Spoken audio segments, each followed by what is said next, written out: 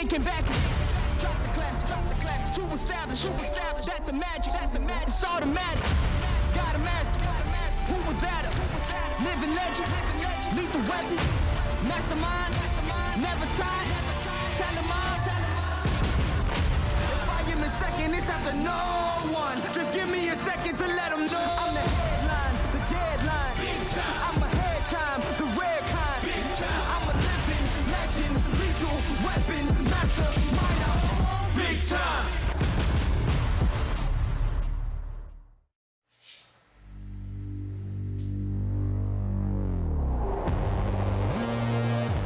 Golden Gate Bridge, entrance to the iconic San Francisco.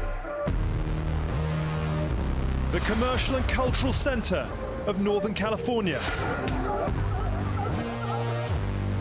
A city that's home to one of the most fearsome islands on Earth, Alcatraz. And today, the escape is on.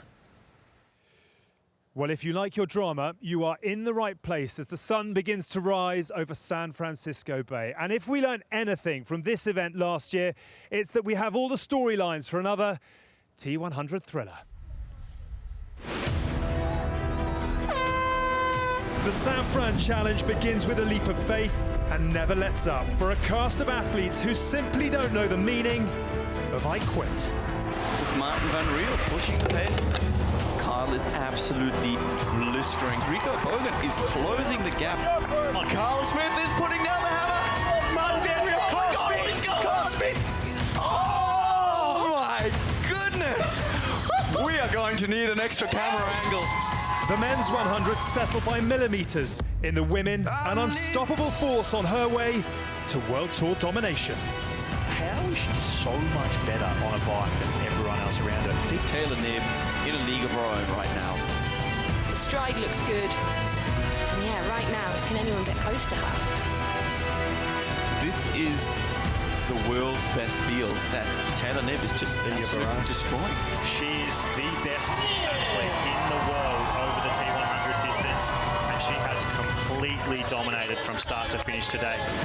But with the new season upon us, have we unlocked a new contender to answer the question, who can take the top step from Taylor in the T100? As Kate Waugh wins the T100 here in Singapore. What a performance. We have seen a star born today. Well, the race to Qatar has many subplots, but arguably the headline here today is that of Waugh against Knibb. We cannot wait. So much more to come over the next few hours, which we're going to get stuck into with two very well qualified guests. Good morning again to Vicky Holland, Olympic bronze medalist, and very good morning to Eric Lagerstrom. I'm going to give the full CV. Pro athlete, two-time winner of Escape From Alcatraz, filmmaker, and chief cheerleader for Paula Findlay today. Is that about it? Anything else you want to add to that? We can keep it there. There's a couple other things, but that'll do. That'll do for now. Okay, and I do want to start with Paula, actually, because she put out a post earlier on today, which was fantastic, just saying this is one of the craziest courses on the circuit. As someone who has therefore conquered it a couple of times, just tell us what is in store for the athletes today and what everyone at home should be watching out for. She's totally right. This is one of the craziest courses, if not the craziest course on the circuit. You're swimming in through currents in the bay, you get out of the water, and you're going up and down incredible hills, some corners that you really don't see anywhere in the U.S. at least. And then on the run, it's, you know, I always say that it's a race that you need to be in the moment. There's always something new happening, and you really can't get ahead of yourself and think later into the race because you need to be right here, right now. Otherwise, you can literally go off a cliff on the bike. Right. Let's hope we don't get that today. You said a bit earlier on as well, you just have to be prepared for anything. Expect the unexpected. And that actually starts, I think, for some of the athletes with the 2:30 a.m. alarm clock. How do you get ready for a race like this where you have no real idea of what's going to be thrown at you when? Well, I mean, being a triathlete, that is your job. It is a sport where you I'll tell you what, I'm going to lean in and give you that because I'm not sure your mic's working. I'm sorry. There we go. You can hear me now. I mean, being a triathlete is totally about having to adapt to the situation that you're given.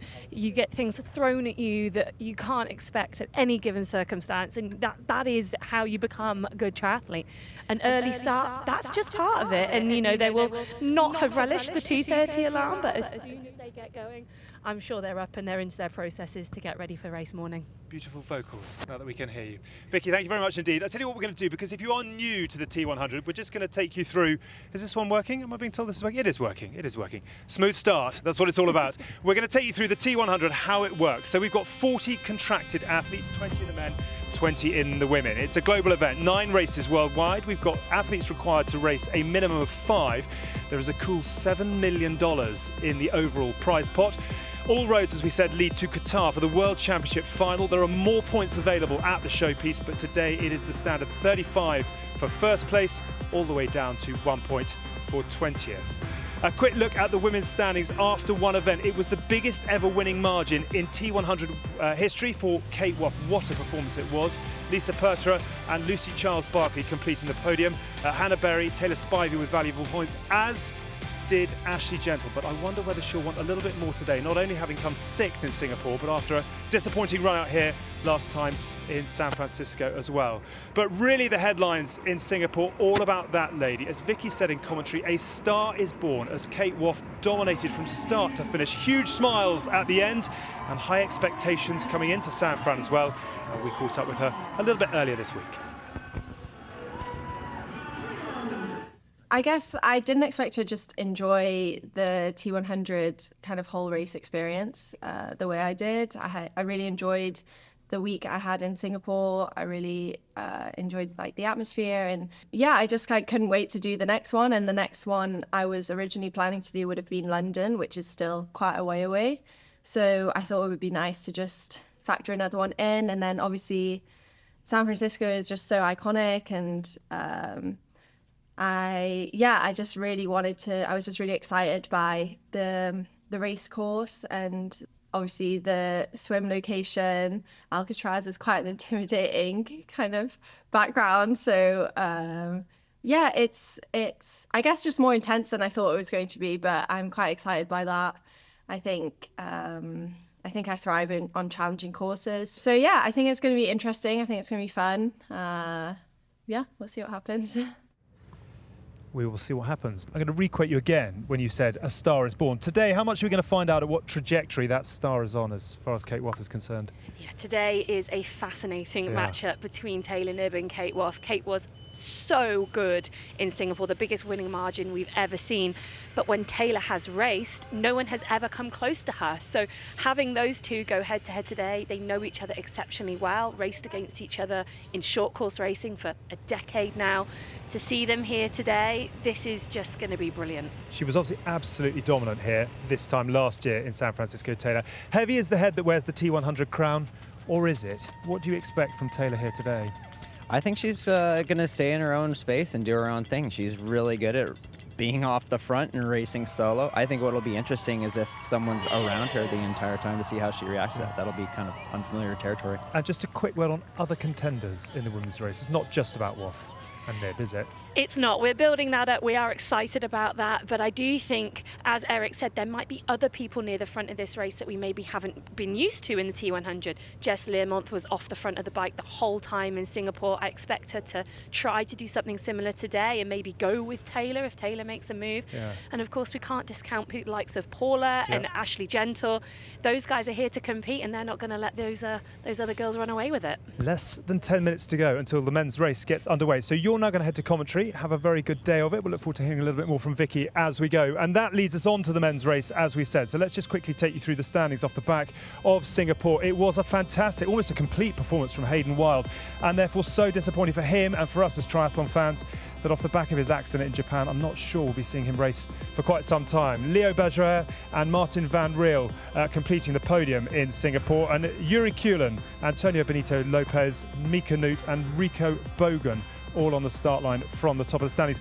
These are the posts that we get to see now, and absolutely brutal as far as Hayden is concerned. A proper job given the accident that he's had, and gutting for him, as we said, Eric, and gutting for us as well as race fans. How on earth do you put yourself back together and try and rebuild confidence off the back of that? I think Hayden, what he's going to be focused on right now is just getting back to being a normal, functional human, and ideally, he probably won't focus on like what the next race is. He'll just focus on his recovery and getting back to training Yeah, we wish him all the very best, and we hope to see you back before too long, Hayden.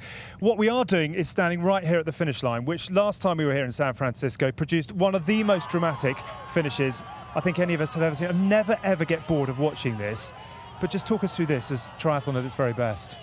Yeah, this isn't the first time there's been a sprint finish here. This race can produce some incredibly exciting finishes.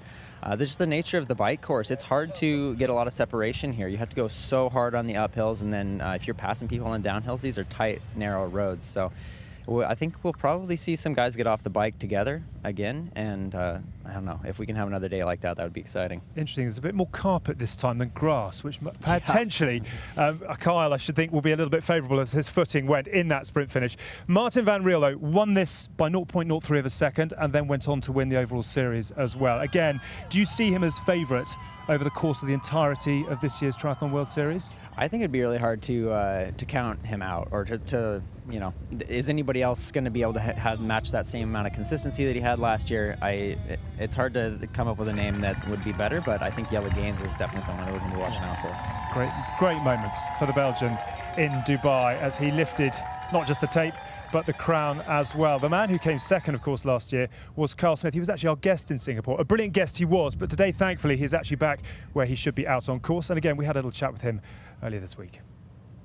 That second place was bittersweet because obviously it was my announcement, I guess, or my sort of like coming to realize that actually I kind of belong at this level of racing and that I can be one of the best in the world. With it being that close, you do lay awake at night wondering what you could have done, you know, wondering if I had a couple more chest hairs, whether that would have made the difference, or, you know, so yeah, when it's that close, it's always a little bit haunting, but I did everything I could. I raced the absolute hardest that I could have.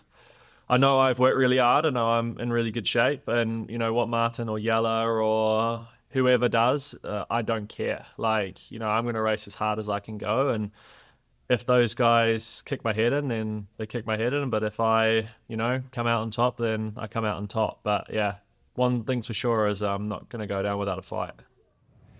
Well, we have seen that time and time again. What does he need, do you think, to go from second last year to champion this? You know, if I was him, and what I'd like to see from him is maybe getting a little bit more separation before he hits this blue carpet here.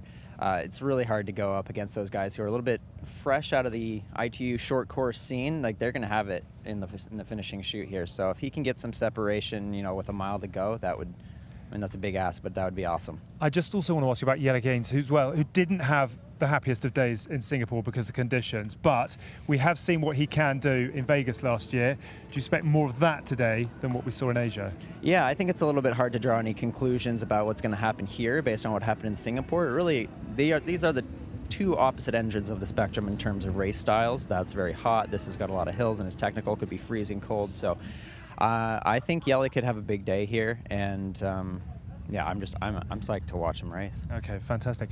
Just in terms of how you would prepare for this, obviously not long to go until you get underway. What were your preparations in the final moments before you got yourself going? In the final moments, I think it's just getting your head clear and, like I said, getting into the moment. There's so many different things that could happen to this race. You can't really focus on 5 or 6 different outcomes. It's just, what am I going to do right here, right now, take care of the thing that's right in front of my face. I mean, these are absolutely stunning scenes as well. I suppose one of the key questions is jump or dive off the boat? Definitely dive. Definitely dive? Yeah. Absolutely no quarter given? No.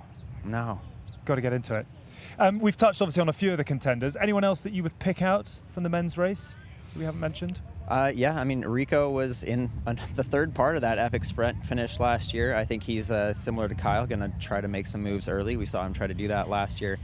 Yeah, I don't know. Okay. I think those 3 guys. And what about conditions? Seeing them as we are, and great to see the athletes out there. 50 seconds until we get underway, but just in terms of the conditions, what sort of a race are you expecting? I mean, these are pretty dreamy conditions. The fact that we can see the boat from where we're standing right here, that makes it a great year. The water is as flat as it gets here. Sometimes we can see huge swells that make it very hard to sight, and there's no rain, so it's going to be a safe, fast race, I think. Fantastic.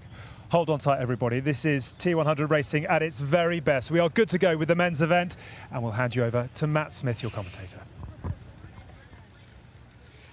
Good morning from the shores of San Francisco. As locations for triathlon go, it doesn't get much better than this. The infamous Alcatraz prison in the distance, a true bucket swim, bike and run.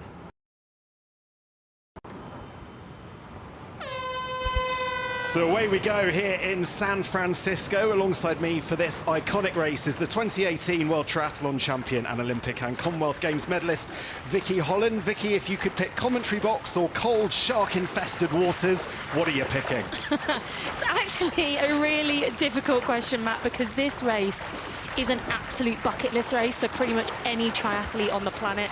It is one that I never got to do, but always wished I had. So there is a part of me that has that little jealousy that they're getting to take on this iconic course.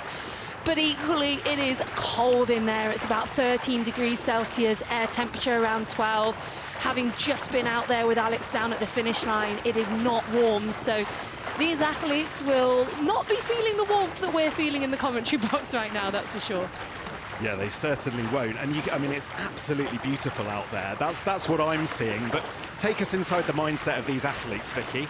I'm looking at how beautiful it is. They, on the other hand, will be thinking, how do they get in the lead? How do they take an advantage into the start of this swim?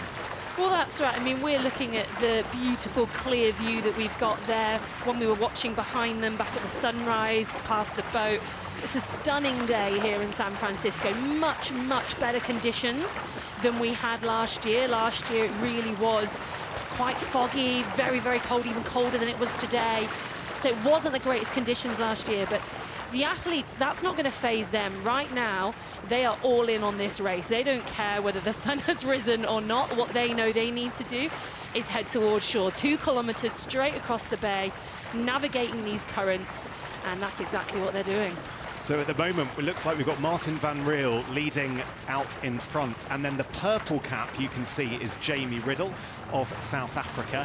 And then there's quite a few pink caps behind, but we're just seeing the yellow cap there of Bitidos Panayotis as well, the Greek athlete, 21-year-old Greek athlete, one of our youngest T100 competitors in the field.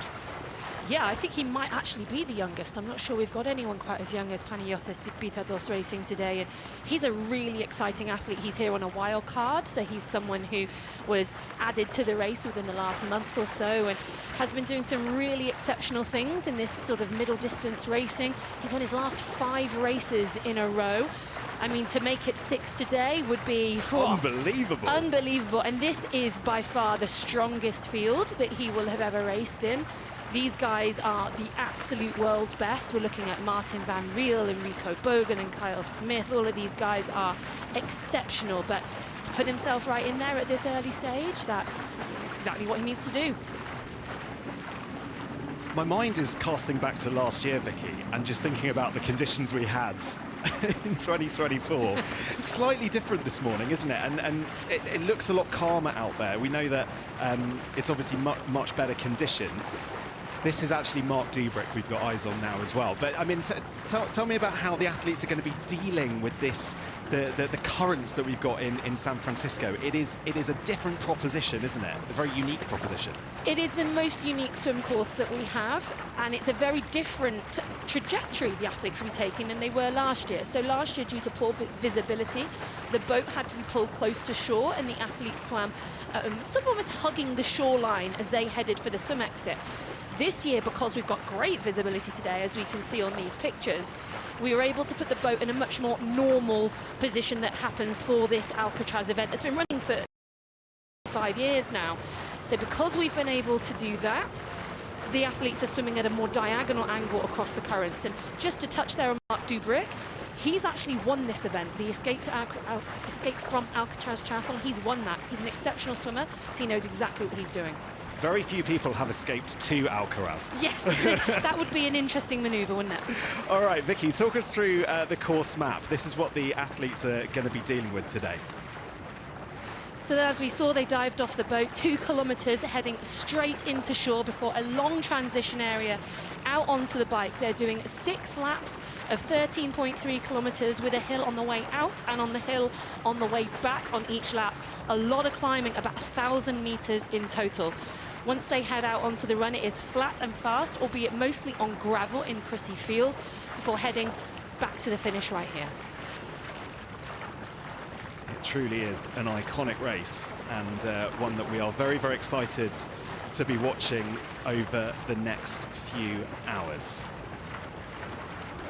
And talk to me, Vicky, about the pace that these guys are setting. I mean, we saw some extraordinary times for a 2-kilometer swim last year. From what you're seeing now, I appreciate we don't have any sort of timing, sort of halfway point like we perhaps did in Singapore, but do you think we're on for a similar sort of pace of swim? It's really difficult to tell, and it can be so deceptive when there's a current. You can't quite envisage just how fast they're actually going. Last year, Rico Bogen was the first man to hit shore, and he swam 14 minutes and 8 seconds for 2 kilometers. Now that is absolutely exceptionally fast, but that was obviously heavily current assisted. I would be surprised if they're going quite that fast this year. All right, let's head down to Alex.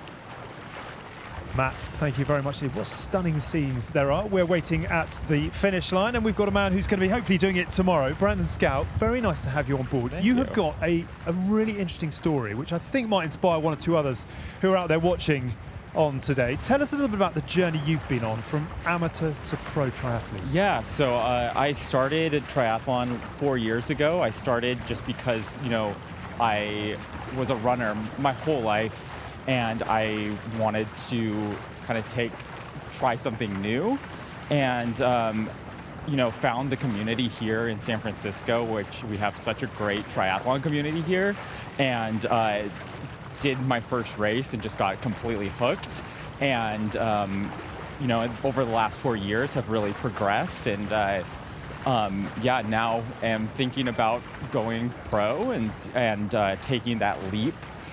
So, you know, kind of have to decide how much of my time in life to invest in it, but it's been really fun. How close are you to making that decision? What are the things that you're mulling over as to whether you do or don't? I think it's kind of thinking about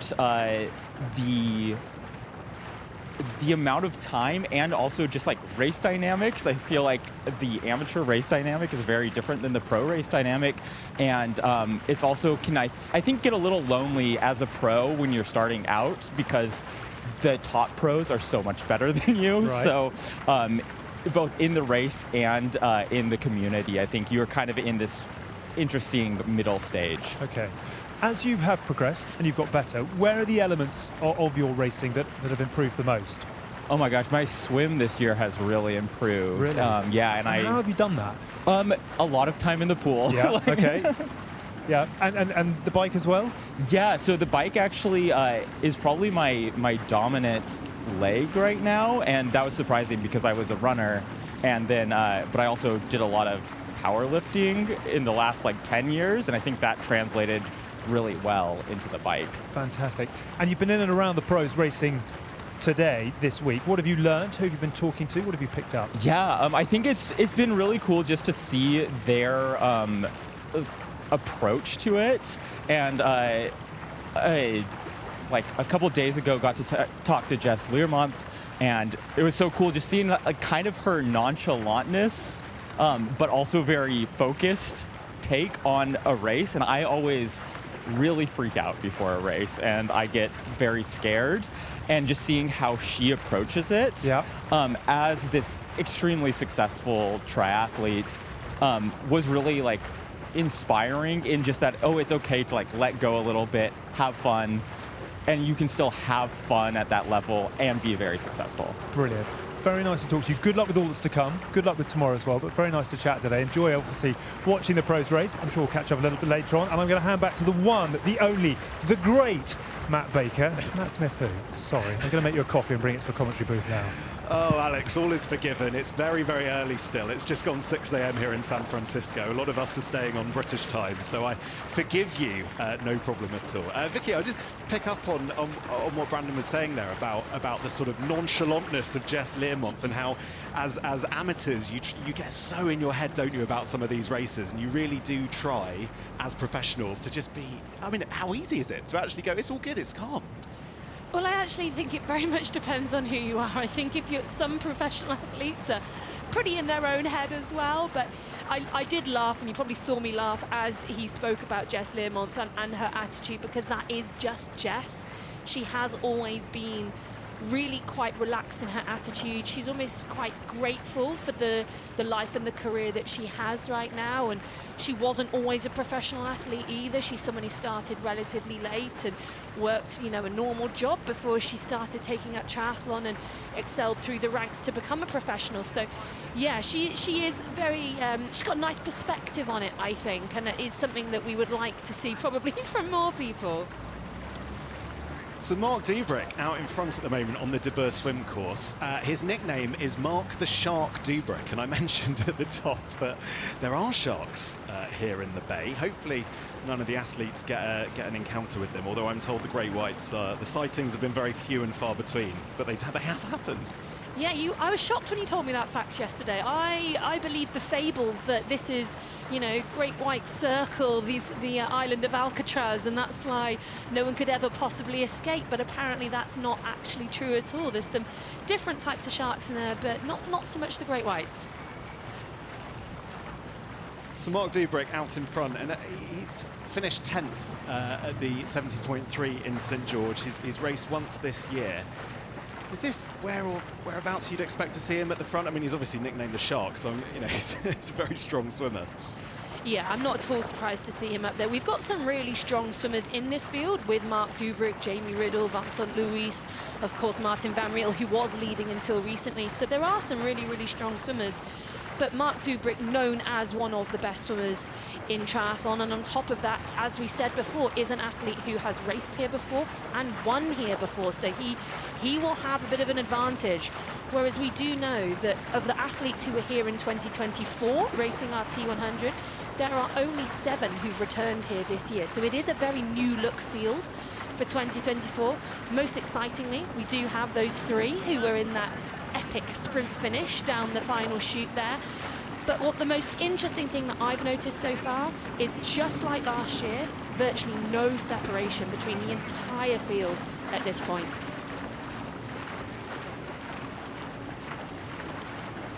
So that there in the purple hat, that's Jamie Riddle, and again, no surprise to see him right at the front. That's the red hat of Marten Van Riel, and then you can see some of these athletes have actually lost their coloured hats. So a lot of them are wearing this black hat. You can see is a neoprene hat. It just adds a little bit of extra warmth in these exceedingly cold temperatures, and quite a few of the athletes have their secondary cap, their coloured cap, that's slipped off. That's not that unusual. We do see that happen. Just makes it that bit harder for us in commentary to identify people, and there are quite a few swimming on top of each other there. I think that's Morgan Pearson we're focusing on there. And yeah, I think that might be, that's Kyle Louis Smith in the middle, Kyle Smith in the white, you're right, yeah. So I think that's those 3 swimming next to each other there. And as we head further back, I was trying to count a minute ago, and I believe we've got the entire pack still swimming together here. I don't think we've had anyone separate off the back just yet. It certainly looks like a bit of a washing machine, doesn't it? And I'm just starting to think, as we're sort of probably just over halfway through the swim here, in terms of sighting, we saw last year, obviously, because we were closer to the shore, the athletes taking various lines and the currents pushing athletes one way or another. It's important, isn't it, to minimise the amount of time, and you can actually see right in the corner there the yellow buoy on top of the boat, and that is a sighting buoy which is helping the athletes direct to the right part of the beach. And you can just see actually the tent, the little white top of the tent there, that is where the athletes will be coming out of the water and onto the, or to make their way, I should say, to the first transition zone. That's right, and that buoy in front of them that you can see, that sort of cone in the water, that they have to go round that. So last year we saw some fascinating swim where the athletes were taking the current, using the current, and those who were really, really good at finding that current, they swept across the field, they came into shore early and they ran down the beach. This year they're not allowed to do that. They have to go round that sighting buoy. They have to turn around that and then head into shore. Just makes it a bit more even. Everyone has to swim the full 2 kilometers rather than, you know, run the last section of it. But yeah, just incredibly interesting that there has been absolutely no separation. And we saw very little separation last year, but this is even more tightly packed. Yeah, the athletes will know that the exit from the De Boer swim course is not far away, and they will be wanting to make sure that exit from this, from the water onto the beach is as smooth as possible. You can see the sighting, or the sighting buoy there, just moving a little bit further round to obviously help the athletes. He probably was. Yeah, I think he's actually now on the right side, because if they were to go to the left, as we found out yesterday, you know, that's obviously cutting the course, isn't it? That would result in a disqualification. So critical that the athletes do this bit correctly. Yeah, they have to stay to the right of that buoy and then head into shore from there. So interestingly as well, we're now at over 15 minutes on the clock. So this is still going to be an incredibly fast swim, as we said, heavily current assisted. But last year, the fastest swim time was 14:08. So we're already well over a minute up on that, and that's just because of the position that the boat was able to drop them in this year. We were able to be further out, closer to that Alcatraz island. So not long to go. Something to keep your eye on at this part of the race is if athletes are going to choose to put shoes on once they get out of the water. They've all got a box down there with running shoes if they desire. Obviously, they have to take everything with them from the water to the first transition zone. So it's a case, Vicky, isn't it, of just deciding, is it worth the time loss? Are you going to make that up by having better footwear in this part of the course? Yeah, interestingly, last year, absolutely no one, or maybe one athlete out of 40 decided to put shoes on. Nobody else did. And it's unique to this race. Because it's such a long run, they run nearly a kilometre through transition. That's why they have the option to put shoes on here. A lot of it isn't carpeted. So I guess that's just personal preference. I don't think if it was me, I would probably stop and wait. But last year as well, the athletes were all wearing booties in the water, whereas none of them are wearing gloves, and maybe some of them are wearing booties we can't see yet, but we'll find out shortly. So, first out of the water, I think, is that still Mark Dubrick? I think so, yes, and Jamie Riddle through there in second. I think that's Morgan Pearson coming through there. Bitados, Aaron Royal is there. This is Kyle Smith in the white cap coming through now as well. Yella Geens, Vincent Luis. I mean, the whole pack is here. I'm fully expecting to see all of our athletes come through.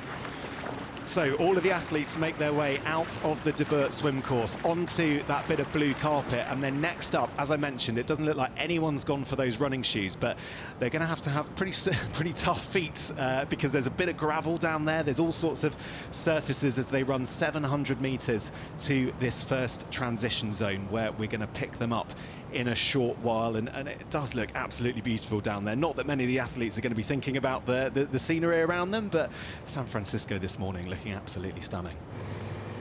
Yeah, so interestingly, on that leaderboard on the left-hand side, 19 athletes have all come through together. Now, I'm assuming there is 20. I thought we started with 20. So there's only one athlete who looks it hasn't made that pack. So that's Morgan Pearson there, known as an absolutely phenomenal runner. He's laid down some brilliant times, especially over half marathon and over 10K. So he's someone who's really putting the pace on as they run this, as I said, nigh on a kilometre they have to run through transition here. It's a really long transition zone. He's actually ran a 61.0 half marathon in January this year, and he said he was a bit disappointed with that, thought he had a bit more in the tank, but that just shows the caliber of athlete he is. But interesting that he's already got those arm warmers on, he's got layers on to try and keep himself a little bit warmer. Yeah, really good to see him back on the T100. Morgan Pearson had to pull out of Singapore after a bike crash. He had a fractured wrist. But he's back racing, raced in Yokohama on the World Triathlon Series. Good to see him back. So, the other thing, Vicky, as well, they're running in a wetsuit this whole time, which can't be the most comfortable and the most efficient way of doing it at all. Well, as you've noticed, they've all got those suits down halfway down to their waist, and that is the most efficient way to run. We have got an athlete here. That was Kenji Naina went Still through. with his goggles on. He also had his trainers on. So he's the only athlete I saw who's actually put shoes on. Oh, and here we go there. Kyle Smith also has his trainers on. A couple of them do have booties. As we just saw, Antonio Benito Lopez came through with booties. Jason West came through with booties on. But yes, still very tightly packed as they head into T1. So the name of the game here, be as efficient as you can. Get that wetsuit off as quickly as possible. Not always the easiest thing, and some of these athletes make it look very simple. Yeah, I mean, this is something that you're just so schooled and practiced in doing, and I would say the athletes who come from short course, which I guess there's a lot of these guys now, are even better at it because they just are so used to having to do it. Every second matters in short course racing where you're fighting to make big packs. That's not quite so often the case in middle and long distance racing. But they're still all learning that they've got to be super fast and slick through transition. And there we have Vincent Luis with his special 49ers race suit. It's sort of an ode to the San Francisco 49ers, and it's pretty distinctive, isn't it, Matt? We're not gonna lose sight of him, are we, on the broadcast? You can see. Absolutely, it's going to be easy to test see where he is. That's right. Talking about how difficult it was to get gold on a tri-suit this week. So yeah, great to see. Brilliant tri-suit, and I think he's going to do a different one for each race. That's right. Yeah, different suits, different helmets. He's gone all in on custom look for the T100, and I have to say I really appreciate that. There's a lot of athletes these days who have very, I would say, plain tri-suits. A lot of white tops and black bottoms is sort of the fashion, the most common suit at the moment. Makes it a lot harder to distinguish between the athletes. So I've got a lot of time for someone wearing gold and red on a tri-suit. Same here. Yeah. More the merrier. I just got eyes there on Mark Dubreuil, who's a fair way back, given he led out the swim. It obviously wasn't able to run as quickly as some of the other athletes around him on that transition leg, and then also obviously ended up being quite far behind now on the bike. Yeah, and it's difficult because now they're going out as essentially a 19-man bike pack, and they've obviously got to now spread themselves out. We do have a 20-meter draft zone in force, and that is brilliant. I think the 20-meter draft zone is exactly what we need in this sport. But it's hard because if you're the 19th person, think how many meters that is that you've got to stretch back from the lead. If any moves happen, you're super far away from them, and that is where a fast transition here is important. And right now we've got eyes on our 20th man, that's Andre Kubo. Unfortunately, he was the only man to not make that 19-man swim pack, but he's also only known he was coming for a few days. He was a very last-minute addition to our start list. He got a wild card after one of our athletes, Justus Mischlag, was sick earlier this week, so he's not had much preparation time, and yeah, unfortunately he's the man on his own right now. Yeah, him and Katarina Kruger, both very late entries into San Francisco this week.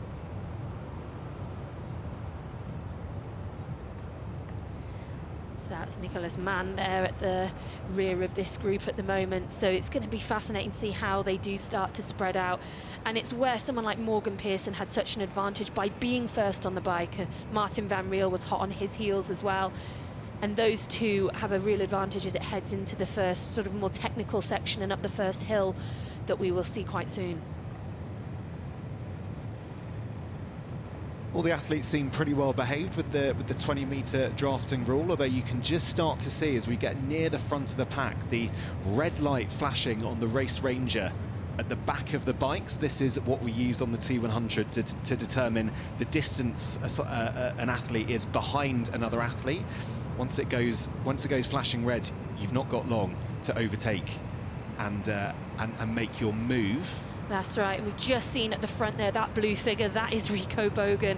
He has wasted absolutely no time in getting himself back to the front of the race, and it's exactly what we saw him do in Singapore this year at our season opener. He went straight to the front of the race.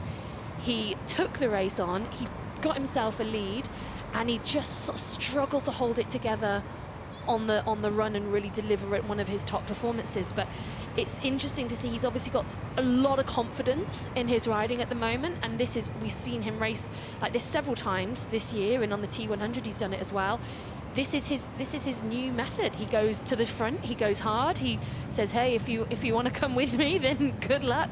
He's pushing some really impressive power. He's been very open at sort of releasing his power data, and he's really making these other guys work for it. I think that's Jelle Geens we're seeing that is Jelle Geens there just behind him. So they've rounded that first corner and climbing up the first hill now. This is a course that I think Jelle will be excited about. He loves climbing. He's very good at climbing. He's obviously one of, if not the fastest runner that we've got on the circuit right now. And so he's put himself in a fantastic position really early on. And there we go, Marten Van Riel going round along with Mika Noot. So the athletes are really making moves early on here on the first hill, and it's already starting to kick off a little bit. And what are they trying to do here, Vicky? They're trying to get position right so they can push out in front. They can be at the lead of at the front of the pack. But they're really fighting, aren't they, between them now to try and establish this order that we're going to see them race for the next few kilometres. Well, that's right. And as soon as they get over the top of this hill, it's a really fast downhill on the other side. And some of the athletes are better at that than others. And you don't want to be too far back in the pack when that occurs. You want to give yourself the best opportunity to maybe create some separation. Someone like Marten, I know, really relishes that, those downhills, the technical sections. So maybe he's just giving himself a little bit of clearance there to do what he loves best. Eyes on Rico Bogen there. Had a brilliant bike, like you said, Vicky, in Singapore. Was the fastest of the men on the bike.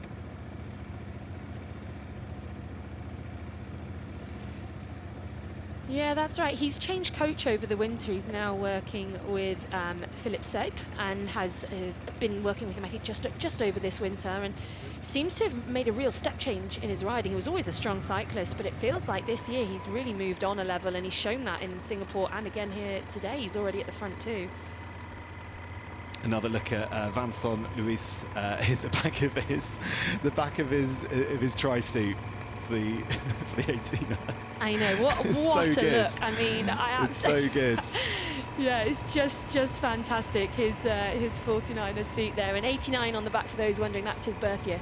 So that's why he's got 89 on the back. So much involved in designing a tri-suit if you're Vincent Luis. I mean, he had all the names of his fellow competitors on his tri-suit, didn't he, in Singapore? That's so right. yeah, knows what he's doing. He is someone who he really enjoys that as well. You know, he enjoys the fashion, that element of things. I think it sort of ignites his brain a little bit, and so getting the opportunity to work with his sponsors and design something a bit fancy, a bit different for these races, I think is something he really enjoys. And hey, it gives us something to talk about, and I just think it's brilliant. Yeah, really good to see him on the T100, the 2019 and 2020 World Triathlon champion. So he's no slouch, is Vincent Luis, and it's really great to see him join us for this year. Just looking a bit further down at the ticker, of course, we've got Marten Van Riel on screen there, but just looking down, and there's still only 30 seconds, you know, from front to back, and I think that's it will split. I don't believe we're going to see 19 men coming into T2 together, and that's also why it's super important for someone like Marten to be near the front, because you don't want to be in 16th, 17th, 18th position in that pack when the moves start to go at the front. You are too far back to go with it at that point. And if you do want to make a surge and get yourself back near the front, that's a huge outlay of effort you've got to put in. Whereas if you're already sat in the top 5, it's much, much easier to go with those moves. Well, last year it was Marten Van Riel who emerged as the overall championship winner. And we've got a brand new race to finish the year with. Who will finish first this year in the race to Qatar? We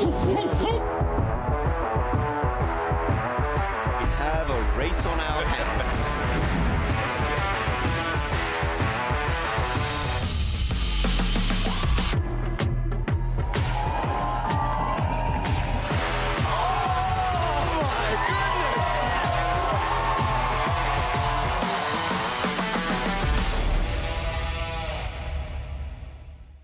So as things stand, it's Kate Waugh and Hayden Wild, because we're one race down. They lead the race to Qatar standings, but plenty of action to go between now and when we get there in December. Yeah, it's a long, long series, a long season for the athletes this year, and yeah, it's going to be fascinating to see how it unfolds as those races develop, as the months go on. And the way Kate Waugh raced in Singapore, I mean, that was truly exceptional. We kind of have to think of her now as a real contender, but the fact that she's going to be facing off against Taylor Knibb today is a really mouth-watering prospect, because Taylor has just been so dominant so far. So to see those two go head-to-head, I'm pretty excited about that, to see where that leads us in our standings. But of course, we're still with the men, the women yet to dive off the boat and head into the waters of San Francisco Bay. It looks like Rico Bogen might be considering a pass here on Marten Van Riel. You can see that red light on the back of Martin's bike flashing, and that means Rico is well inside the draft zone, and in fact he has just pulled up now level with him and will make that pass. Yeah, we saw Rico do this with Hayden Wild, didn't we, in Singapore? They took it in turns at the front of the race, kind of sharing the load of setting the pace. And Rico looks like he's got a new partner in town, while very sadly Hayden is recovering from his injury. Hayden, we wish you the best with your recovery. We saw the photos on social media. We saw them at the start of the show as well with Alex, and a really, really tough injury. And yeah, we wish him all the best. Yeah, absolutely brutal. He was obviously on fantastic form. We saw what he was able to do in Singapore. He looked like he was in cruise control when he won that race. It looked almost easy for him. I know it probably wasn't easy, but he was really able to shut it down and take care of himself on the run in those really brutal conditions, and won that race convincingly. Was looking, you know, a real favourite to challenge the likes of Marten Van Riel for the whole T100 World Championship crown this year, and unfortunately that might have to take a back seat now, as we're not entirely sure when we will see Hayden back on the tour. But that is the one brilliant thing with it being a season as long as this. There is time, and we hope that we will see him back towards the end of the year. Well, we've got eyes on Rico Bogen here. Let's find out what he makes of this iconic San Francisco course. I really love it here in San Francisco. I like it. It's more technical on the bike. For sure, the hills are quite steep, so maybe also the lighter guys are quite good on the steep climbs. But yeah, last year it was great, and I like it to push 3 minutes very hard, and then you have some breaks in between because you just roll down. I want to be back on the podium in the end ranking. We have now with many new short distance guys.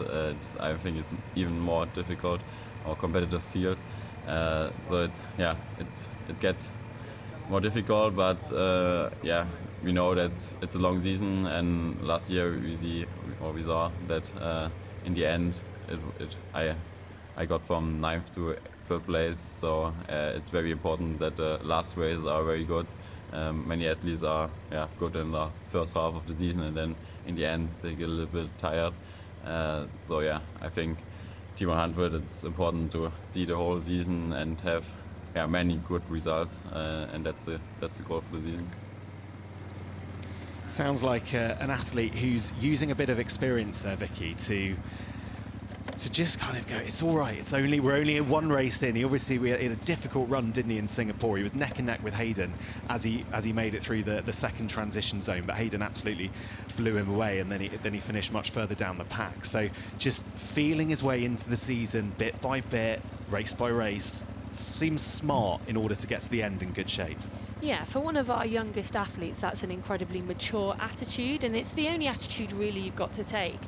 Of course, you dream of turning up to your first race and knocking it out the park and winning and doing a Kate Waugh and winning by minutes and minutes, and there's nothing to suggest that Kate won't be able to hold that together all season. But as we keep saying, it is an incredibly long season.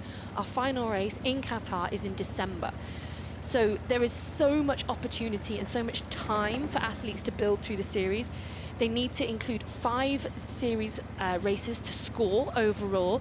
And so you can make that up in the second half of the season. You know, there can be so much change in our leaderboard as we go through the latter part of this racing season that, you know, you could not feature up until midway through the year, and then you could still come out with a brilliant result overall. And that's what makes the season-long narrative so exciting. That's what makes it intriguing to keep watching and to see the movers and shakers and how everything changes after each race. And yeah, really sensible attitude from Rico there as to his approach through the year. Yeah, he finished 3rd overall in the standings last year. Best result was 2nd place in Dubai. Finished 3rd, of course, here in San Francisco last year after that epic sprint finish, which no doubt we will talk about more and more throughout the day. That's right, yeah. So we've got Jake Birtwistle here, and he was another athlete that was given a wild card here today.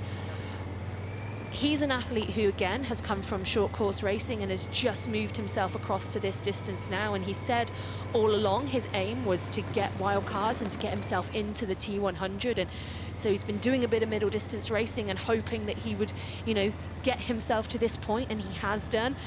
Probably a little bit further down the field than I would have expected at this point, as he is known as being really quite a strong cyclist. But I did notice he was right at the back of the pack, getting out of T1, and that just goes back to what we said.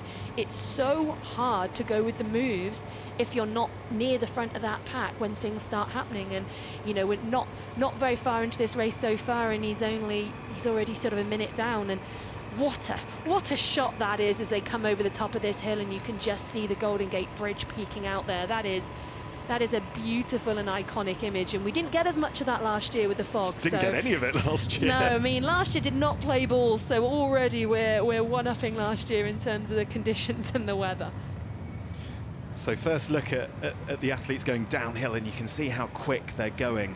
Marten Van Riel just chasing Rico Bogen at the moment. Yes, of course. Sorry, I was just going to say, you saw them almost go down that, it was like a ramp, a lip almost in the road. We couldn't get eyes on that last year. We actually didn't have permission to get the motos down here, whereas this year we do. So that was a really interesting thing, because some of the athletes last year were talking about the different tactics they were going to use to go over that section, whether they were going to put the brakes on, really bring it back. Some of them were talking about trying to get air time as they went over it. It's the faster you hit it, the more likely you are to get air time, but equally then the more likely you are to cause some kind of damage to your bike, whether that's a blowout in your tires, your chain to drop, or something like that, to drop a bottle off your bike. So there are risks that come with maybe having a little bit of fun off that, but I thought both Rico and Marten took that really sensibly.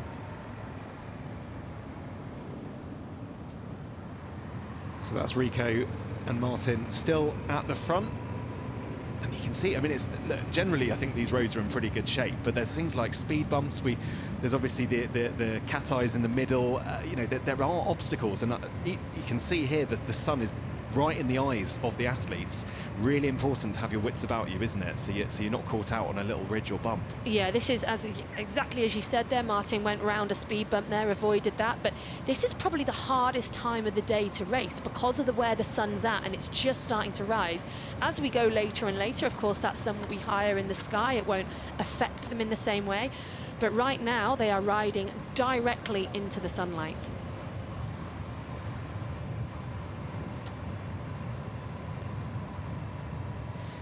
Interestingly, notice that there has now been some separation between Rico Bogen and Marten Van Riel. So, sorry, Rico Bogen, Marten Van Riel, and the chasers. So that right now is Kyle Smith, Jelle Geens. There's 9 seconds between Marten and Kyle. Kyle's moved himself up a couple of spots. It was Jelle Geens who's sitting in third, and I think Kyle's seen that move's gone and doesn't want to let them go.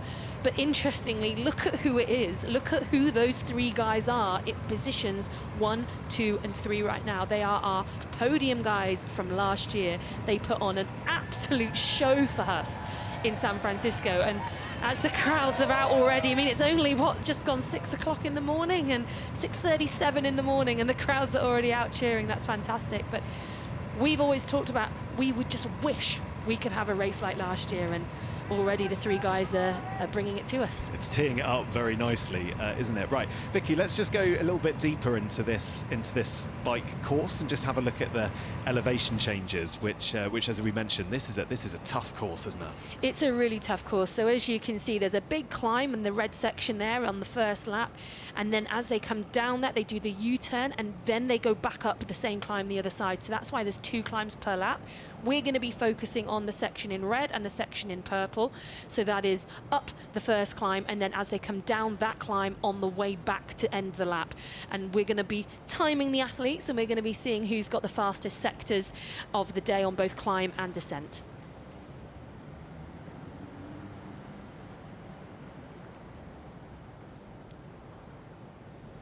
I think it was interesting to note the actual elevation gain there as well. Those athletes, it's well over 100 meters per lap that the athletes are doing, and that's a really good image there. We could see the first 2 came through with Rico and Marten, and a little bit of a gap back to Kyle Smith there in the black. And as we can see, I think that's Mika Newt, is it, coming around the side?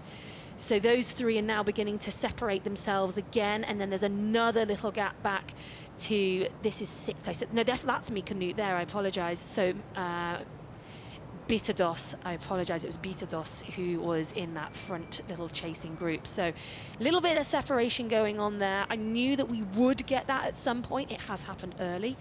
End of lap 1, the athletes just heading out onto lap 2 now, and there's already a bit of separation. I think Carl Smith is going to be doing his best to make sure that these two do not get away from him. Yeah, one of the quirks of an out and back course, you can see exactly where your competitors are ahead of you or behind you, and you can lock eyes with them as well. And maybe Carl Smith will lock eyes with Rico Bogen and Marten Van Riel and say, guys, come on, this wasn't the plan. We were supposed to recreate our sprint finish from last year. I'm sure he's not going to do that, but you never know. They want to get the gang back together, yeah. Matt. That's right, yeah, but really fascinated to see that Bitados is up there. We just know how well he can run, but the fact that he's there at this point on the bike, that's exciting.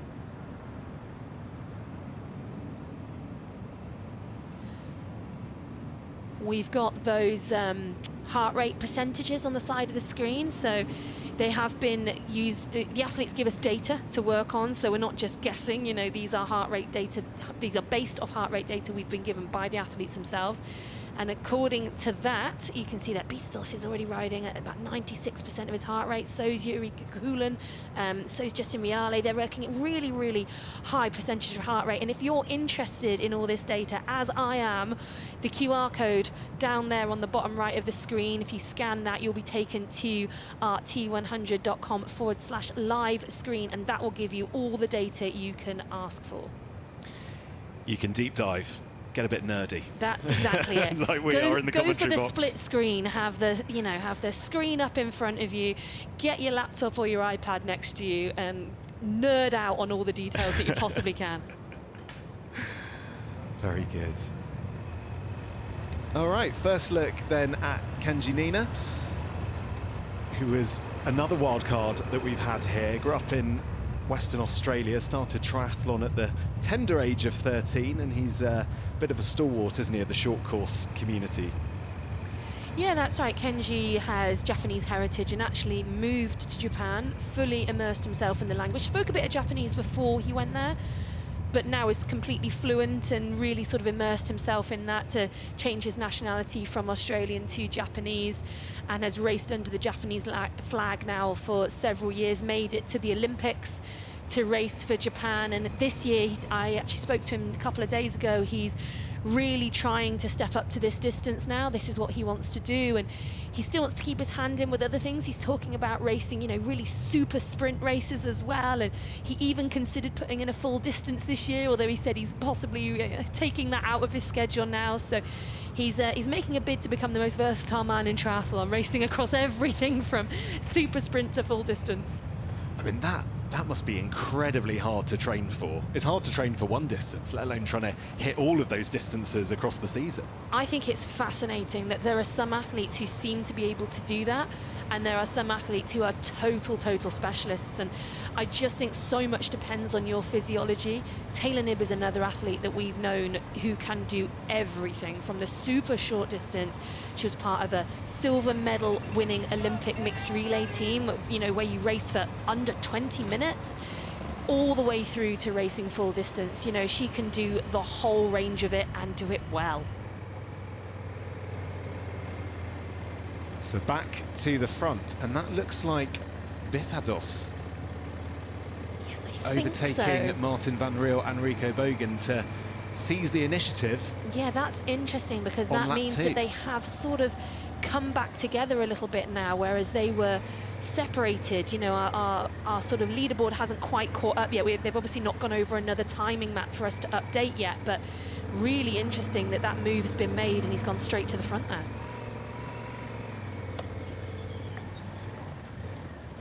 Imagine if you're Marten Van Riel and you're so used to being at the front. Is that yellow Geens as yeah, well? that's Goodness yellow me, Geens. it's all go at the front, isn't it? And Kyle Smith. And Kyle Smith in the action. That was the three that we saw that were separated by about 8-9 seconds, and they have made it back on, and they've gone straight round them.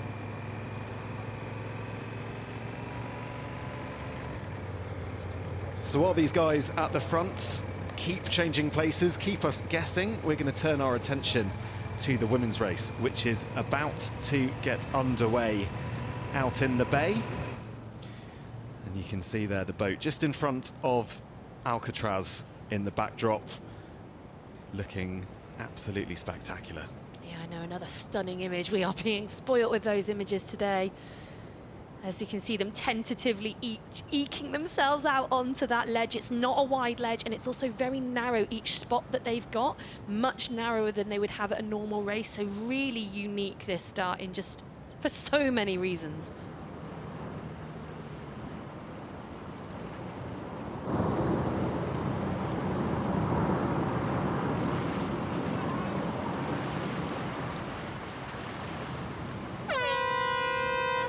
So the women's race underway here in Singapore, and 3 jumpers it looked like, Vicky, there.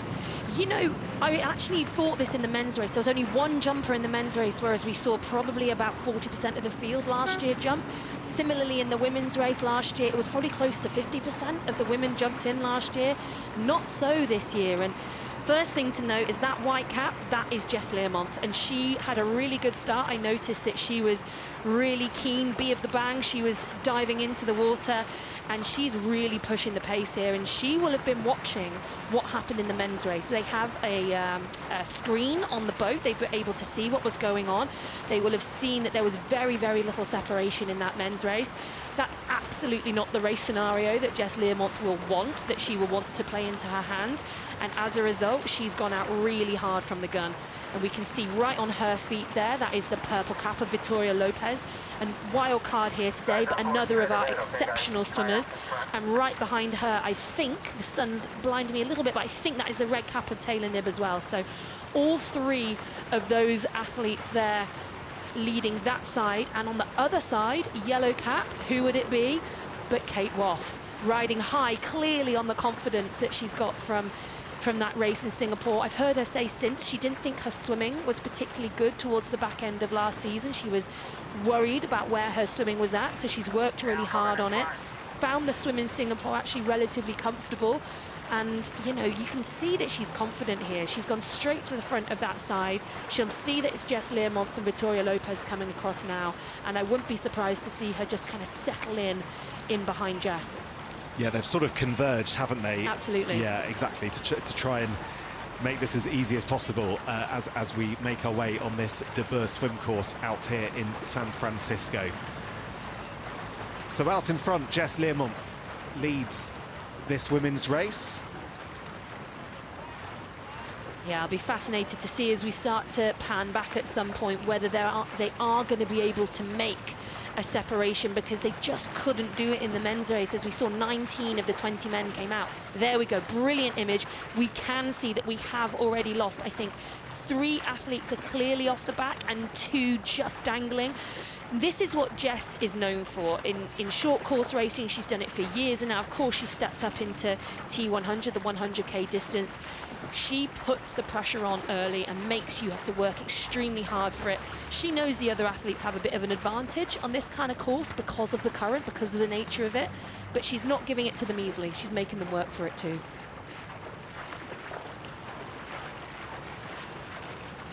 So that's Kate Waugh in the yellow hat there. She's come right up onto the hip of Jess Learmonth, and it's interesting because that is a really good place to swim in terms of getting a really good draft from the person who's just in front of you.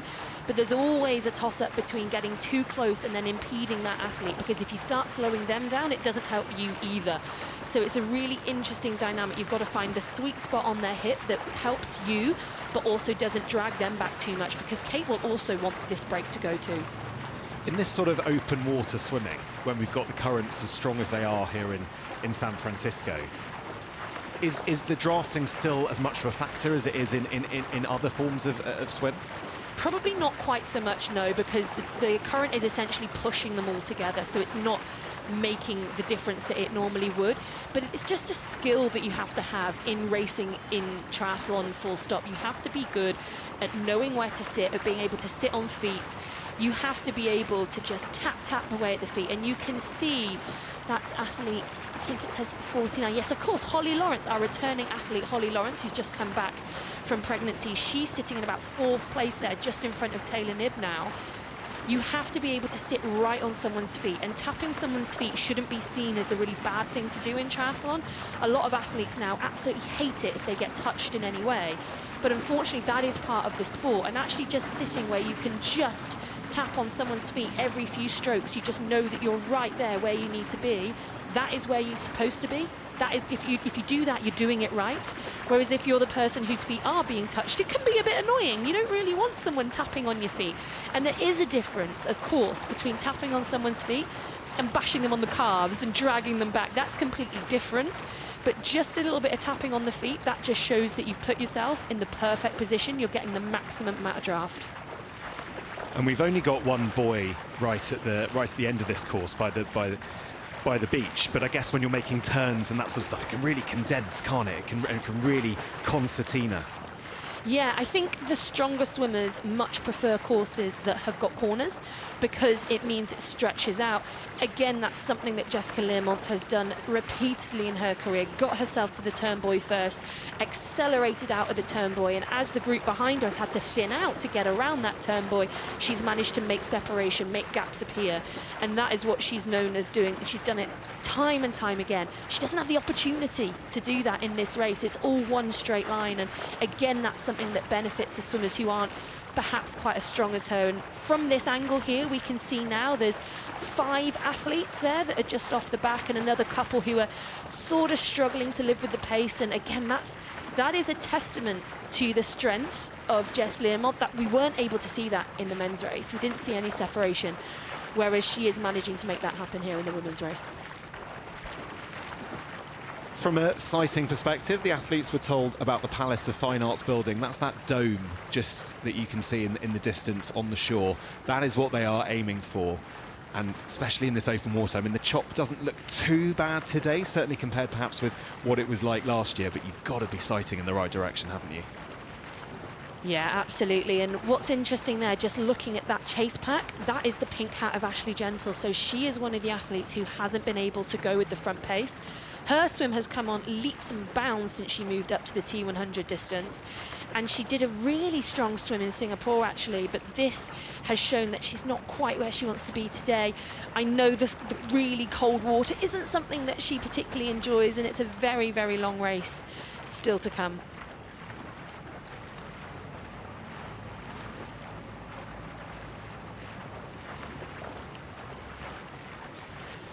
So as the women make their way on the De Boer swim course, let's have a look and see what's happening at the front of the men's race. You can see Marten Van Riel there, just, I think, out in front. Depends, I think so. We just lost sight of him, didn't we? Yeah, but yes, there he is. Yeah, there we Yeah. are. That's Marten. And Bitados there was taking a drink as we see Carl Smith come round him. Just a little bit of information on the men's race. We know that Jamie Riddle actually incurred a penalty at the swim exit. He lost his swim hat and goggles. He didn't get them all the way to T1. He dropped them on the way. And unfortunately, our rules do state you've got to be tidy. You've got to get everything into your box when you get into T1. And unfortunately, Jamie didn't do that. So he will have a penalty to serve later on today. The tough course becomes even tougher if you've got 30 seconds standing still and not making any progress, that's for sure. Exactly, and it's exactly what we saw happen to Sam Long last year as well. He did the same thing, didn't get his equipment in the box in transition, and so had to face a penalty.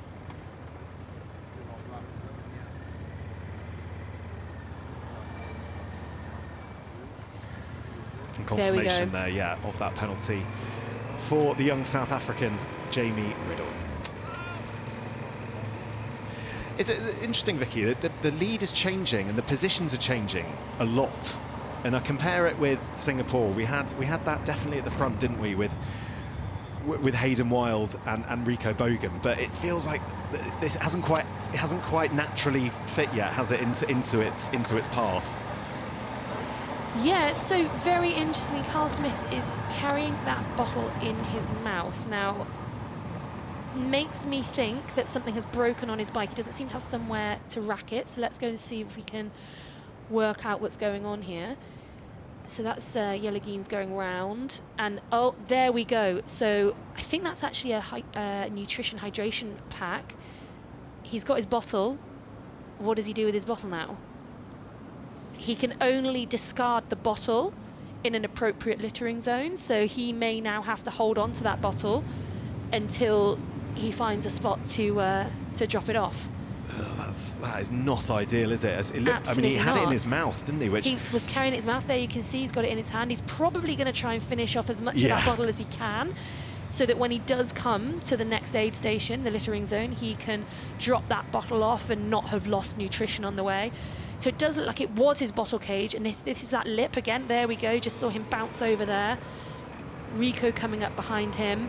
But he's doing really well. He's still maintaining his place within that group, doesn't seem to have let it phase him too much. And yeah, I thought it was a hydration bladder that he lost, but I think it was just his bottle cage. So we'll keep our eye on what happens to Carl Smith's bottle, although perhaps by the time we come back to this, he might have been able to get rid of it.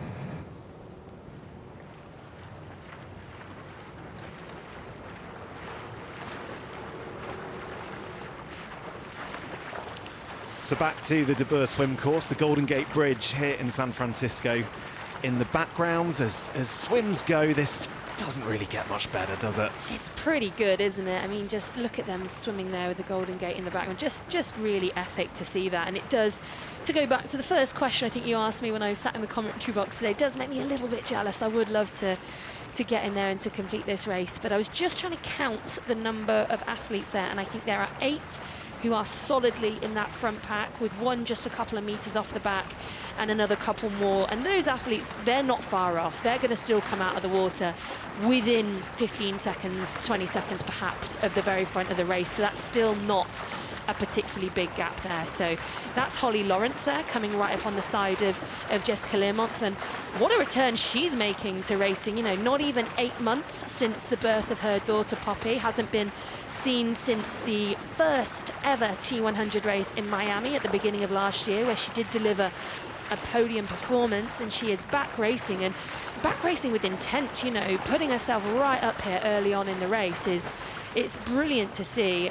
And I'd have to say, she's also someone who's won this race previously when it was Escape From Alcatraz. She's won this race, I think, at least once, if not twice.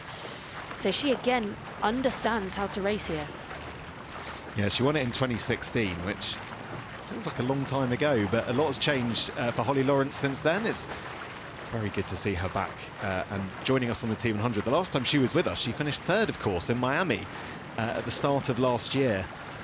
But life does look a little bit different now for Holly Lawrence.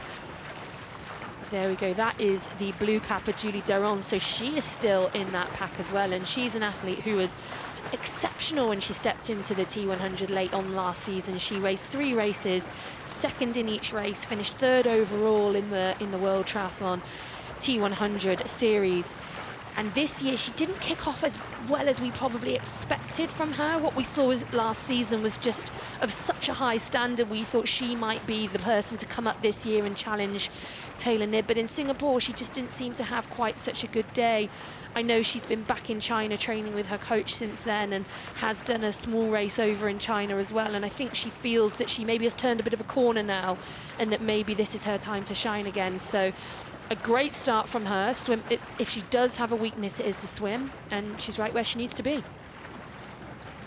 She certainly is. Right, let's take a look back at what's happening on the men's bike leg, and we'll get the chance to see who is where as they all come through the camera shot here.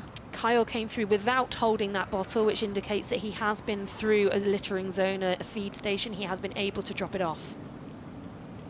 That would be good, given these guys are working pretty hard. I imagine having a bottle in your mouth is not ideal when your heart rate is in the 80 to 90% of your max heart rate. That's right, and Mika Newt there was the athlete who seems to have dropped back slightly. So our top 4, was top 5, has become a top 4.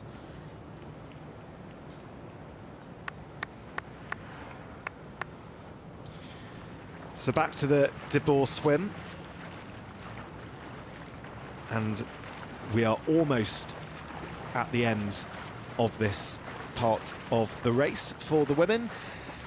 They'll be following that sighting buoy all the way to the beach, where they will make their way through to the first transition zone. Not long to go, Vicky. Not long at all, and there are now clearly 8 athletes in that pack. Not a big gap back to that athlete in 9th, and it's so interesting because on a normal swim course you would have expected Jessica Learmonth to be able to whittle this down to maybe 3 or 4 of them, but just because of the nature of this course there are still 8 there. But again, it just shows what a job she's done, and now of course with Holly Lawrence exerting the pressure at the front as well, the two of them together have really made this separation happen. They are the athletes that have started to spread the women's race really early on.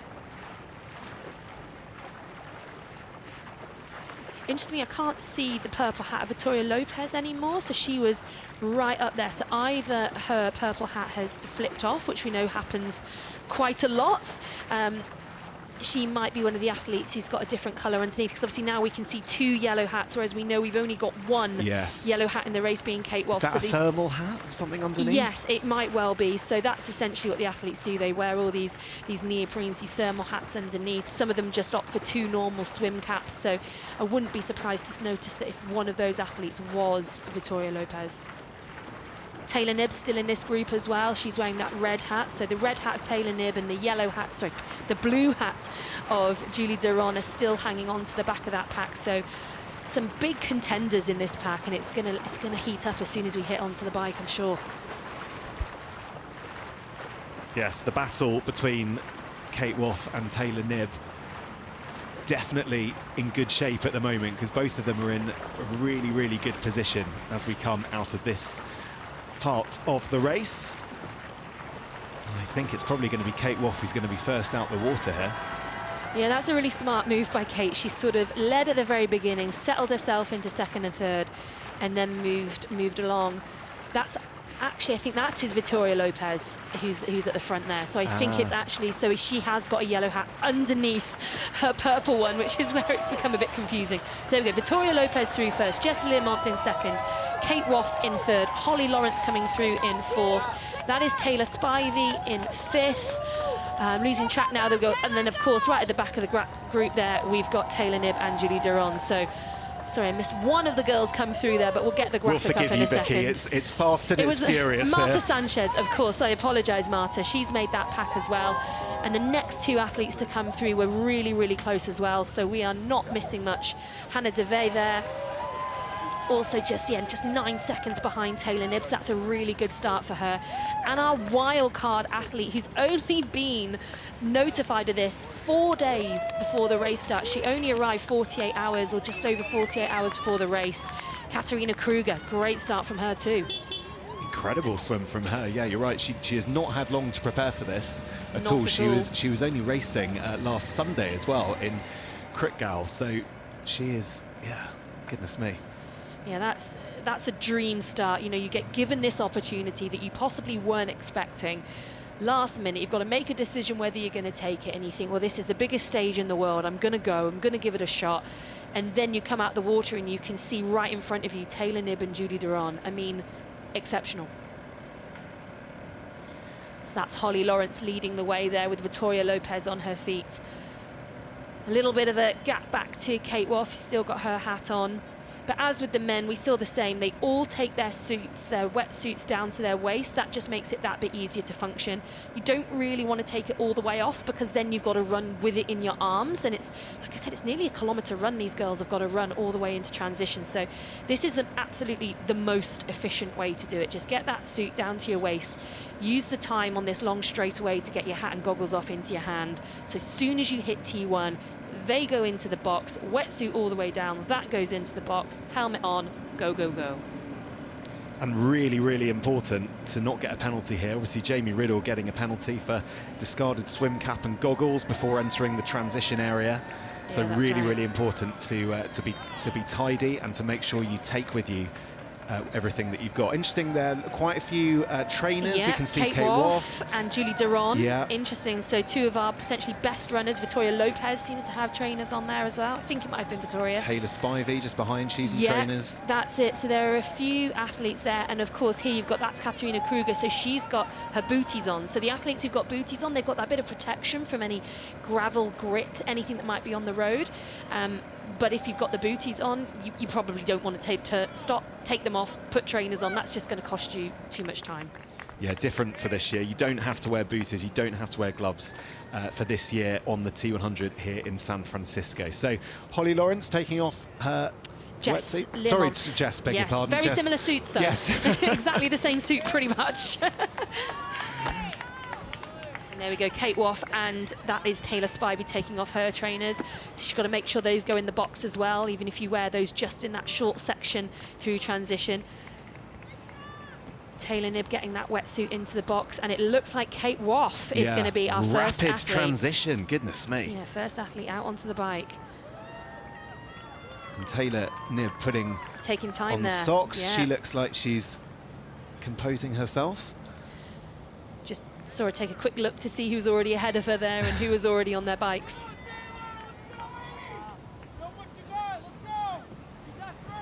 So Taylor Knibb making her way out of the transition area. I think followed immediately there by Hannah de Vet, and that shows that she's had a brilliant transition because she was just off the back of them coming out the water, 19 seconds down, and she's made her way right up to Taylor Knibb. That is Paula Finlay there with her custom bike, beautiful paint job she's got on her bike there. She was the sort of first athlete that was a bit more distanced to come through. She was just 40 seconds down.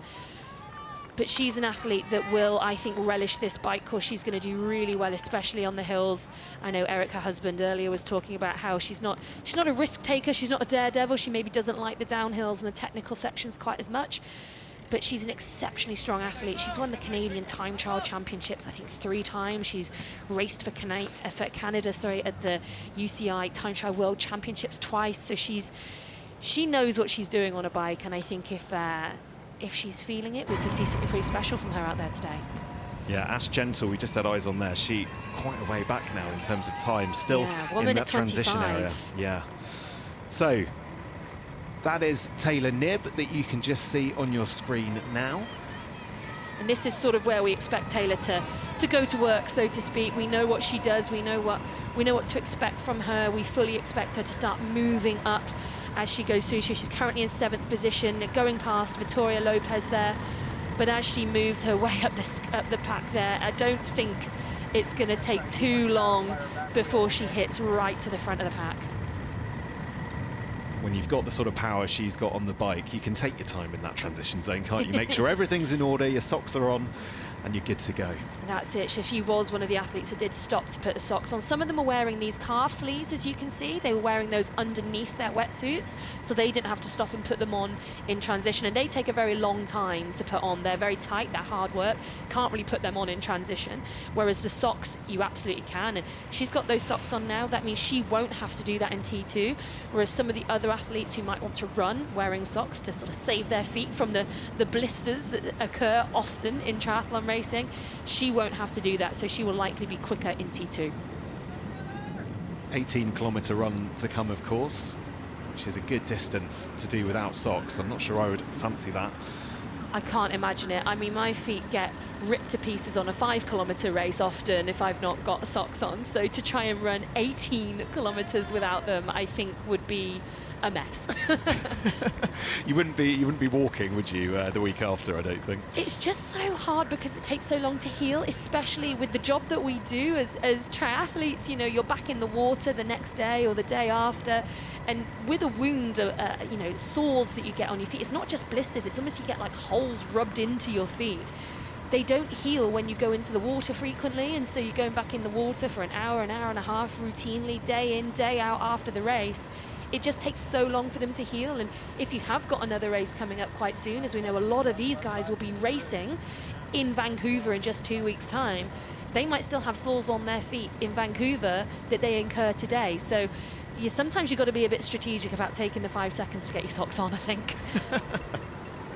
Practice, practice, practice. So Taylor Knibb has already overtaken Marta Sanchez there, so her next target will be Julie Duron before she makes her way to find the three Brits at the front, Jess Learmonth,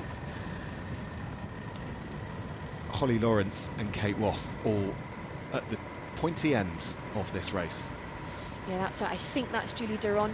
She can see in front of her, so that's her next target. She's slowly moving her way right up to the front now, isn't she? So if you're totally expected. I was going to say, if you're Julie Duron, though, do you know that Taylor Knibb is that close behind you? Will you have any concept? I guess because they haven't gone round a U-turn or anything like that yet. No, but she will know. She came out of the water with her. They swam next to each other right at the end of the swim. They ran together through into T1, so she will know that Taylor's right there. She won't be in any way surprised to know that Taylor was right there. And she will know again that she got on her bike before Taylor, but there's going to be absolutely zero part of her that's going to be surprised to see Taylor come up on her now. And it's happened pretty quickly because she's already within a few metres of Julie Duron. There we go. Look at that stat at the bottom of the screen there. Undefeated in T100 events. 4 starts, 4 wins. And as Alex said again at the beginning of the show, heavy is the head that wears the crown. But I think Taylor has grown into that pressure, into that role as the champion so well over the years as she's developed as an athlete. As we see now, it's almost like a double pass there. We've got Julie Duron going around. I think that might be Kate Waugh. And then now Taylor Knibb going right to the front. So Taylor's become so good at coming to these races, knowing that people expect her to win, and still just executing her race plan perfectly. And she's really, really good at it now. She's on an incredible run. She's not been beaten in the middle distance since October 2022. This is absolutely where she belongs. Damn right it is, yeah. And as we can see now, so now she's into 3rd place. She's just coming up on Holly Lawrence in 2nd after that fantastic swim. Easy. And just in front of her, we have Jess Learmonth. So currently, 1st place, Jess Learmonth. Now just into 2nd place, Taylor Knibb, and 3rd place there, Holly Lawrence. From Taylor's tactics here, how much energy is she expending going to these lengths to get to the front of the race? Because she's just moving past these world-class athletes at an incredible pace. Well, the difficulty is that we don't know. We don't know how hard this is for Taylor. All we can say is that she does it time and time again. She just seems to move through a field with ease, put herself on the front, and then ride away from everybody. It's something we've just seen her do so many times. And the fact that she holds it together, she doesn't fade. If anything, the gap gets bigger as she goes on in the race. She holds it together on the run. That to me indicates she's well within herself. She's not going absolutely max. She's just slowly but surely, I say slowly, it's not been that slow, makes her way to the front and just does what Taylor does. So all of our athletes, both men and women, out on the bike course at the moment. We've moved our way back to the front of the men's race with Rico Bogen out in front. Starting to put a little bit of a gap in there. So 6 seconds is by no means definitive, but it is a decent gap when you think how far that's going to actually equate to with the speeds that these guys are riding. So yeah, we're going to see whether he's managed to do anything, he's going to manage to do anything special today. That's Yuri Kulin there, as we got eyes on him. Interesting fact about Yuri, his bike actually cracked just a couple of days ago, and his sponsor got him a new bike out here, and our mechanic, Foy, big shout out to Foy, built this bike, just finished it yesterday, so it's never been ridden. First time out, hasn't had any practice on that bike at all. Has obviously made it up to the specifications that Yuri has, but yeah, first time out, maiden voyage for this bike for Yuri today. What a place to do it, goodness me. To debut your brand new bike. But that is what some of the perils, isn't it, of travelling with bikes around the world. These things happen, you know, these bikes are absolute machines, but they are all made of carbon fibre, and that is a very brittle compound to use, and unfortunately that just means that these things do happen, and you've just got to hold it together through race week when your nerves are jangling because your bike's broken. But you know, all credit to his sponsors. You've obviously got that bike out to him really fast, and to our mechanic. So here we go, back in the women's race. So the yellow athlete in front, I actually believe, is Andre Kubo. So I think we've got a little bit of merging of the men's and women's fields here. So this is the very front of the women's race. Taylor Knibb has now gone round Jess Learmonth, and Jess didn't have any company at the front of the race the entire time in Singapore. She just sat on the front and just did her own thing. I think she'll be really pleased with this.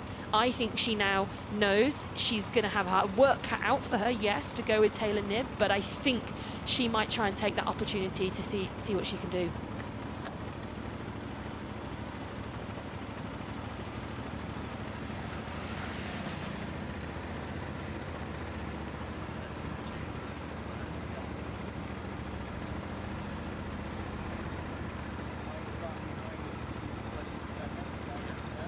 Really good to see Taylor Knibb back on the T100. She's had a, well, she finished second, didn't she, at Ironman in Texas. So she's had a busy start to the year.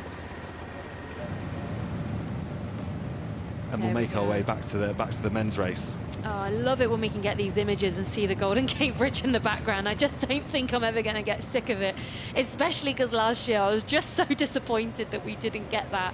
And it is really, really great to see. It's such an iconic bridge. Pretty much anyone in the world could look at that image and tell you where we are right now. We are in San Francisco, and these athletes are escaping from Alcatraz. Yeah, they're doing a good job of escaping from Alcatraz because they're moving at quite a pace through the course.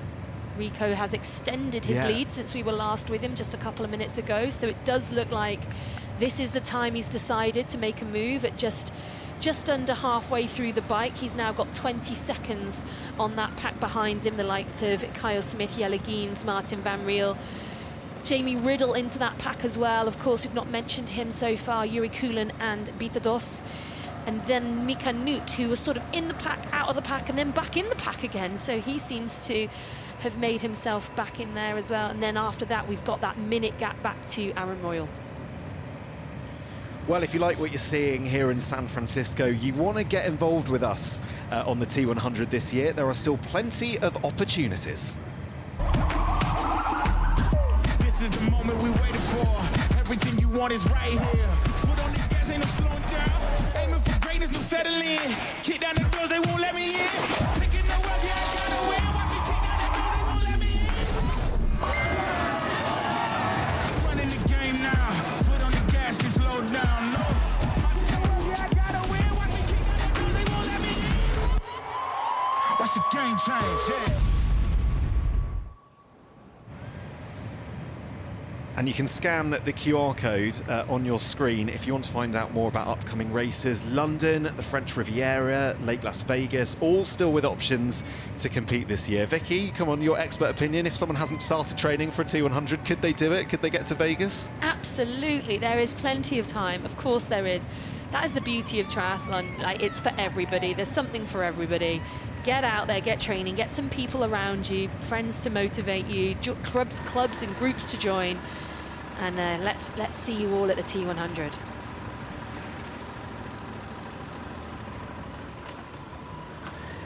So on Taylor Knibb, I thought one of the most interesting quotes that she said last year was that she left a bit of her soul in 2024. I thought it was just such a remarkable turn of phrase. It was an absolutely huge year for her, from her main focus, which she was very honest about all along, being the Paris Olympics, and she wanted some individual glory there, which didn't come to fruition. She won a medal there, which was great, but not what she was after in the relay. She then had the focus of the T100, she had 70.3, everything. And it was just such a long season. You know, she started racing early, I think maybe beginning of March, and then had to go all the way through to December. She had multiple focuses through the year, and we haven't even mentioned the time trial that she went for. She qualified for Team USA for the Olympics for two sports, the triathlon, of course, which is her main sport, but also to become a time trialist at the Olympics. So she did that. That was just a few days before the Olympic distance triathlon, and unfortunately she crashed several times under very slick and difficult conditions in that time trial. So she really took a bit of a battering last year in terms of her main goals got all turned upside down and maybe didn't deliver on the races that she absolutely wanted to, that she'd stated at the beginning of the year were her main aims. But then she was able to turn her attention fully to the T100, and she just seemed to really take that on. She absorbed everything. She did brilliantly in every single race, 4 races, unbeaten every time. And we've got to mention it kicked off here. This was her first race at T100 last year, and she won. And this course, it made the champions last year. Marten Van Riel won here last year. Taylor Knibb won here last year. And they were imperious throughout the series, and they are our world champions. Well, let's hear from her. This is how she's been gearing up to defend her world title this year. Having a target on my back definitely affects me, but I think I'm unaware of how it affects me, because it is what it is, and it's all I know right now, so that's what I have to get used to. Well, San Francisco, I loved the bike course last year. Loved it.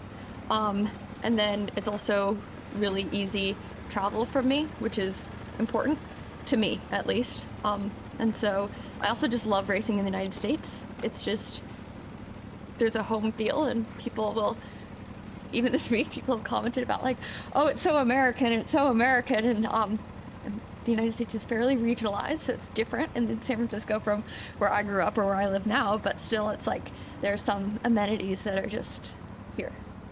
Well, so I think a big challenge across the season will be staying healthy, because like when you have a year like last year in terms of the amount of racing and the amount of travel, I think just like recovering off of that and just like stacking each year consistently will be a challenge for athletes, and executing good races when we know the courses more this year. So I wonder like how people strategize differently this year, like selecting courses, maybe preparing for certain courses.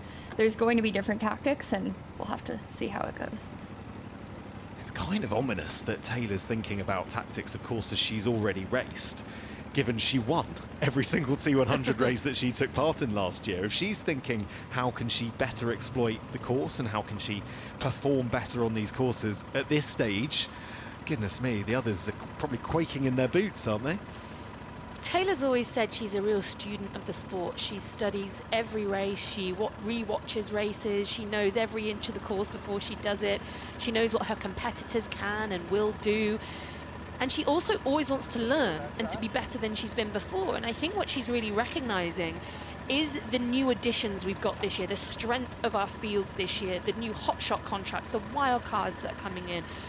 She knows things might be about to get tougher for her, and so she's working out, well, last year I was great, but maybe I need to be even greater this year. And maybe she just wants to be better. She's always looking to improve herself, and I often think the best athletes are those who are always trying to achieve self-improvement rather than just comparing themselves to other athletes. And that is a real character trait of who she is. She wants to be the best that she can be. And yeah, just so interesting to hear her explain that actually that's what she's doing right now.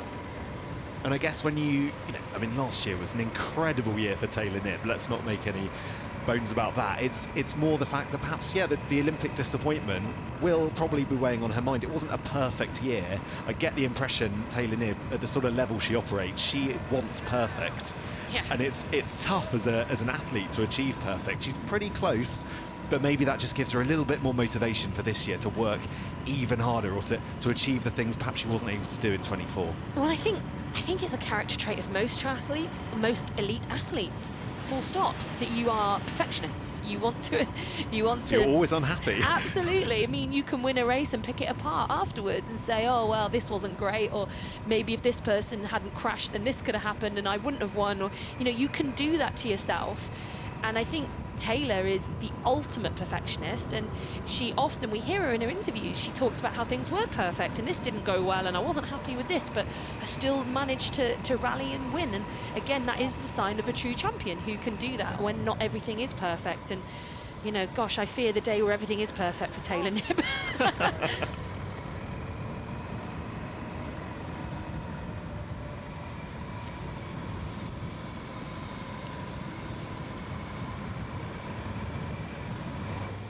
So as Taylor looks pretty dominant at the front of the women's race, let's check in with Jamie Riddle, who we believe has still got to serve his penalty that he picked up. It will be 30 seconds and he can serve it. I think he has to serve it on this lap, doesn't he? No, because it's not a penalty that he picked up on the bike. Beg your pardon, sorry. It will be a penalty that he will serve later on the run course, so he will take that later on, and it'll just be a 30-second penalty rather than the 1-minute penalties we see for drafting offences. So a 30-second penalty for Jamie Riddle that he will have to take later on today.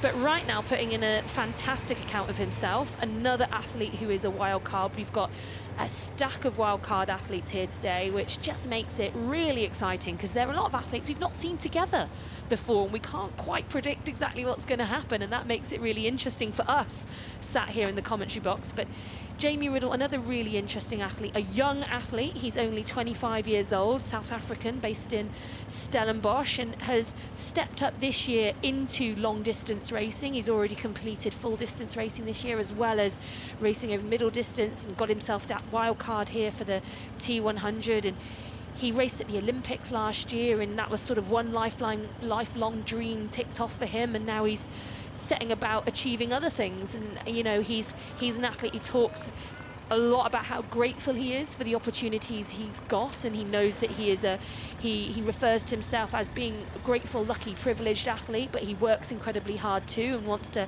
set a real example for other athletes back in Africa. And you know, good on him for going out there today and putting himself right at the front of this race.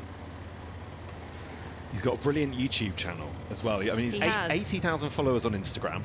Brilliant YouTube channel. He's very big on social media, Jamie Riddle. Riddle. Big on social media is Jamie. And also, just when I was reading my notes on him, he performed to a pretty high level at both rugby, football, water polo and athletics pretty much until his late teens. God, don't you hate people who are this multi-talented? Vicky, you were one of those people, surely. I mean, I don't know if I was quite that good. I was the athlete or the kid who did absolutely every sport back in my school days before I found triathlon a little bit later on, but I'm not sure I was ever quite good enough to be on top teams at various different sports. I was just a sport addict, you know, just would give anything a go. Yeah.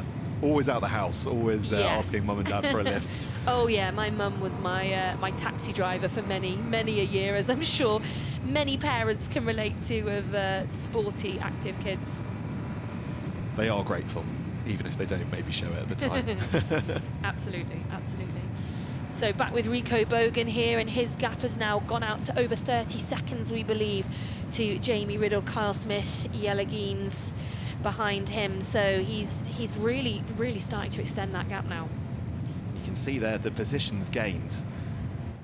A huge number for the likes of Kyle Smith and Rico Bogen. So back at the front of the women's race, that's Taylor Knibb going around for the end of lap 1, closely followed by Jessica Learmont and Julie Duran.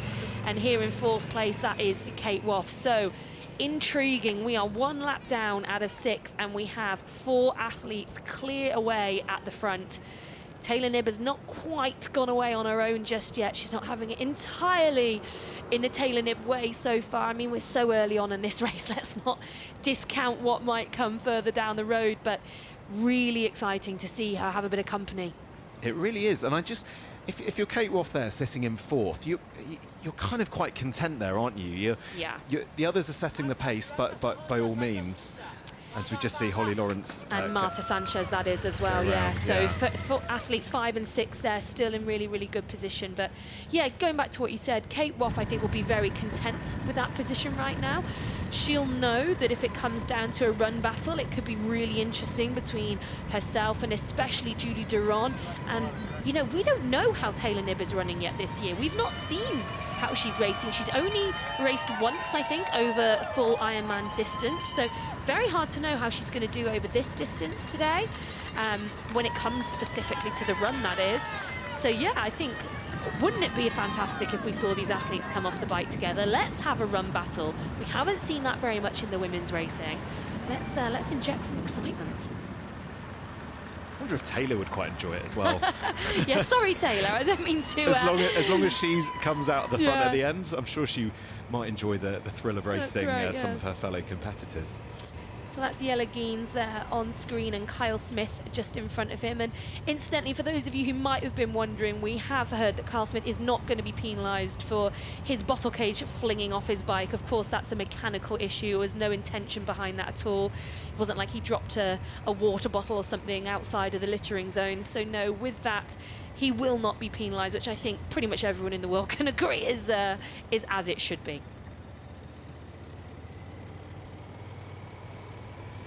Okay, so eyes on Jelle Geens as he makes his way down the hill. Let's hear from him on how he's approaching racing in San Francisco.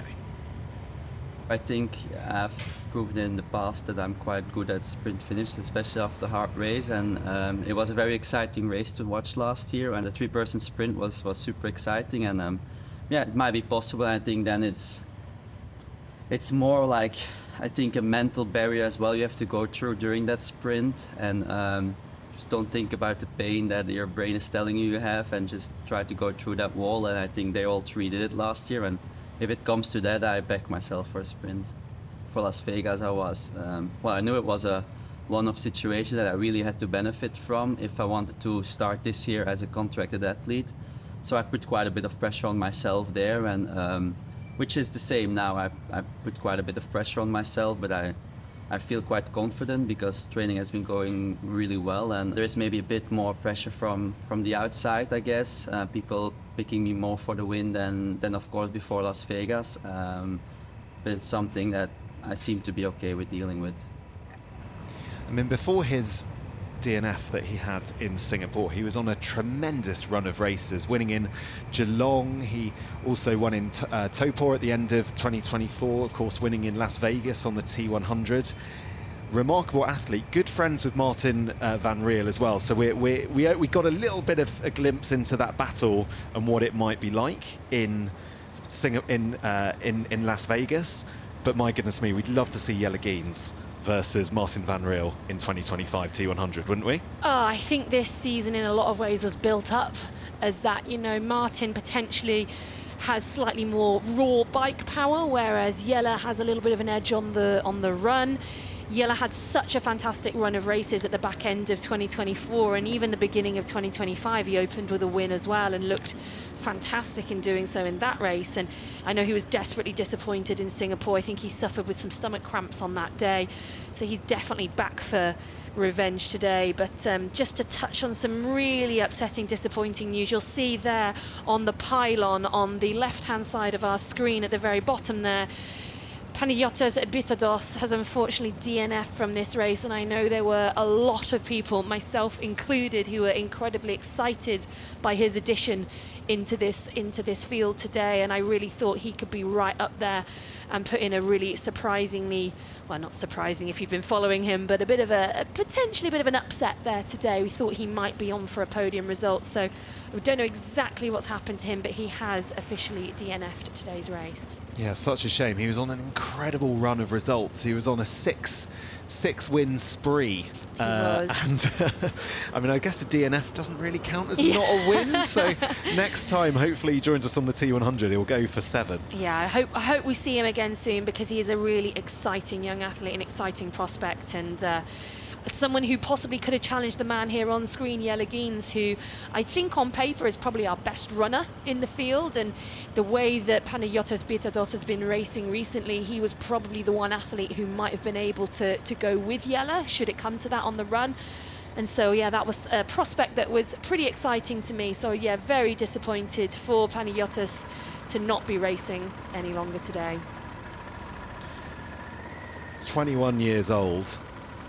And yeah, an amazing story from Greece. So yeah, we hope to see him back soon.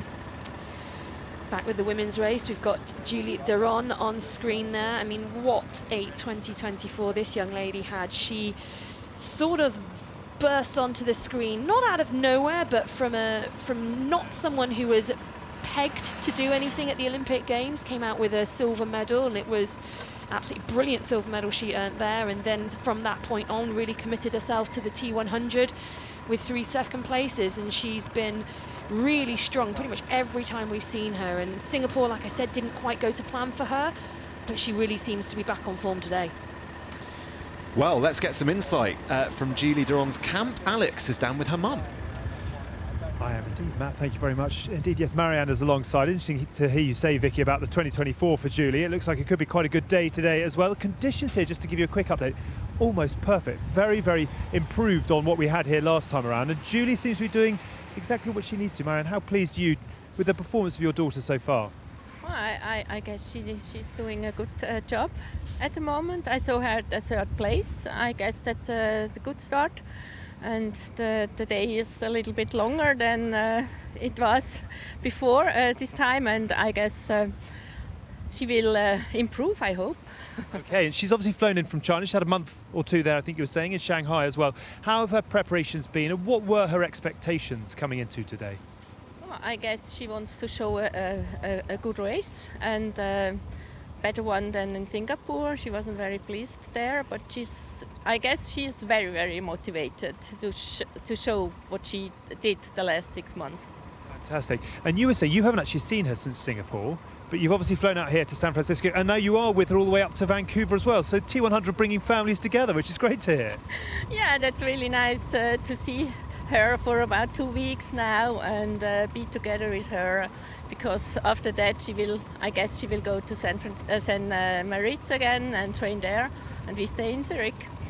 And just a little word of advice, if you could tell her anything at this point, given how she's racing, what would be the mum's word?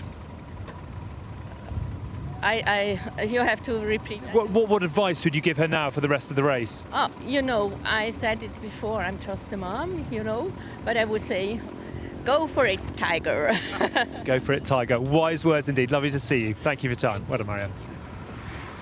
Well, that is amazing. That's lovely from a mum, isn't it? Yeah, go for it, Tiger. I love that. Everyone needs to have someone in their corner giving them that kind of boost. And if it's not your mum, who's it going to be, hey? Amazing insight. It's a pretty strong family. Ridiculously so, yes. Is Julie Duron's family. A sister, Nina Duron, very good triathlete, won Geelong in 2018. So yeah, something good in the genes there. Yeah, absolutely, a real triathlon family, and I know they're very, very close to sisters as well. So nice to have those people that you're linked with everything in you, your blood linked as well to those people that you share the highs and lows with of triathlon. And I think here we are back with, I think this is Holly Lawrence. I'm not 100% sure if it's Holly or Jess Learmont. They got very similar seats on from behind. They really did pick them, didn't they, in terms of the seats being exactly the same. As I remember thinking this before the start of Singapore, that I think about 80% of the men's field had the same suit on, so picking them apart sometimes is a little bit challenging, especially from this angle.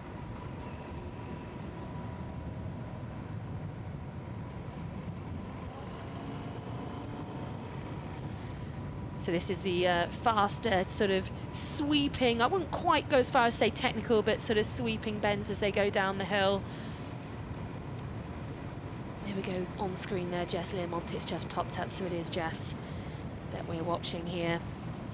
Jess, of course, off the front all day long in Singapore before really struggling with cramps as she got later on into the run course. You saw even as she stepped off the bike, her whole body started to cramp from her diaphragm through her quads, calves, the whole thing. She was really, really struggling and battled her way round. We didn't think that there was any way she was going to be able to finish, but she still did. She managed to make it to the finish line, and I know she'll be hoping for a bit more today, but she has had a calf tear since that point, so she's definitely not in her peak run shape, and so getting a good gap on a big proportion of the field on the bike will be absolutely what she hopes is going to happen, and how it works in this race. I know she wants as much time as possible, and to just get her calf around this race okay, and then if she can do that, she'll hope for a little bit more in Vancouver in a couple of weeks' time. As a athlete, I mean, how many races do you actually turn up to in full fighting health? Well, it depends. I mean, you obviously want to be fit and uninjured when you take to a start line, ideally, but to actually be there and be, I am as close to 100% as I can be, you're probably talking 1 or 2 a year. It's just so impossible that's extraordinary, to get. Isn't it? It is. It's really hard to get everything out, to get yourself really as fit, as healthy as possible for a race. Because as soon as you do that, you're on a knife edge then. You're on a knife edge, you're so close to likely an injury or to any bugs that you pick up. You're much more susceptible to getting ill. These athletes will have to be so careful when they travel. They'll all travel likely in masks and be really, really careful because they'll pick things up much, much more easily than the average person because they put their bodies under so much more stress with the training that they do. So often people think as a professional athlete you're as healthy and fit and you're robust and you'll hold off everything, but that's not the case. You're actually the opposite. You're more susceptible because your body is always a bit depleted. It's always having to work that bit harder to recover from the training sessions, and so as a result you just have to be that bit more careful. And even in the build up to this race here, I know that both Marten Van Riel, he's had flu when he's been in training in between the two events, Singapore and here, up in Sierra Nevada, the Spanish mountains, and so has Mika Knibb. He's also had flu, and I just think it's interesting that these athletes pick it up often again when you're at altitude, because that's another stress on the body where it makes it harder for you to recover. So yeah, it's really difficult to maintain peak shape, to answer your question. I think perhaps that's what people don't realise at home just as much. It is tough, and yeah, we assume these athletes are in full health, but goodness me, it is tough to stay at the top.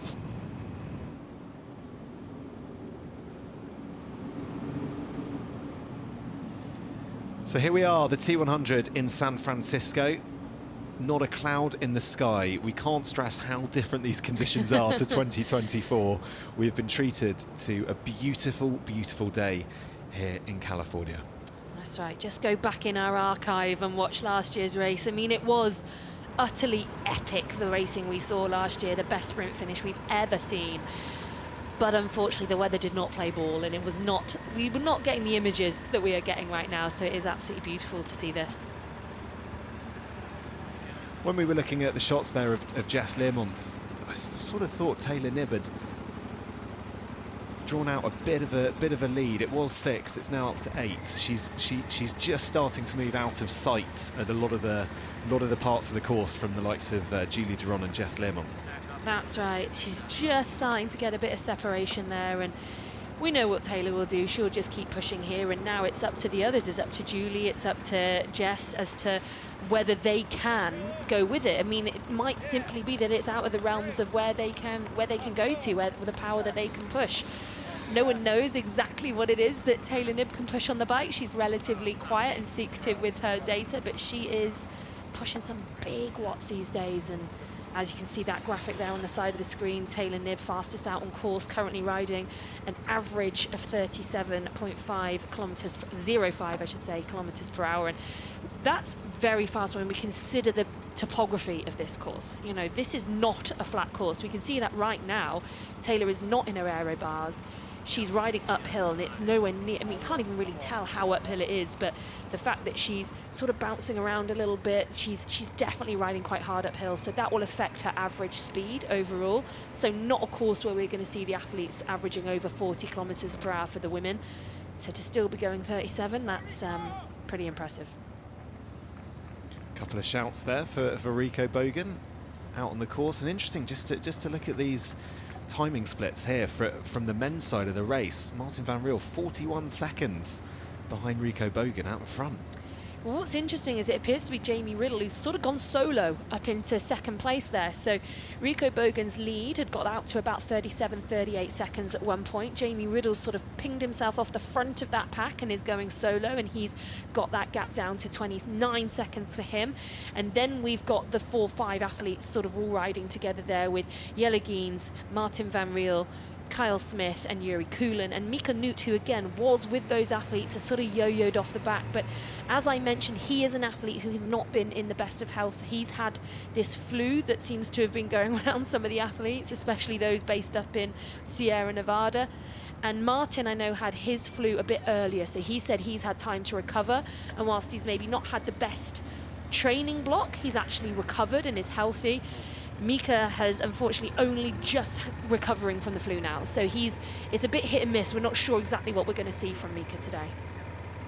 confirmation there of just how fast Rico is cycling. 42.16 his average kilometres per hour.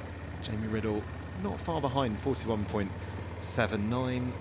Carl Smith just behind that, then Jelle Geens and Marten Van Riel.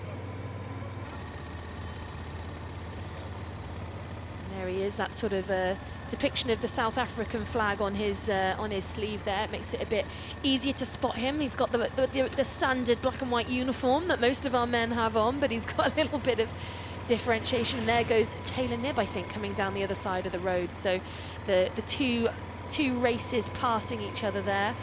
And interestingly now, we've not seen another female athlete come by. So that shows the gap now that Taylor's got. Here we go. So that will be Julie Duron, I believe, in second, and Jess Learmonth in third. So that gap is starting to go out, and I've actually now got a time at 21 seconds. So she's starting to build that gap now. Taylor Knibb doing what Taylor Knibb does. It's not the biggest of gaps yet, but she's started. And only now, I think that's Kate Waugh, isn't it? Just coming down. Kate Waugh coming down there. That is starting to build a fairly sizable lead from Kate Waugh. Yeah, so Kate Waugh 53 seconds down on Taylor Knibb and about 30 seconds down on Jessica Learmonth and Julie Duron. So a little bit of a gap there. Kate's sort of all on her own in no man's land, but she did do that in Singapore. She sat about 20 to 30 seconds behind Jess Learmonth the whole way, just rode her own race entirely, and that paid off for her. So maybe she's doing the same again today. Yeah, well, Kate Waugh is currently leading the race to Qatar, along with Hayden Wild on the men's side. Our first T100 winners back in Singapore. They sit at the top of the standings, but who can catch them in the race to Qatar? We have a race on our hands.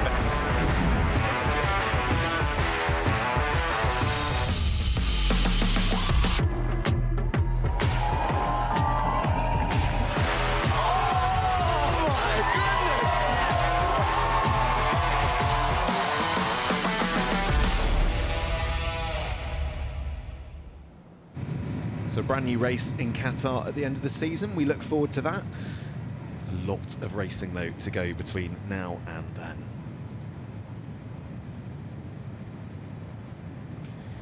As we've got eyes on Rico Bogen, at the front, he might... That'll be one of the female athletes. Yes, I think that is Danielle Kleiser. Yes. So she was another one of our wildcard athletes who was added to the race today. She has an absolutely phenomenal run. She's capable of running sort of 73, 74 minutes for a half marathon off the bike. So we were expecting to see a pretty blistering run from her today. Her swim is not at the standard of a lot of the other athletes in this race, and so she's got a lot of work cut out for her. She's got a long day ahead of her, but we know she can make up serious ground in the latter stages of the race. Yeah, won the 70.3 in Valencia just this year, so she knows what it takes to win at this sort of distance. Yeah, she's been running some lightning times this year, and very excited to see what she can do, but I did fear that she might be just a little bit too far back after the swim and bike portions. She's solid on a bike, she can run like the wind, but her swim is just not quite there yet. So especially when you got the likes of a Jess Learmonth in the field, and of course Holly Lawrence pushing the pace there, Victoria Lopez, it was always going to be hard for someone whose swim isn't their strength to then be facing off against some of the absolute best swimmers in the world. So look at the percentage of max heart rate that our athletes are currently putting out. We've got different heart rate data for each of the disciplines, so these are pretty accurate, certainly for biking at the moment. And people trucking along, Justin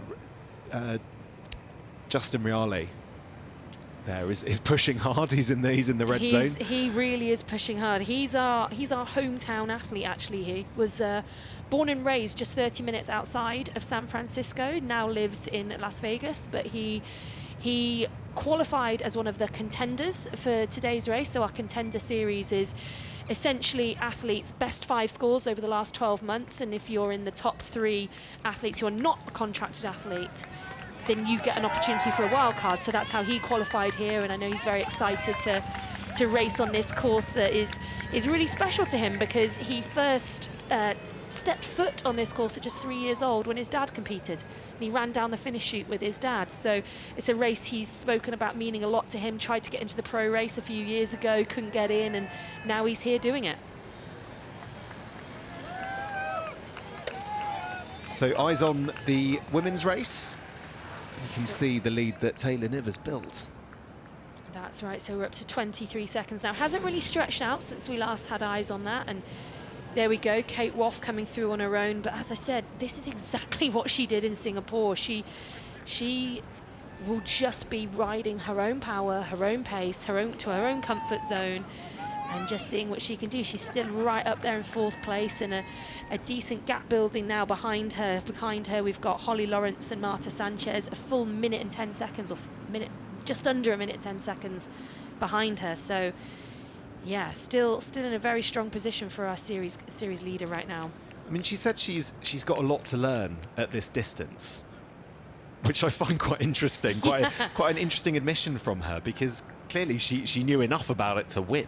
Yeah, well, that's it. I mean, sometimes is it kind of the naivety of not knowing what's coming that you can just throw yourself into it. And she spoke quite openly about how she was feeling fit for Singapore, but had no idea how she was going to perform. So now maybe she expects more. And, you know, any kind of racing just takes time to learn it. And it is different, of course, to racing short course, which is what she's done predominantly. This is Holly Lawrence here, coming through in 5th place with Marta Sanchez right behind her in 6th, exactly as they were 1 lap ago. These two athletes sort of locked together. And as we see Marta Sanchez coming down here, I want to ask you a very serious question. Okay. Giraffe or tiger on her race suit? I'm sure it's got to be a giraffe. I've had a look at this. I think it's got to be a giraffe pattern. She said it was a giraffe. Oh, she has. Okay, good. Yeah, okay, yeah. I think some people had mistakenly assumed it was some sort of tiger outfit, but it's definitely a giraffe. There we go. So Paula Finlay coming through here, riding pretty strongly as well. She obviously came out of the water a little bit down on that front pack and has sort of held steady on the bike there. So she's currently in 7th place, but already 2.5 minutes down on Taylor Knibb. So this is Victoria Lopez coming towards us now in 8th place. She's been harbouring a bit of a niggle this year, so hasn't actually completed a full triathlon in a little while. I know she's back healthy, back running again, so she's hoping to finish the day today. But she's also actually won the Escape From Alcatraz race previously, a good few years ago now. And that's Taylor Spivey there, with what I call the Stormtrooper helmet. The way aerodynamics has evolved is absolutely fascinating. And Lucy Byram there. Now, Lucy's a really interesting athlete because she has put down some of the best bike splits that we've seen outside of Taylor Knibb, really. And when she's on form, she's absolutely dynamic on the bike, and she's got an incredibly tight aero position. You can see there in the background behind Taylor Spivey, who's in the foreground of shot. Lucy Byram there gets so aerodynamic, so tucked in, keeps her head so low. She's done a really good job with her coach, Jacob Tipper, of really making herself as fast as possible on the bike. And she's not quite where she'd want to be today, but see if she can move through the field a little bit more.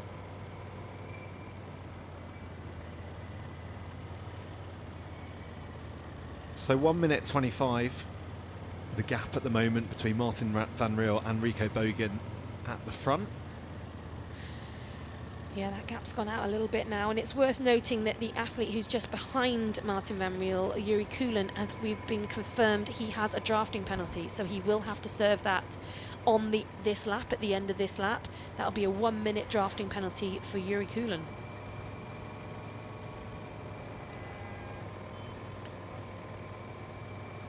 Okay, well, as we look at Marten Van Riel, let's hear from last year's T100 World Champion on how it is being the hunted. A lot of the guys that raced last year on T100, they saw where I was at, and they kind of have a name of what to work for. So for sure, yeah, they saw, okay, this is the level we have to get to on the swim, this level we have to get to on the bike, this is the level we have to get to on the run. And even like at the end of last year, for instance, a Rico Bogen in Dubai, made another, I think, leap forward there. Unfortunately, no Hayden Wild here now, but still Jelle Gaines is here. A couple of the wild cards that are going to be very exciting. So yeah, I think everyone's just stepping up the game and kind of learning how to race these T100s. I never really practiced my speed, and actually my pure speed is not very good. But at the end of a hard race, my speed is very good, and I kind of know that. So it's not something I really train for, but yeah, I'm still confident that I've got that acceleration. So if they take me again to the sprint finish, I'm confident I can finish it off.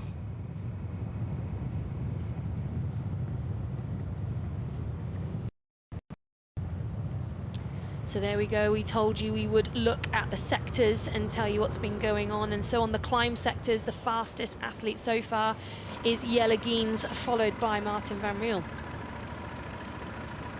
I wonder if you can train a sprint finish. Because you can. Well, but can you replicate the fatigue that you've got at the end of a race in training? Yeah, it's something we used to do quite a lot, actually. We used to do, you know, our full track session, for example, and it might be somewhere between 5, 6, 7 kilometers, and obviously that's racing for short course. They'd be doing a lot more for these guys, racing over 18 kilometers. And then at the end, you put in some faster reps. You know, you really make an effort to put in some short 200 meters, maybe even 100 meters, make them as fast as you can, because you're doing that under fatigue, under duress, and that's exactly what you're trying to replicate under these circumstances. It's not exactly the same, of course it's not, but yeah, you can definitely start to train it a bit anyway. I'm intrigued that Marten didn't feel the need to retrain again. I think he's obviously nailed the sprint Confident, finish. right? Yeah, last year. He's done it once. He's like, I've got this down. Yeah, he's very content with his place and what he did last year. We'll keep talking about that sprint finish for as long as we do the T100. Eons, I think. Because it yes. really was one of the most phenomenal races that we had last year on the T100.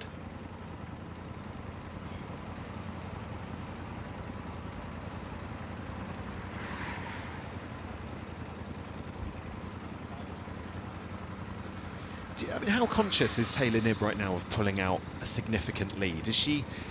How is she pacing this part of the race?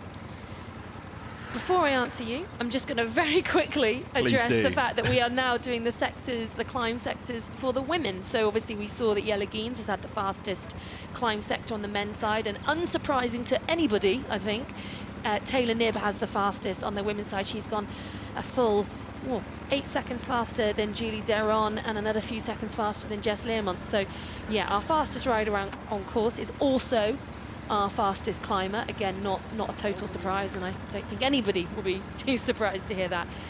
But yes, to go to your question, I think Taylor will know that she's just got to do what she can do.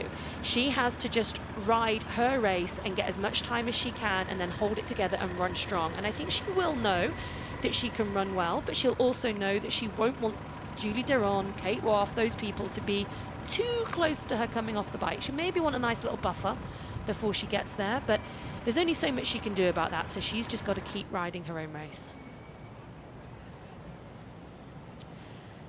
That's Jelle Gaines there, coming around for the end of the lap with Carl Smith behind him, Marten Van Riel behind him again.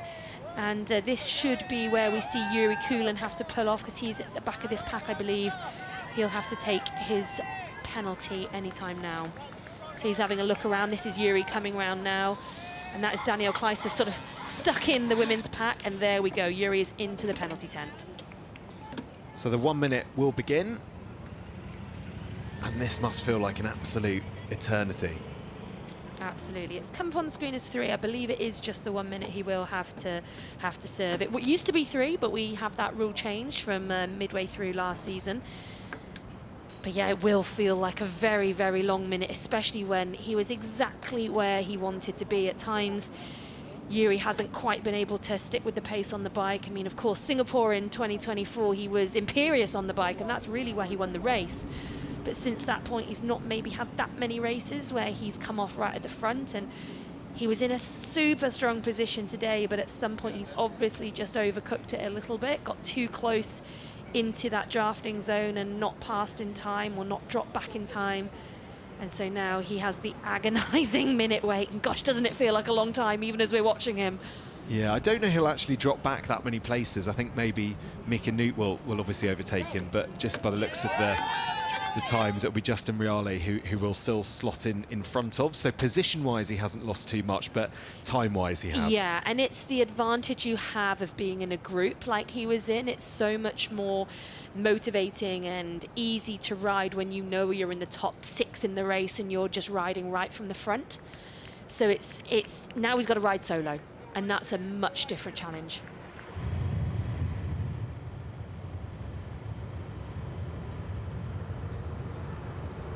So as Yuri Kulin rejoins the pack from serving his 1-minute penalty, we're going now to the front to Rico Bogen. This is starting to become quite an impressive ride, isn't it, from Rico? He's 68k in.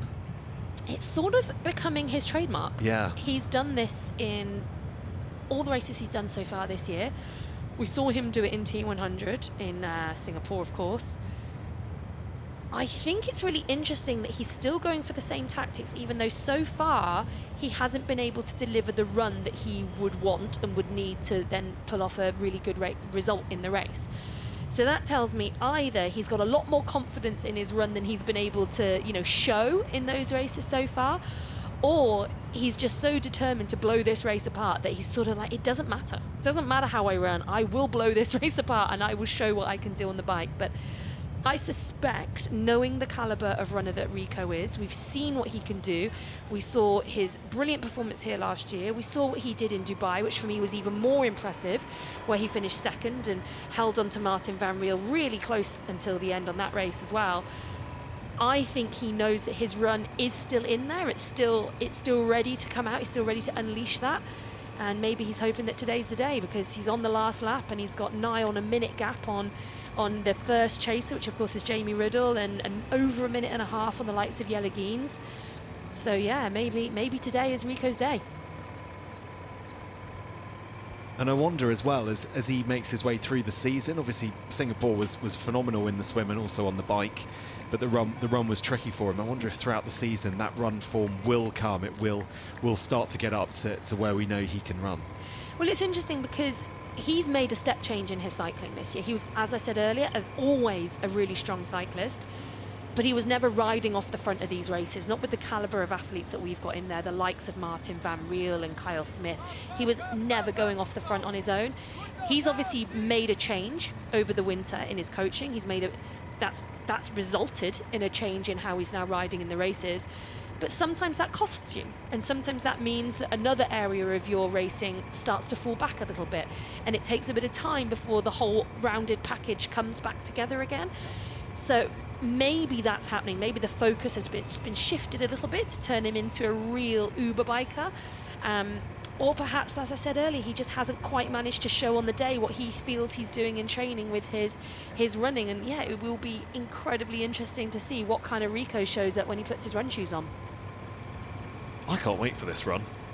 It's so nicely poised, isn't it? Really nicely poised. With a minute and a half back to the likes of Geens, Smith, Van Riel, we could be on for something very exciting as they potentially try and close him down through the run.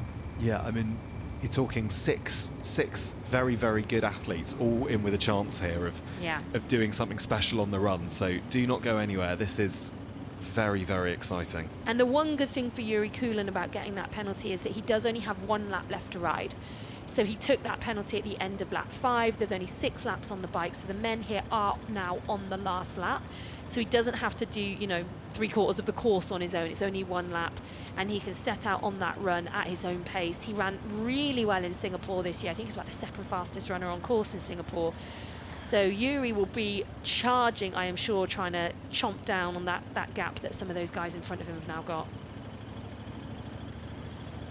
Interesting as well that Mika Newt is back into that group, so he seems to be sort of yo-yoing all day long. But I say that, if we have a little look at that updated graphic that we've got there, it appears that Marten Van Riel's dropped back.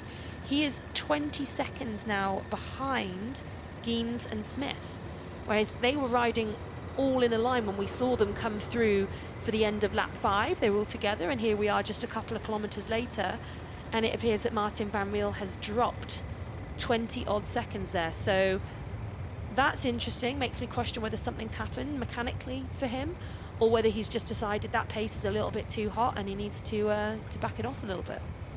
I'm not for 1 minute claiming that this has had anything to do with perhaps the slight drop back here, but this is the life of a professional athlete. His luggage didn't arrive, did it, until yesterday? And he said that on Instagram. I mean, that must be so frustrating to be at this point in your career, to be in this elite level of competition, and something as basic as having all of your equipment with you. Luckily, he still had his bike. I think he had a few bits and bobs in his bike case, so he wasn't completely left out dry, and his sponsors had managed to send him quite a few clothes and whatnot. Interestingly now, though, he's now got double of everything that he had. Well, it's really so he's funny. Got to pack that He did post that on Instagram yesterday, that he's now got the issue that he's got almost double of everything. And I sort of actually replied to him and said, oh, I think there's a big giveaway coming, Martin. So there you go. I've outed him on air. He's got to do a giveaway of half of his stuff now, surely, because he can't take it all with him. I mean, his sponsors really did come up trumps for him and deliver. But you're absolutely right. It is the sort of thing that you dread as an athlete. There's only so much you can do. We all travel with air tags in our bike and in our suitcase for this exact reason, because it sounded like for a while they actually couldn't find his suitcases. They didn't know where they were. So it wasn't just that they didn't make it onto the plane, they did not know where his luggage was. And it was only because of the tags he's got that they actually were able to trace them and get them to him. So those are the sort of precautions that we can take. We pack, as you said again, a lot of stuff goes in the bike bag. You try and take as much stuff in your hand luggage. So you might have your race suit in your hand luggage, and maybe your run race shoes and your bike shoes, helmet, things like that you try and take with you so that you've got something. But you can't pack everything. We don't travel light as triathletes. You have to take half of your life with you wherever you go. And unfortunately, it's just some of the risks that you have to take, especially if you're connecting. It happens a lot more on flights where you've got to connect somewhere, because you've then got absolutely no control over whether the baggage handlers get your luggage to where it needs to go. The life of a professional athlete is not straightforward, but I'm pretty sure most people watching at home do envy the life, because it's an incredible career to have. Well, as we've been talking, that graphic has updated, and it appears that Martin is exactly where he needs to be. He is, in fact, with Jelle Geens and Kyle Smith and Mika Newt. So maybe that was just a little bit of a glitch that we had back there. There's nothing appears to have happened to Martin, and the stress of the week hasn't affected him, and he is right where he needs to be. Thank goodness for that.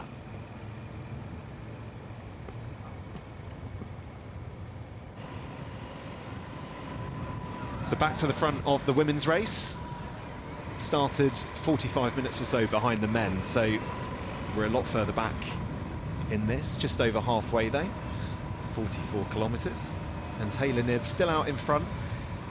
She's built a decent lead, but she's certainly not off in the distance. She's not. She's just approaching a minute now, her gap over Jessica Learmonth and Julie Deron, and then again Kate Waugh holding steady at about 30 seconds behind. It's just where Kate likes to be.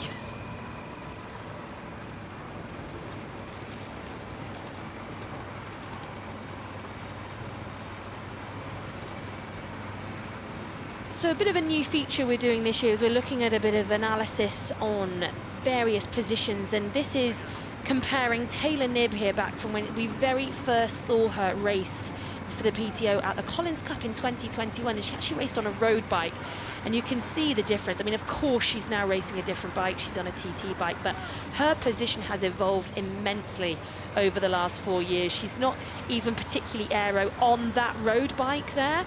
On that road bike she's sitting pretty high up there, her head's high. She's not even wearing really an aero helmet. And on that day, I should remind everyone, she still had the fastest bike ride, even though she was riding a road bike when everybody else was riding TTs. And then you look at that image that we've got over on the right-hand side of screen, and she's tucked in nicely. Her head's in a pretty strong position. She's moving around a little bit, but you can see every now and again, she just sort of adjusts it. There you go, tucks it in again. She's holding a really, really nice position there. And there we go. So we've got got a comparison of her from last year as well, where she was still very, very aerodynamic, but she's just evolved that so well from when we first saw her back in 2021.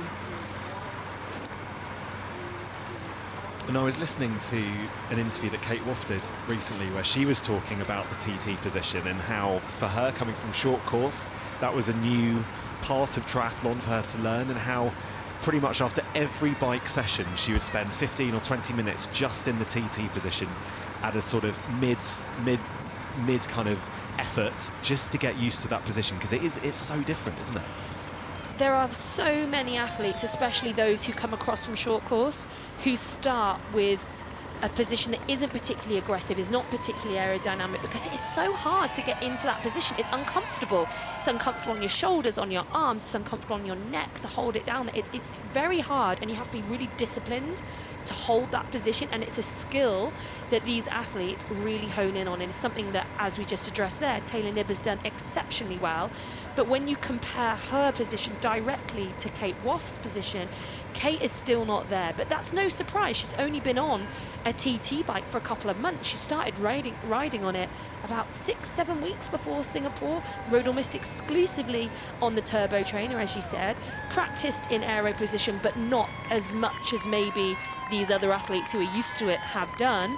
And she's got a lot of work to do to get as aerodynamic as the likes of Taylor Knibb and someone else like her, Paula Finlay, who's, again, another athlete who's worked incredibly hard on her aerodynamic position.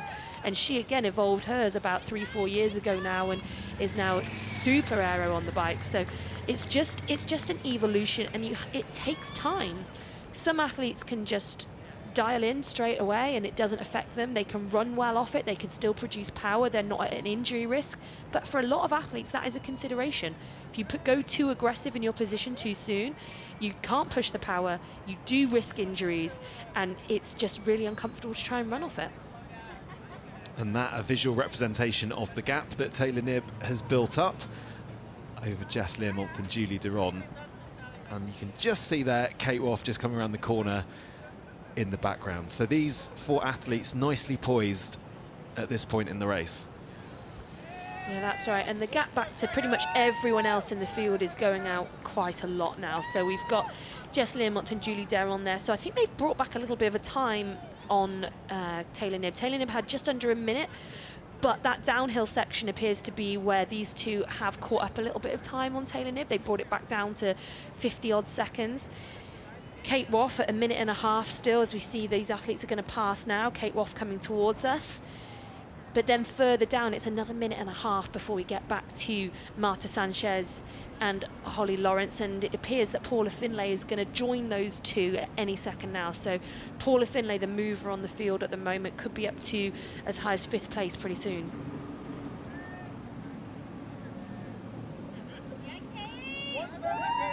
Great support out on the course. We have had some good cheers for Taylor Knibb, but Kate Waugh also getting some as well.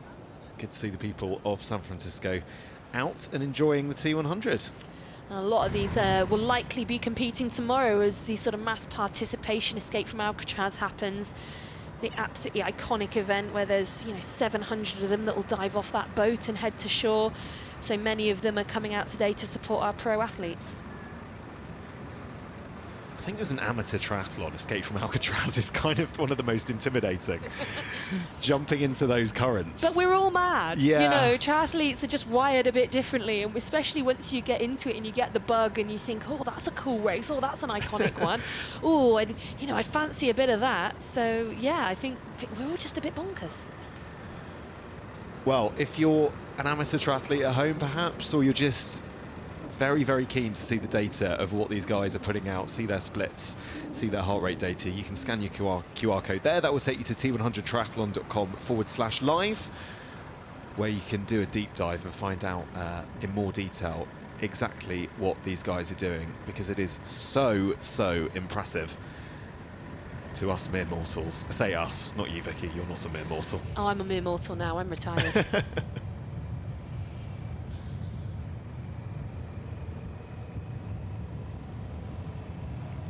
So Rico Bogen, not with long to go until that second transition zone. Yeah, just a couple of kilometres to go now, and so his attentions will be very much turned to what's in front of him. He's just going to be thinking about his processes as he goes through transition. I'm sure hoping that his legs feel pretty sparky as he steps off the bike. And it's interesting, I don't think anybody ever takes your first few steps off the bike and thinks, oh, I feel amazing. But you can usually tell within the first probably... Can you? Oh, yeah. I think by the time I've got to my transition point and I've got my shoes on, as soon as I get going, you can usually tell if it's like, this is going to come good. I've got the jelly legs. Everyone has those sort of jelly legs as you step off the bike. But you can often tell quite quickly that I'm going to shake this off and I'm going to be okay, and it's going to start to come good. So yeah, those initial steps are something that everyone kind of is assessing what's going on. Am I going to be good today? Am my leg's not going to show up for business? So Rico, I'm sure, will be thinking about that. He'll know that he's done again what he's done a couple of times already this year, putting out great power, showing the world what he can do on the bike. But he knows that if he's going to win this race, he's got to get a run together. That similar to how he showed us last season. He can't run how he did in Singapore. We've got to see a bit more from Rico. And yeah, let's see if he can hold on. And he'll know that, won't he? I mean, he'll exactly like you were saying. He'll be thinking about this next section of the race, going through in his mind this sort of moment of calm before the chaos that's about to be the transition zone and into the run, and just probably psyching himself up for it, going, "You got this." Yeah, he'll get, I'm sure, a time split pretty soon as well, so he'll know. That will give him a boost of confidence. I'm sure it will do. I'm sure it will do. So we've just got Taylor Spivey coming round here, so she's about to take the lap turn, whereas Rico will go past her, as we can see him in the background there, just unzipping his shoes, putting his feet on top of the pedals. That just allows for the fastest possible dismount as he can step across his bike, foot on the floor, and he will run through transition area. He's about to take the right-hand turn here as Taylor will go straight on and Rico will turn right into transition. This has been a really, really good bike leg from Rico Bogen. He's looked incredibly strong. He's led for a significant proportion of this part of the race. And he takes that right-hand turn onto the blue carpet. Off the bike, very, very smooth. There we go. And makes his way to his stand.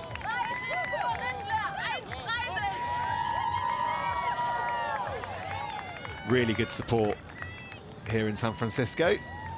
And I wonder if a few of these athletes are going to, also a few of the amateurs are going to get some tips on how to do a smooth transition here. Let's keep our eye on how Rico Bogen does. Say everything has to go in the box. That's the most important thing to say. And all those things he's got down there, a gel, etc., sunglasses, whatever, he has to take those. There we go. Take them with him as he heads out onto the run course. And if he had decided, for example, he didn't want to take them, they also have to go in the box. You can't leave anything on the floor. Look pretty good to me. I mean, you know, out of 10. Ooh, strong 8. Strong 8. Okay. I'm not sure why. It just was pretty good, but I don't want to say it was perfect. There's still more athletes to go through, Vicky, aren't there? Well, that's it. Yeah, I don't want to give him too high a score yet, you know. So we've got a real convergence here of the women's field. This, I believe, is Kaidi Kvyat, I think, coming through here, and then behind her is Jamie Riddle, so our second male athlete coming through. He is Jamie Riddle, of course, and he's put in a really fantastic bike leg. He has got to take that 30-second penalty that he incurred for equipment out of the box in T1, so he's got that yet to do. But he's put himself in an absolutely brilliant position. He's got nearly a minute now on Kyle Smith-Yellegeens, Marten Van Riel and Mika Noot. That's a fantastic position for the young athlete from South Africa.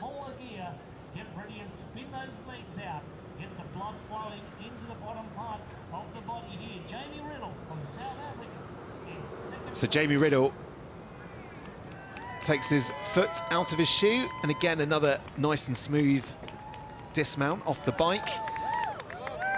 It's pretty narrow through there, so you want to make sure you get that bit right. Don't want to drop any water bottles, as we saw a few athletes do in Singapore. Oh, and the bike wants to go for a walk, but eventually he gets it. I'm afraid he's not getting an 8 anymore. Already being marked down in this sort of Strictly Come Dancing-esque analysis of transition. And there we go, Kyle Smith rounding the final U-turn as well. Yellegeens just behind him. Yeah. I should also correct, I know it's gone by now, but I think it was Hannah Devet I saw coming through rather than Kaidi, so apologies for that, for those watching at home.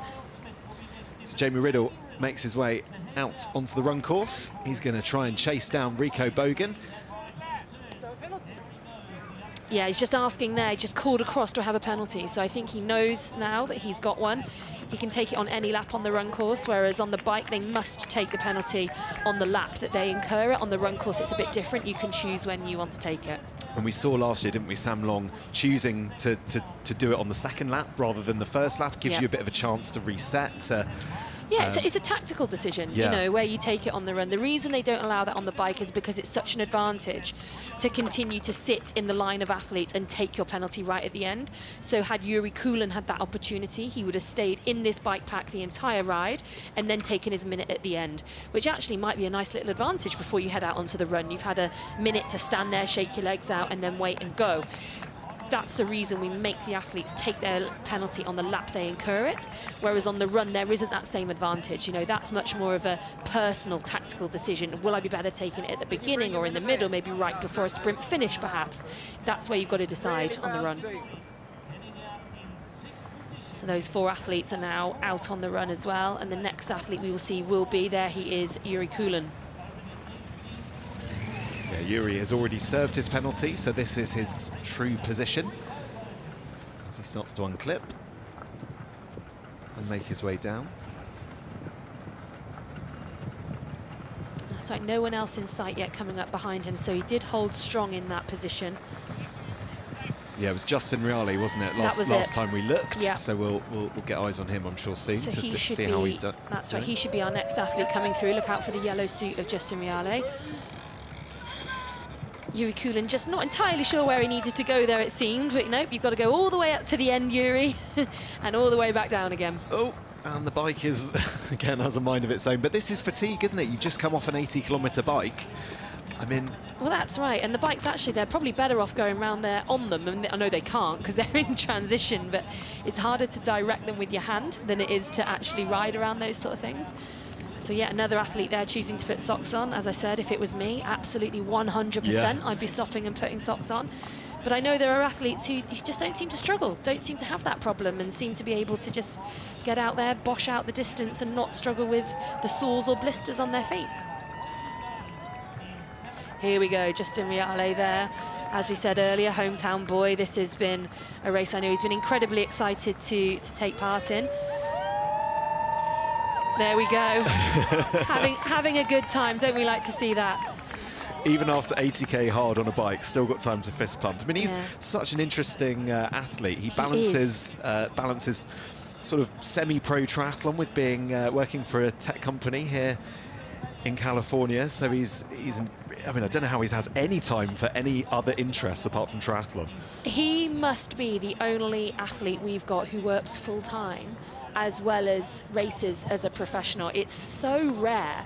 There are athletes who have part-time work, but I don't think there is another athlete that is as full-time as he is. Obviously, we've got students as well who are competing. I think Rico himself is a student, actually. Yeah. But yeah, to work full-time as a senior marketing director for a tech firm and be able to compete at this level is highly impressive. But I guess then you become very efficient with your training, and you don't do anything that you don't need to do. And he was saying he can't quite get into the upper hours that some of the other athletes can do per week. But what he does when he does it is efficient. Yeah, it becomes very focused. I think he still manages to train somewhere in the low 20s in terms of hours per week. So some of these athletes will go up to 30 and above, actually. But you know, to still be able to get that much training in and to work full time, I mean, I guess he has a very good work-life balance there. Like, that's what he enjoys. He feels that triathlon is his hobby. He's just quite good at it, and doesn't show any signs at the moment of wanting to give up his work and to go full time. He said he's worked harder to get where he's got to in his job than he's had to so far in triathlon, and so right now he's just enjoying doing both.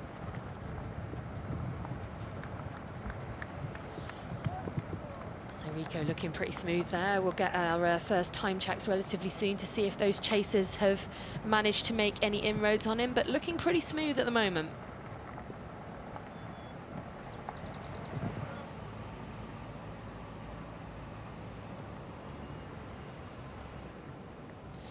So that is the long distance shot we've got there of Jelle Geens and Kyle Smith. They are the first two from that chase pack of 4. Behind them will be Marten Van Riel and Mika Nuut. But they've got a chase on their hands if they want to get to the very front of this race. 2 minutes and 39 seconds Kyle Smith was at the 1.8 kilometre checkpoint, and 2 minutes 43 for Jelle Geens behind Rico Bogen. Obviously the man in the middle there is Jamie Riddle that they've got to catch and pass as well. I think the key question now is how hard or how much has Rico Bogen got in the tank, right? Because he's put in a huge shift on the bike, taking so much time out of the likes of Marten Van Riel and Jelle Geens, Carl Smith. You know, these are top bikers and athletes on the T100. And surely now it just has to be a question of, has Rico overdone it? Has he got enough left in the tank? We're going to find out over the next 16 or so kilometres that we've got left. Yeah, we are. I mean, a huge amount depends on whether Rico can really hold it together, as we have seen him do before, but we've also, as we said, recently seen him not hold it together as well when it comes to the run. And just looking at the way these two are running right now, Jelle Geens and Kyle Smith, they are moving well. They both look really smooth. They look fast. I'm really impressed with Kyle. He's had an incredibly tough time recently. He was in great shape heading into Singapore, but by his own admission, overcooked his heat prep and had to be withdrawn from the race in the days beforehand. Wasn't giving the go-ahead by the doctor to race. And he said it took him a long time to dig himself out of that hole, and he is back now raring to go. But we just weren't sure what kind of Kyle we were going to see today. What had that taken out of him? But right now, putting down a brilliant performance.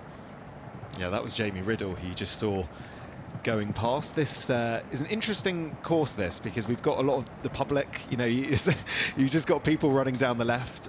We're not able to. Yeah, it's not closed. To close it off, yeah. Exactly. So I'm sure they're getting a great view and enjoying it. Yeah. I knew they were going to come past. So there we go, just past Jelle Geens and Kyle Smith going the other way. So that'll be the first time on the run course they've got eyes on each other. And a lot of these athletes wear watches, so yes, they'll be given time splits by helpers out on course. Marten Van Riel and Mika Newt, of course, going the other way too. But he'll have been able to time that. He'll have looked at his watch when he went round the dead turn at the far end, and he'll have looked at his watch when he passed those athletes, doubled the time and gone, right, that's my gap. So he'll know whether he's holding that gap or whether it's coming down. It looks like it's come down about 20 seconds. I think it was just shy of 3 minutes when they got onto the run. It's now at 2 minutes 40, so that gap is coming down, but he's holding it together okay. He certainly looks in better shape, doesn't he, than he did in Singapore, where, you know, basically as soon as he got out on the run, Hayden overtook him a kilometre or so into the start of it, and yeah, I mean, he did not look in good shape, but he's definitely got the sort of look of someone who looks quite grimaced anyway, whichever way he runs.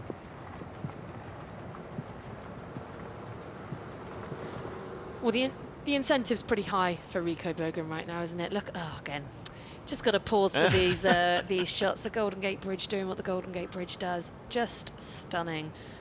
Yeah, no need to tell everyone where we are. We're in San Francisco, guys. It is distinctive, isn't it? The sort of pinky red on the blue water and the blue sky. Absolutely beautiful. Yeah, it's a real look. But yeah, going back to the race and going back to Rico, the incentive is incredibly high right now because he is solo off the front. In Singapore, he wasn't solo.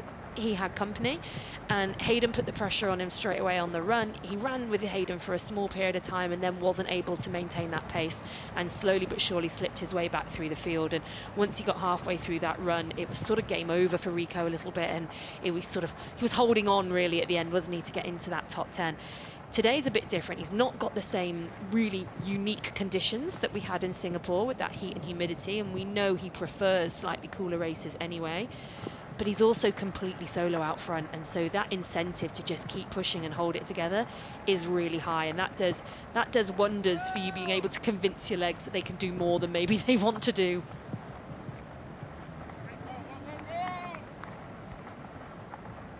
I'm quite keen that we get some amateurs or some people out for their Saturday morning jog here in San Francisco, just so you can see how fast Rico Bogen is running, because it doesn't necessarily look it on TV, but When you compare it to the ordinary person down the side, it's phenomenal. They always say, don't they? They say you should put an ordinary person, just you know, someone who doesn't train professionally, in every Olympic final.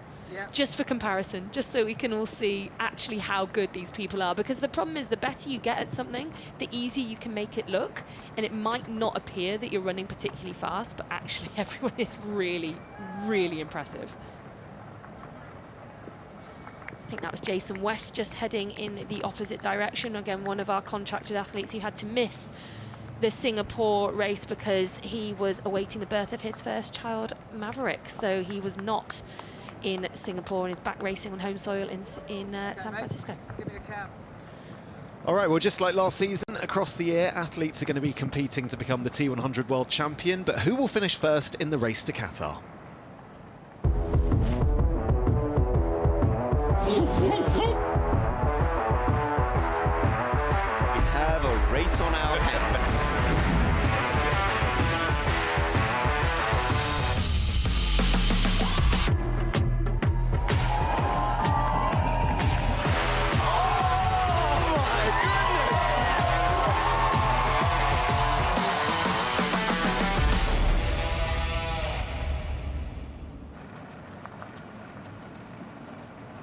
And we're back with Jelle Geens, who's pulled out what looks to me like a little bit of a lead ahead of Carl Smith.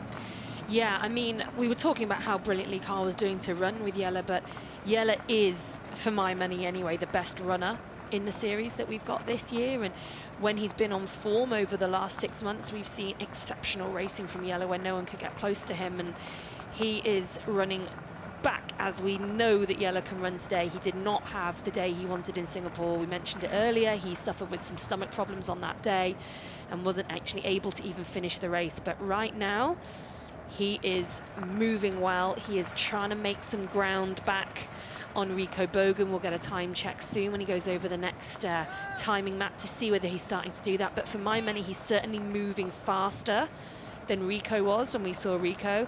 As we mentioned again, we've got Jamie Riddle in between. Jamie's got a 30-second penalty to take, so you know, just by looking at that timed gap there, as soon as he takes that, then of course Jelle's going to go straight past him. But Jamie's still got all to play for. You know, this is a fantastic race from him. He's currently sitting in second. Yes, okay, he's got a penalty still to take. It's only 30 seconds. And he's right up there in a T100 race. He's just 25 years old, got his first wild card for this race, and he's mixing it up. And hey, that's what the wild cards are there for. They certainly are. 5th at Ironman South Africa was a good result for him, but if he was to finish in second position or even better in San Francisco, that would be by far his best result of his career. So keep your eye on him. I mean, just thinking about Rico Bogen out at the front. And you said Jelle Geens, obviously the best runner that you think we've got in the field in the men's side. Is he the one that you'd be, if you're Rico Bogen right now out in front, are you worried about Jelle Geens or what? For me, yes. Yeah. For me, if I'm Rico, especially because he passed them, he's already seen them on that out and back section, and he will know that Jelle Geens and it was of course Kyle Smith were ahead of Marten Van Riel. So whereas Marten Van Riel may have been the person playing on your mind before the race started, it appears that right now it's not Marten Van Riel who's featuring quite so much. So this is Kenji Naina, and that means Kenji is just heading out on lap 1 of the run, whereas Rico must have already gone round the U-turn. He's done lap 1 on the run, he's got 3 to go, and so that's why currently we've got Rico just sort of sat behind Kenji Naina. Could he use Kenji Naina here for a bit of help, just to perhaps outpace him? I mean, Rico does look, you're obviously far more expert at this than me, but Rico does look like he's moving a lot more in the upper body than perhaps someone like Kenji is. Yeah, that's right, but that is Rico's style. He's often like that. He's got a fair bit of, you know, rock and roll to his run. There we go. So going in the opposite direction there, that's Jamie Riddle. He'll have the opportunity to take his penalty, and of course Jelle Geens going in the other direction as well. So that means we're going to get an updated time split pretty soon. But yeah, Rico Bogen has always been an athlete that moves, rocks and rolls to his shoulders quite a lot as he runs. As you said, Kenji Naina looking a bit smoother, but a full lap down on Rico Bogen right now, and that's also Andre Kubo as well. So he made up some time because he was obviously on his own off the back on the as the bike started out of the swim there, but he's caught up to Kenji Naina, and so now we've got a slightly bizarre situation. It is slightly bizarre, isn't with it? 3 athletes currently all running together, or nigh on together, and one of them is a full lap ahead of the other 2. Kenji just taking the long route around that part of the course. The wide line around the course there, Yeah. yep. There we go, Jamie Riddle, so he's coming in now. And right behind him, you can see the headband there of Jelle Geens and the black suit of Kyle Smith. And in the far distance there, you've got Mika Nut and Marten Van Riel running together. There we go, he's indicating he's going into the penalty box now. And you've got to press the timer to begin, but he'll be using this as an opportunity to recover. It's not ideal, but the very least you can do, like we can see there, he's just stretching out, just trying to get his body in the best possible shape for the last 12K. Oh, bit of cramp there. It's just as you said it, he was trying to stretch and the cramp hit. But he is going to start pretty much level with Kyle Smith, so that'll be a real advantage for him if he can just stretch out those legs a little bit. Here we go. Just as Kyle Smith comes round, there he goes. So Jamie and Kyle are now going to be running together in, well, 3rd and 4th place, really. So that cramp that Jamie Riddle had there, was that, how did that come because he stopped? Do you think that would have come if he'd continued running? Well, I don't know, because what's really interesting was he took the opportunity to stretch out, which is exactly what I would have done. Just as we see Mika Nut and Marten Van Riel go around the corner there. I would have done the same. I would have stopped there, tried to shake out my legs a little bit, given them a little stretch. And it seemed to bring on the cramp almost as he did that. But whatever it did, it sort of disappeared as soon as it came on, because he was able to, you know, set off running and doesn't seem to be in too much difficulty right now. So we'll keep an eye on that. We'll hope that's the first and last of Jamie Riddle's cramp. But we're now back with Jelle Geens. So he is now 2 minutes and 38 seconds down on the lead. And for my money, still looking fantastic, but not making massive inroads on Rico Bogen just now. Yeah, Rico able to keep this lead, and it's sort of getting to the amount of time that you'd actually think he can start to control the race a little bit from this stage. I mean, it's looking really good for Rico. Yes, Jelle Geens has taken a little bit of time out of him, but only about 20 seconds or so across the first lap and a bit of the run. There's only 4 laps, so looking very good for Rico Bogen as we head back to our women's leader. And of course, it is still Taylor Knibb. That gap is still hovering at just under a minute to Julie Deron and Jess Learmont. So nowhere near the size of gap that we have seen previously that Taylor Knibb's got, but we're still only, well, we've got still another couple of laps to go for the women here. So there's plenty of time for things to change around, but we know Julie Deron has exceptional run caliber, so she'll be very, very excited to be this close to Taylor Knibb at this point. And then we look back a little bit on that leaderboard to Kate Waugh, who's slipped down a little bit now, so she's at 2 minutes and 15 behind Taylor Knibb and 1 minute 15 or so behind Julie Deron and Jess Learmont.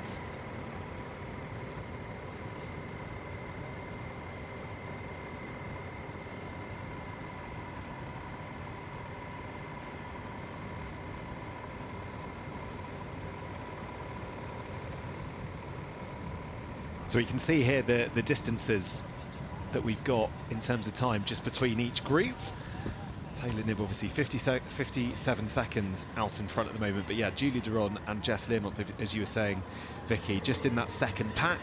Kate Waugh pretty much all by herself there in 4th position, before it's then Sanchez and Paula Findlay in 5th and 6th. Yeah, a little bit of a swap around there. So it was Sanchez and Holly Lawrence with Paula Findlay coming up behind, whereas Paula Findlay has made it into that little group, whereas Holly Lawrence now seems to have dropped back just a little bit. So she's currently in 7th place now, but still fantastic return from her, coming back from birth of her first child in October last year. And interesting that it's kind of the last time we were on this part of the race, you know, it's kind of stayed fairly similar. It hasn't. Taylor Knibb hasn't been able to get a further lead, and again, you know, we were billing this as the big Waugh and Knibb showdown, but that still looks on as far as I can see. For me, Waugh, Deron, and Knibb is still on. We could still see a really interesting showdown as we get closer to the finish line of today's race. I think Taylor has shown she is a complete athlete, total all-round athlete. But if there was a weakness, I guess she maybe doesn't have sometimes the star power on the run that someone like Julie Deron has. We have seen Julie outrun her a couple of times. Kate Waugh was just so exceptional in Singapore, but we didn't have Taylor to compare her to there. So, you know, I really want to see whether Kate can pull out another run performance where she's really got to. She's got to put her run performance down if she wants to try and get herself back to the top of that podium. Back with the men's race, and Carl Smith and Jamie Riddle right next to each other, kind of working together, I guess, to keep each other on the pace. Yeah, I'm really impressed with Jamie Riddle here. I mean, he is not so far been known for his run prowess. That's something that he's definitely worked on, and it's coming together. And this, for me, is the best performance I've ever seen him put together, swim, bike, and run. To be able to be at this point in the race and tacking on to the likes of Kyle Smith after having to make that stop for the penalty, after suffering with that cramp, to then be able to do this and to run with Kyle. He's holding strong in a position where he's battling for the podium. You know, these guys are running in third and fourth. That's a phenomenal result for me for Jamie Riddle, and I'd love to see him hold on and have a great race.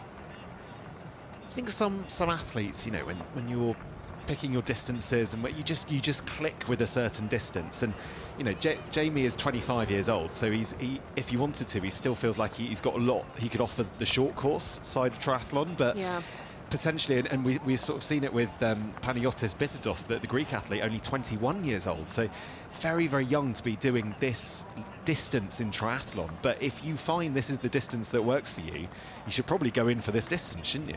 Well, I mean, it's interesting because historically it was always middle and long distance were for the older athletes. You know, the very traditional path in was that people did short course and then they stepped up as they got older, and that's kind of just how it was. And that has changed in recent years. We saw the likes of Rico Bogen himself. He won the World Championships at, what, just 22 years of age? So he sort of showed that it could be done. A lot of these athletes are incredibly young. Mika Nuut is incredibly young. They've set a precedent now, and it is so attractive to come into this series now, to race here. This is where the exposure is, where the excitement is, where the money is. Athletes want to be racing on the T100. We heard the likes of Jake Birtwistle say this was his aim. He wanted to get into the T100. We've heard Jamie Riddle say this was a dream, to get a start, get a wild card for the T100. It's exciting. They want to be here and they want to race the best athletes in the world. So it's just changed. The landscape of middle and long distance triathlon has changed, and it doesn't seem to matter how old you are now coming into it.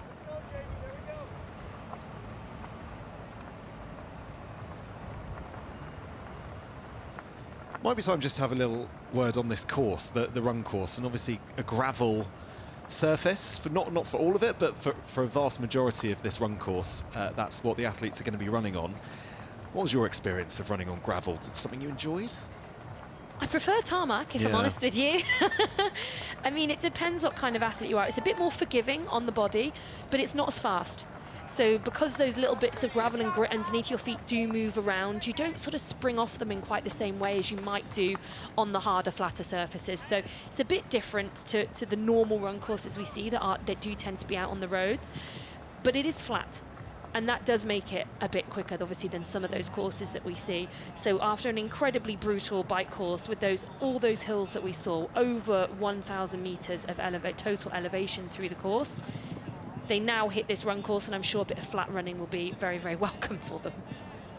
Yeah, they'll be grateful to the course designers for not giving them a hilly run course as well as a bike course. Just one would be preferable. And also swimming in the currents, although obviously favourable currents today, but could, I'm sure, be tricky if they were going in the other direction. Again, I'm just keeping an eye on that time gap, and Jelle Geens has really broken away from Kyle Smith and Jamie Riddle there, but look at the gap to Rico Bogen. It is holding steady at 2:35. That's only come down 1 second, I think, since our last time check. So right now, Rico Bogen running the same pace as Jelle Geens, and for my money, that was not the way this was going to pan out. We've questioned whether Rico's run is as good as it was in 2024. We've questioned whether he's gone out too hard out on the bike. But right now, he is showing that he's absolutely in control, and he's done the perfect tactics so far. Well, that's Marten Van Riel and Mika Nuyts, who are sitting about 3.5 minutes behind our leader, Rico Bogen. And they're a fair way behind. I mean, certainly from Marten Van Riel, you know, obviously series champion from last year, huge amount of expectation coming in to this week. We had the sort of mitigating circumstances of racing an Ironman before Singapore. So he comes here in better form. I know you mentioned he had the flu, but sort of be hoping to be a little bit further towards the pointy end of this, wouldn't he? I don't think Marten has ever been off the podium in a middle distance race. And of course, in T100, he's got an exceptional history with, I think, 3 wins last year, a second, and of course a third to start off this season in Singapore. So he's never been off the podium, and he won't want to be off the podium. And we know his health wasn't in the best possible shape as he built up to this race. And then on top of that, is he just a bit weary of sorry there, I'm just trying to articulate what I'm thinking there. I think he's just struggling with the ultimate pace of today. I think, I just keep getting drawn back to Rico. Yeah. Maybe the story is Rico. Well, this is it. I think being on the run and just pushing to a point that maybe none of the others have an answer for today. This is kind of what I was trying to articulate there. I can't quite yet work out whether it is Marten who is a little bit off today and some of the others who are a little bit off today, or if it's actually that Rico has really raised his level. And I think I'm coming to the conclusion that it is Rico who is a level above where he has been historically. And when I say historically, I just mean the start of this year. Last year, we saw him race phenomenally. We saw him put together fantastic races both here in San Francisco. We saw him do it in, of course, the grand final that we had in Dubai last year. But we haven't seen him run like that consistently, and we haven't seen him do it yet this year. But again, when I just compare him to the likes of Yelagines, who does look to be moving really, really well, Rico's having an absolute race for the ages here. And I think that's why when we were there comparing him back to Marten, I found it really hard to assess where Marten's at. But I think we can probably say Marten's not at his best right now. Not today. We don't know why. Is it the stress of this week? Is it the fact that he's got the crown that's heavy on his head? Is it actually because he's been sick and hasn't had the training block that he would want in between the last 2 races? Whatever it is, I'm sure we're going to see him backfiring, because never, ever write off someone who can be a world champion, and Marten Van Riel, who's delivered time and time again. But it just doesn't seem to be his day, whereas this man, it does seem to be his day, and he is putting together just a show. And that 10th place in Singapore, we've obviously spoken about that run and how that didn't go to plan. But he did look good up until that run. And Singapore is such a, I mean, all of our races on the T100 have their quirks and are unique in their own individual ways. But the heat and the brutality of Singapore, it does create perhaps some slightly odd results. And you go, maybe that was just a nutrition or a fueling or a hydration issue for Rico, just meant he had nothing left on the run. Maybe he was actually in superb form in Singapore, just got some of the other factors of the race wrong. It's entirely possible. Singapore is a special race with really unique conditions, and it's very hard to prep specifically for that race and to get it right. And few athletes did, and we saw huge time gaps at that race, which I think was really indicative of those conditions. I think we have seen Rico race elsewhere this year, not just at the T100, and the same thing happened. There we go, that's support. That's going to give him a boost as he goes around there. He's halfway through the run now, so he's out on lap 3, just begun lap 3, and so that kind of thing will be fantastic for him. He'll know that he's holding that gap really nicely back to Yelagines, so he's going to be riding high right now. But yeah, with Rico, we know that he hasn't yet this year put together a run that we've seen in previous years from him. And I said earlier on today, I wondered if with the new focus that he seems to have been able to show on his bike, the step change he's made in the power he's putting down in these races, whether that's cost him a little bit on his run, but right now it doesn't appear to be the case at all. And we're just going to pick up shots here of Carl Smith, who looks like he's dropped Jamie Riddle. They were neck and neck just after Jamie Riddle took his 30-second penalty. But it looks to me like Carl Smith has pulled out a bit of a gap now from the South African. Yeah, that's right. They're getting a bit of distance between them now, aren't they? So Yellow settled into second place. Kyle Smith looks to be becoming more and more confident in that third place position. You can see the pain actually in the background there etched across Jamie Riddle's face, but he is putting in the race of his life, and you know he's going to be gritting his teeth, going as hard as he possibly can, because the incentive is so high. He was so delighted to get that wild card to be here. He's put together a fantastic performance, and he's just got to hold it together for another couple of laps, and we could see him really get a, he could still finish in the top 5 or 6 here. I know an amazing result. An absolutely amazing result, and that's the sort of result that will earn him further wild cards. And this is where opportunities to race in this series are so important and so precious to these athletes, and they dig so deep because it's worth so much to them. Just looking a little bit further down the standings, Yuri Kulin in 7th. Morgan Pearson is having a very good day down in 8th. He didn't have a huge amount of form coming in here. I say he missed Singapore because of a bike crash and a fractured wrist, so good to see him in 8th. Nicholas Mann in 9th, and Justin Riale. He's an incredible story for him if he was to finish in the top 10.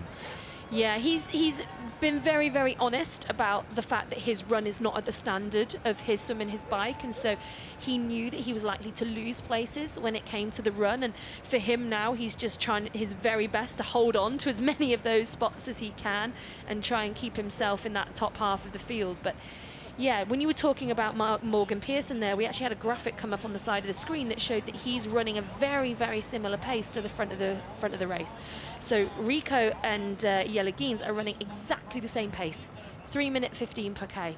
So they are stride for stride exactly the same, just 2.5 minutes apart. So been so interesting to see them together. We could have had that sprint finish again, but right now, if Rico can hold this together, that's not going to happen. But then Morgan Pearson is running through the field nicely from behind. He didn't come off the bike in 8th place. I think he was a little bit further behind that, but he has held the gap really nicely to the front and is going to quite possibly come up on 1 or 2 more athletes. I mean, 3:15 is so quick. Just people at home, just to put that in context, after what these guys have done, a 2-kilometer swim, an 80k bike, and now you're putting in that sort of type, as you see, sorry, Vincent. Going the other way with his special suit. You cannot miss him, can you, here in San Francisco? So I'm just trying to do the maths. I think 3:15s is 32:30 for a 10 kilometers. Wow. So it's, that's just, so people can kind of compare that to park runners or park whatever, run, 16:15 for a park run. That's not too shabby at the end of a 100-kilometer race, is it? It's not. It's not at all. And actually, we wanted some normal runners to call them normal, and here we go. Rico's overtaking some of the locals here, getting in their Saturday morning jog. That's right, and you've got to think it's at this point that Rico's going to start to really believe that he's got this now. I mean, he's still a lap and a half out, so it's 7.4k. It's not done yet. There's still time. We still can't be sure who's going to win this race. Anything could still happen, and it's important to stress that. We have seen it happen before. We have seen people capitulate within the last 5 to 6 kilometers of the race. But the way he has run so far has been truly impressive, and he's not put a foot wrong. So lovely shots here on the drone of Jamie Riddle just ahead of Mika Newton and Marten Van Riel. Perhaps back then to Rico Bogen, he said he might be starting to think that this might be his race and his first win on the T100. But yeah, what could stand between him now and not getting that win? Is it something as basic as nutrition? Is it? I mean, obviously these are super experienced athletes, so it's not going to come as a shock. He's done many T100 races before, but yeah, go on, give us some jeopardy. What could happen between now and the end? Oh, well, I mean, you could go for anything. A pedestrian could take him out, or a dog or anything like that. But we don't think that's going to happen. That would be pretty unusual. But the things that are usual and that we do see in races are, we call it a bonk, when you're just low on sugar and you haven't got your nutrition right. He might be a bit too dehydrated, but this hasn't been a hot race today. The athletes have had ample opportunity to take on the fluids. We've seen Rico taking on fluids as he goes through the aid stations. So I don't think that's going to be the case for Rico today. As long as he has measured and taken his nutrition appropriately throughout the race, again, looking unlikely that we're going to see a bonk, but that, again, could happen. And it could be something like a Yellow-Geens just finds an extra gear. Yellow-Geens starts to find an extra 10 seconds per kilometre. Well, then it's getting very spicy, and then it really would come down to the wire at the end.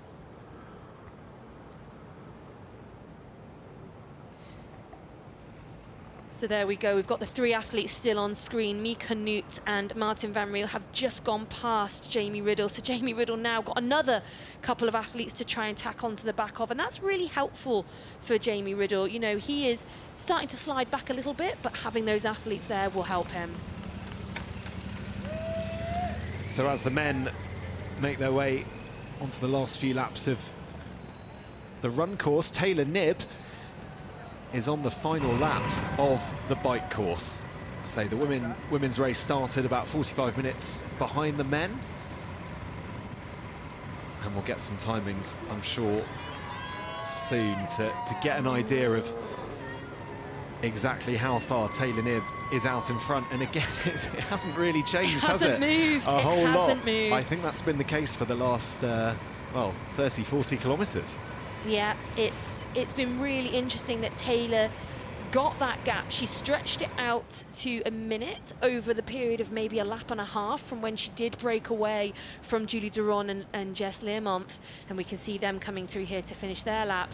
But since that point, it just hasn't really gone beyond a minute. It's yo-yoed somewhere between 50 seconds and a minute, but it hasn't really gone out at all beyond that.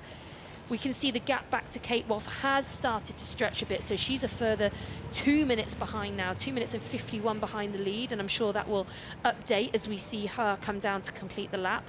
So she's definitely starting to lose a little bit of time, but I think that's going to be fascinating to see. I can't wait to get these girls out on the run course, because you're going to have Taylor Knibb with a lead. We're not sure how big a lead, but we're pretty confident she's going to have a lead. Yeah. We're going to have Julie Duron, possibly our best runner on course right now in the female field. We're going to have Jess Learmonth, who we know isn't at her best running right now, given that she's coming back from a calf tear. And by her own admission, I think she said to me yesterday, she's not done very much running at all since March this year. And then you've got Kate Waugh, our new heir apparent to the throne, who was absolutely unbeatable in Singapore, going to be coming off the bike roughly 3 minutes down. I think this is poised perfectly for a run battle. It really is excellently poised. And just having a look at the positions gained there off the bike, Lucy Byram, who we know is a superb biker, she's gained 10 places. Yeah, as has Pierre there. So those two athletes have both moved through the field really, really nicely. Yeah. Lucy Byram, we touched upon it earlier, a really, really good cyclist. And when she gets into her position and can just ride, she is one of, if not the best, probably bar Taylor, out on the course. And so to see her being able to do that now and move herself through up into 7th, that's exactly what I was hoping to see from Lucy Byram today. And so I'm really pleased she's been able to deliver that. And I know she was incredibly disappointed to DNF in Singapore. There we go, that is Kate Waugh coming round. So she now heads out onto her final lap at 2:57 behind the lead. So she's held that gap, lost maybe another couple of seconds since we last saw a time check, but not very much. And Now she'll just be trying to really look after herself on this last lap, knowing that she wants to make a repeat of Singapore. She's going to have a much harder job this time. She came off the back right at the front in Singapore. She was in control from the first steps of the run. The gap was huge and it just got bigger. Whereas here today, if she wants to get to the front, she's going to have to chase them down. Well, speaking of chasing down, the men's race is nearing its conclusion. Rico Bogen out in front, but those athletes behind don't at the moment have an answer to what the German is doing. And I kind of wonder whether they expected it, or whether they thought, you know, we can let him go because so far this year he hasn't really ran as well as we know he can do. But today he's just showing he's back. You know, he is back running at his very best, and there's a grimace on his face, there's a rock and roll through his shoulders, but the pace is still high. Yelagines has taken maybe 10 seconds out of him, but that's not enough. He needs to take out 10 seconds every single kilometre and more if he wants to get to the front. Probably 20 seconds a kilometre is what he's got to do now if he wants to make it to the front. So Rico's got such a good buffer now. He just has to not completely fall apart. He can afford to drop his pace by 10 seconds per kilometre. Would you? Not deliberately, but if you are struggling and you're really, really having a tough time of it, I would think I would take confidence in knowing that I can back this off. I can back this off a touch, even if I just say to myself, until the end of lap 3, I'm going to take it down a bit, and then lap 4, I'm going to push on again, and I'm going to enjoy that final lap, and I'm going to take the tape. Yeah, you did some strong maths earlier, Vicky. Thank you. But confirmation there of a 5K in 16:28, because Yelagines is running at an average of 3:18 per kilometre. It is just outrageously fast given what these athletes have been through already in the race, and just about to hit the 3-hour mark here in the men's race. So an awful lot of exertion already so far in the T100.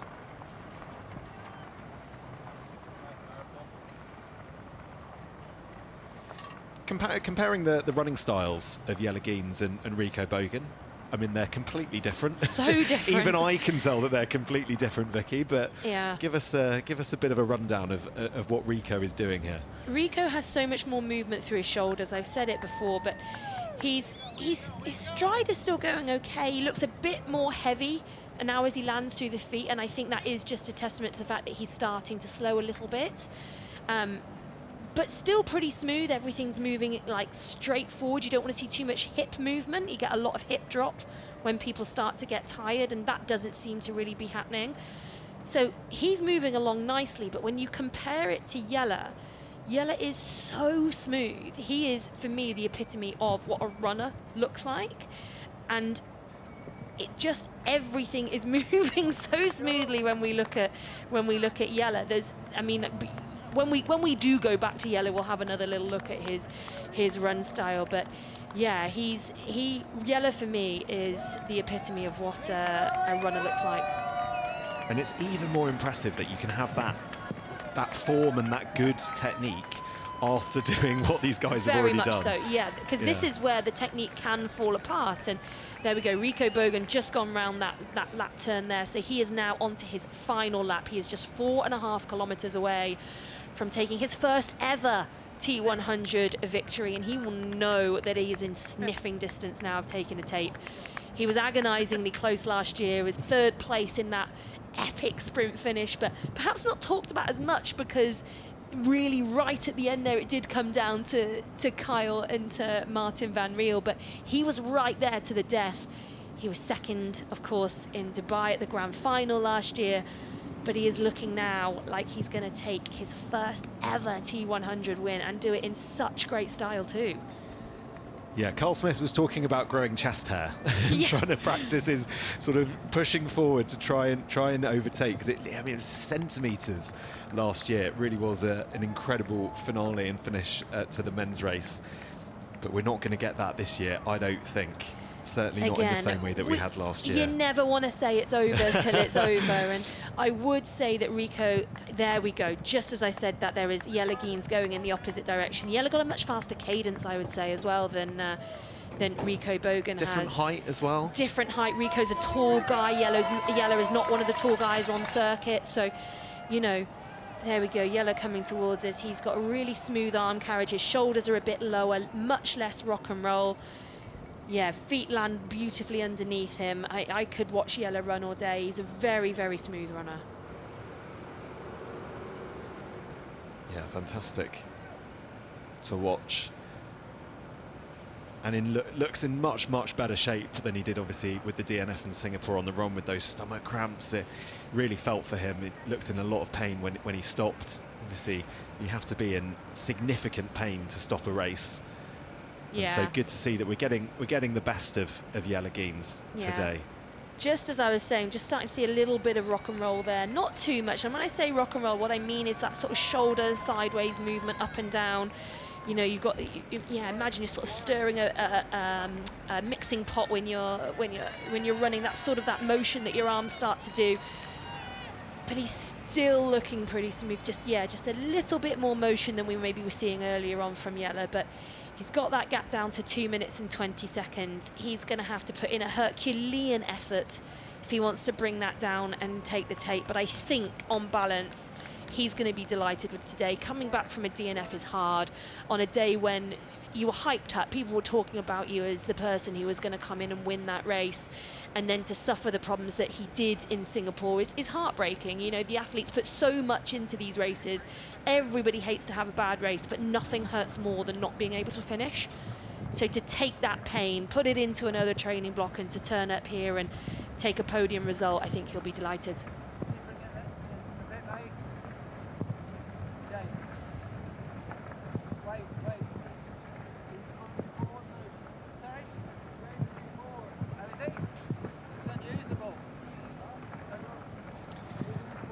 Okay, so last lap.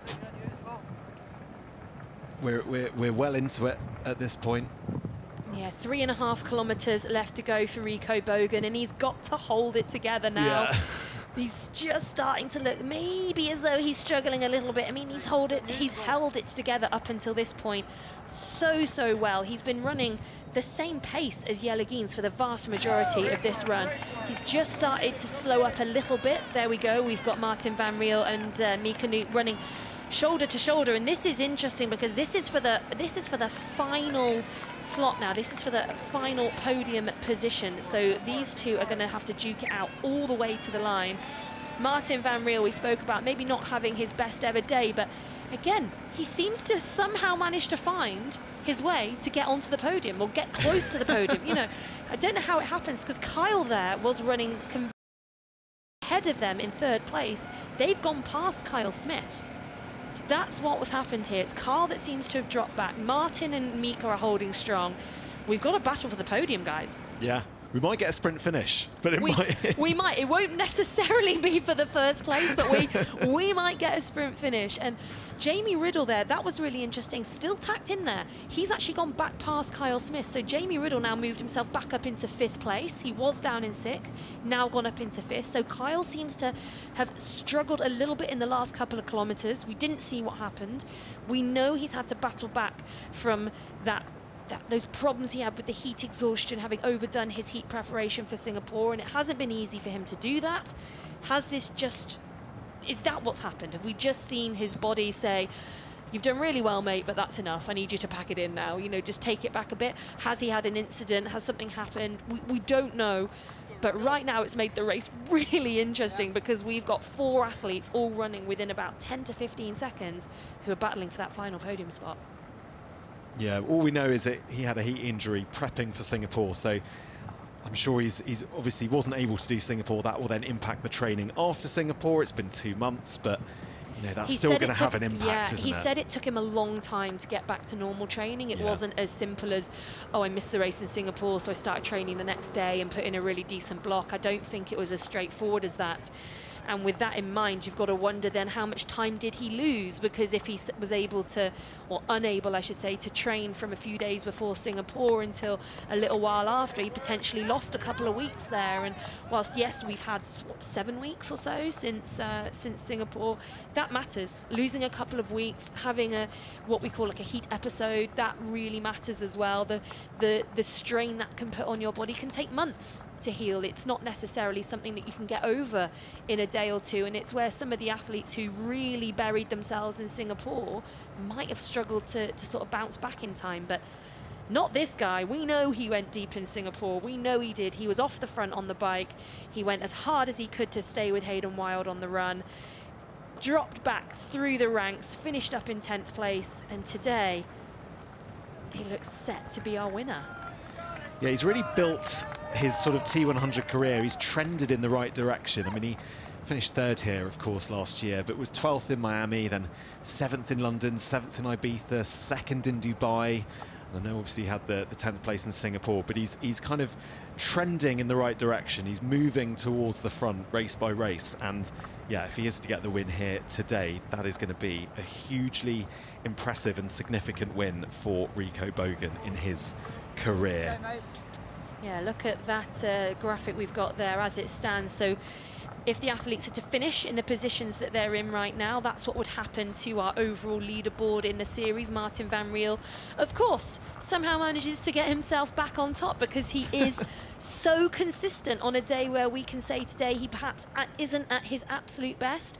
And there we go, eyes on the man himself, still running with Mika Nut. It's going to come down to the wire with these two for that final podium spot.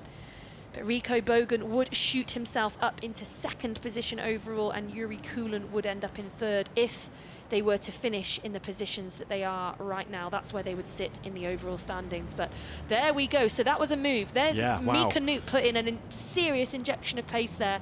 He does not want to face Marten Van Riel down the blue carpet and that sprint finish. He wants it done and dusted before. So that was a move. So what has Marten Van Riel got to answer to Mika Nut's injection of pace here? He's looking behind him and he can see that he's trying to move away from Marten Van Riel, who is doing everything in his power, but it just looks like Mika Nut has started to put the burners on. But it was early. They've still got about 3 kilometers left to run, because we know at the front of the race Rico's got 2 and a bit kilometers, so that's a long way out. They're still on the way out on this lap. They haven't come back yet, so that is early for Mika to make that move. But like I said, maybe he just does not want to risk coming up against Marten Van Riel in that final sprint. He might yet come up against Marten Van Riel. Let's not write Marten Van Riel off yet. We saw him come through so strong at the end in Singapore. At one point, he didn't look himself at all on the run. He was sort of really struggling. But with every lap that went by, he just got better and better. And there was a moment where you could almost see the injection of pace. And as we're talking about it, I think that is Jamie Riddle and Kyle Smith coming up behind Marten Van Riel. So I think we're about to see them all come together. So that will be for 4th place. Mika Nut's put in quite a big gap there in 3rd. Huge. He's made it clear that he is now in contention for that bronze medal. And behind, we've got another changing of battles, and this could change that leaderboard that we just talked about completely. If Marten goes from a potential 3rd place finish to a potential 6th place finish, that has massive ramifications for the leaderboard and what happens in the series overall. Yeah, that's why the race to Qatar this year is just so interesting, because all of these places have serious consequences come the end of the year. They're all going to count. And then Kyle now has just overtaken, Kyle Smith, I should say, has just overtaken Jamie Riddle. Yeah. And Marten Van Riel. So he's struggling to keep on this, isn't he? Whatever has happened to Kyle, he dropped right back, and now he's back in the mix again. Yeah, I'd be fascinated to know what's gone on with Kyle out on the run today. And once again, we've said it so many times today, but I am super impressed with young Jamie Riddle. I think for a first go at this distance, for a first go at this, in this caliber of field, I just think he's put together a brilliant race. And he had a 30-second penalty as well. Yeah. He rode solo for the whole, 2nd half of the bike leg. He's put together a phenomenal performance, and I've been so impressed with him, especially with how he's held it together on the run. If I thought there might be a chink for him today, at an area that he might struggle on, I thought it might be now, and he's really embraced the challenge of racing with these top guys, and he's sat right in between first and second place from last year. I mean, what an amazing, amazing result for Jamie. Yeah, phenomenal position that Jamie Riddle has put himself in. The young South African performing exceptionally well here in San Francisco. And we can look at the gaps here. Rico Bogen, say 2:08 in front, Jelle Geens 1:52 behind that, and then Mikinu 11 seconds. But we've got eyes on at the moment that gap for, that battle for the places between 4th, 5th and 6th that we're seeing at the moment. And it will potentially help them that there's the 3 of them. They've got 11 seconds ahead over them to get up to a podium position, but the incentive to get to the podium is so high in these races. It's what all the athletes want, what they're driving for.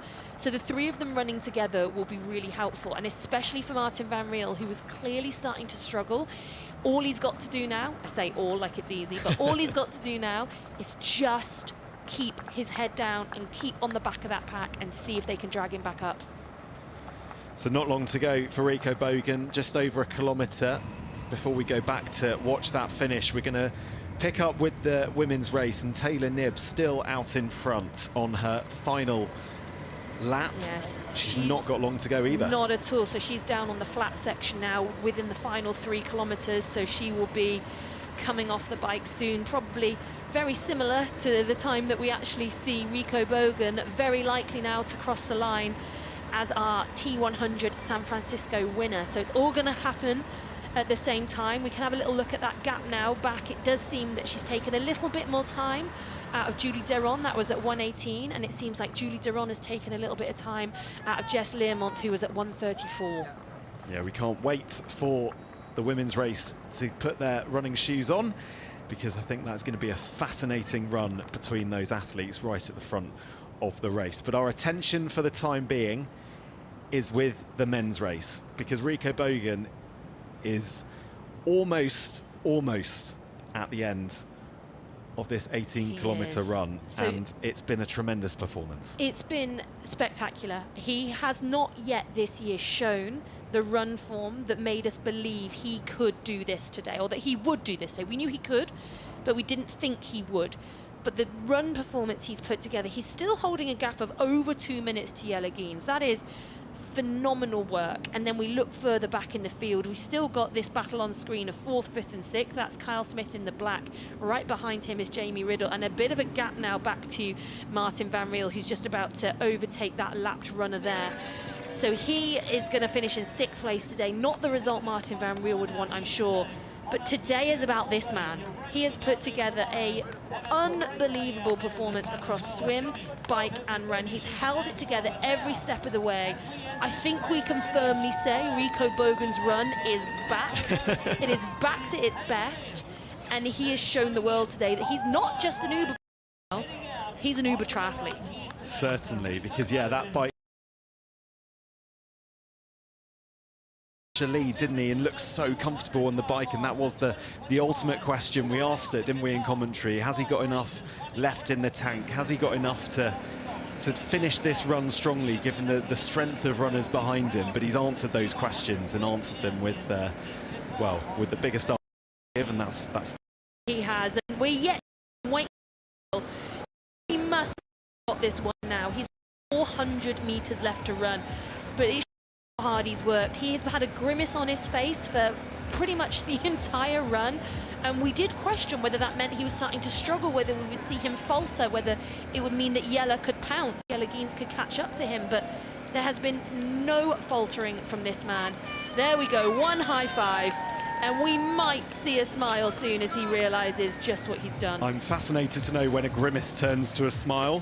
Keep your eyes on that, because I think we're going to learn very, very soon as Rico Bogen makes his way onto the finish straight, rounds the final corner. It's a long straightaway. It's a long way to go. Very, very long straight. But he will be so delighted that he is on that straightaway on his own this year. He is not in a sprint finish. He is not battling Marten Van Riel and Kyle Smith. He's done that earlier on in the race. He made the damage early on the bike.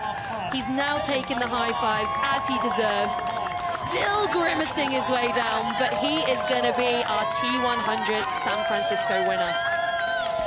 So on the blue carpet, Rico Bogen might just turn this grimace into a smile. He was third last year, and he makes his way over the finish line. Rico Bogen, you're a T100 winner. Finally, that grimace turns into a smile. Just goes to show how hard he has worked over the last 18 kilometers, over the last 100 kilometers here on the T100. And he blows a kiss to the camera. He's absolutely obliterated the rest of the pack here. He's finished well out in front here in San Francisco. The run battle we expected to unfold with the likes of Jelle Geens there on screen coming from behind just didn't happen. He held it together superbly, and like you said, it was only maybe the last 10 meters of the race he allowed himself to finally smile, to finally enjoy the fact that he was gonna win this race. And I'm gonna enjoy every moment of his interview as he talks about not only, I'm sure, what this means to him, but the fact that he's delivered such a superb all-round performance, swim, bike and run. I think that's the story of the day for me. Well, another story of the day is just how well Jelle Geens has performed. He had a huge amount of disappointment out in Singapore, had a DNF, but he's going to come home in second place. There's a Belgian flag, I think. That's right. I mean, at the moment on our world rankings, both 1 and 2 spots are taken by Belgians, with Marten Van Riel and Jelle Geens. So Belgium riding high in the world of triathlon at the moment, and Jelle Geens showing just exactly why. Bouncing back from a DNF is a really tough thing to do, and to do it in the style he's done it today. Great all-round performance from Jelle Geens. Yeah, really, really impressive performance from Jelle Geens. He's already got one T100 win. It's going to be second place here in San Francisco this time around. Tongue out through the finish line, and I'm sure he's going to be greeted here by those who are going to congratulate him. Congrats, impressive. Bloody hell. It's a hard course, no? Yeah, well, the run course is so Apologies for the language there, but You can tell yes. he lives in Australia with a phrase like that, can't you? Exactly. Here we go with Mika Nut. So Mika Nut still holding strong for third. That move that he made with still nearly 3 kilometers to go was absolutely the right one. It's going to pay off here. He's going to hit the podium in the T100 here today in San Francisco. And for an athlete who we know has been sick recently, he's had the flu. He said on his Instagram just yesterday, this is a new form of taper for me. We're going to have to see if it pays off. I think maybe he's going to think about getting the flu a bit more often, because a podium in the T100 against the likes of these athletes is amazing. And there we go, Kyle Smith coming through for fourth. Jamie Riddle looks like every muscle in his body wants to give up, but he is on for a top 5 performance. Come on, Jamie, Come you on, can Jamie. make it to the line. Marten Van Riel is not far behind him, so he's going to have to keep his eyes on him. But for now, our eyes are on Mika Nut on the blue carpet. This is a brilliant, brilliant result for him. He finished 5th last year in San Francisco. He's going to go 2 better this time around and finish 3rd. Taken out the hairband He's to let those taken out locks the flow. hairband. I love that. Go on, Mika. Brilliant, brilliant performance from Mika Nut. 2 German athletes on the podium. 2 very young German athletes on the podium, and a great return to racing for Kyle Smith after the heartbreak of not being able to start in Singapore. 4th place here today. Obviously something happened midway through the run, but he held it together.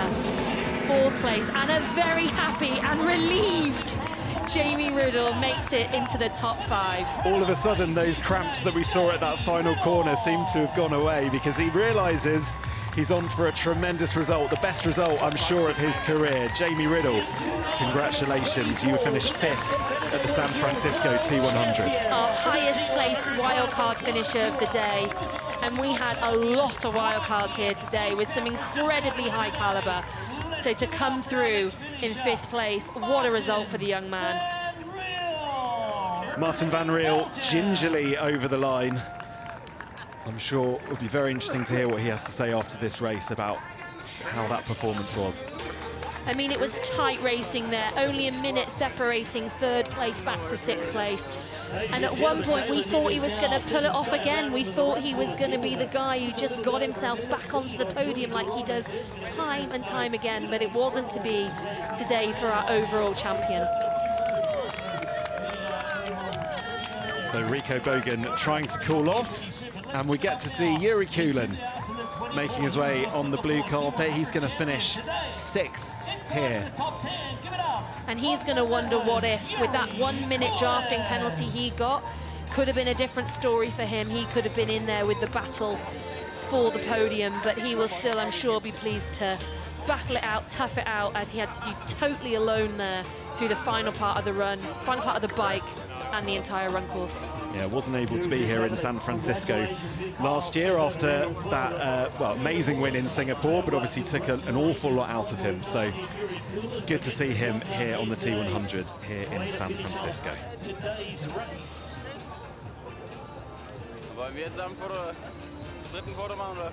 And the discussion starting between Rico and some of his family, I think. Superb. All right, so that's the men's race coming to a conclusion.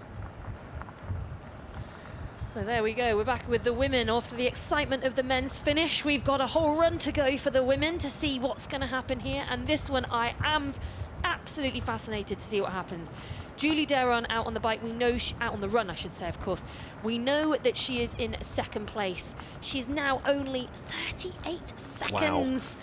Behind Taylor Knibb. This is going to come down to it. So we know that Taylor had well over a minute ahead of Julie Deron off the bike, and the way Julie Deron is running right now, she is chomping down on that lead that Taylor Knibb has. So could this be the day when Julie Deron takes the tape for the first time, just as we saw Rico Bogen do in the men's? Yeah, let's not forget Taylor Knibb has a 100% T100 record. So Julie Deron in prime position here to contest that and to ensure Taylor Knibb loses that 100% record. Well, the way Julie Deron was racing at the back end of 2024, we all thought that she could be the contender when it came into the 2025 season. She was so new at this distance and so fresh onto the scene, but the way she was delivering bike run performances especially, we thought that this could be her season, that she might be the one to challenge Taylor Knibb. But then, of course, with that disappointment in Singapore, there was the question mark of whether her form was quite there, the same as it had been in 2024. But today, woof, right now, 38 seconds behind Taylor Knibb, and they've only done about 2 kilometers on the run. So this is exciting. Interestingly, I mean, obviously Rico Bogen also had a difficult run in Singapore, but I just, again, Singapore. Poor Singapore. But we talk about the unique challenges of that race, and we spoke about it earlier in regards to Rico. Maybe it's just, it is a quirk, you know, sometimes it doesn't give you the true reflection of where an athlete is at. It's a special course. We've said it before, we'll say it again. Singapore is unique because of the climate, the conditions that are there. But then San Francisco is also unique because we don't have another course like this with the swim and the currents, the amount of climbing they have to do on this course, the gravel run, it is different again. So this is the beauty, I think, of our series. We've gone from one set of conditions in Singapore to something completely different here in San Francisco. Some of the athletes have been able to show consistency across both of those races, but other athletes, it's, you know, completely different athletes we're seeing at the top of the racing. And that's why the series matters, because you've got to be good at a variety of races, a variety of courses, a variety of conditions if you want to be world champion. Yeah, you can't be a specialist at just one type of course, can you, on the T100? We really do go to all sorts of places, and we really do take part in all sorts of courses.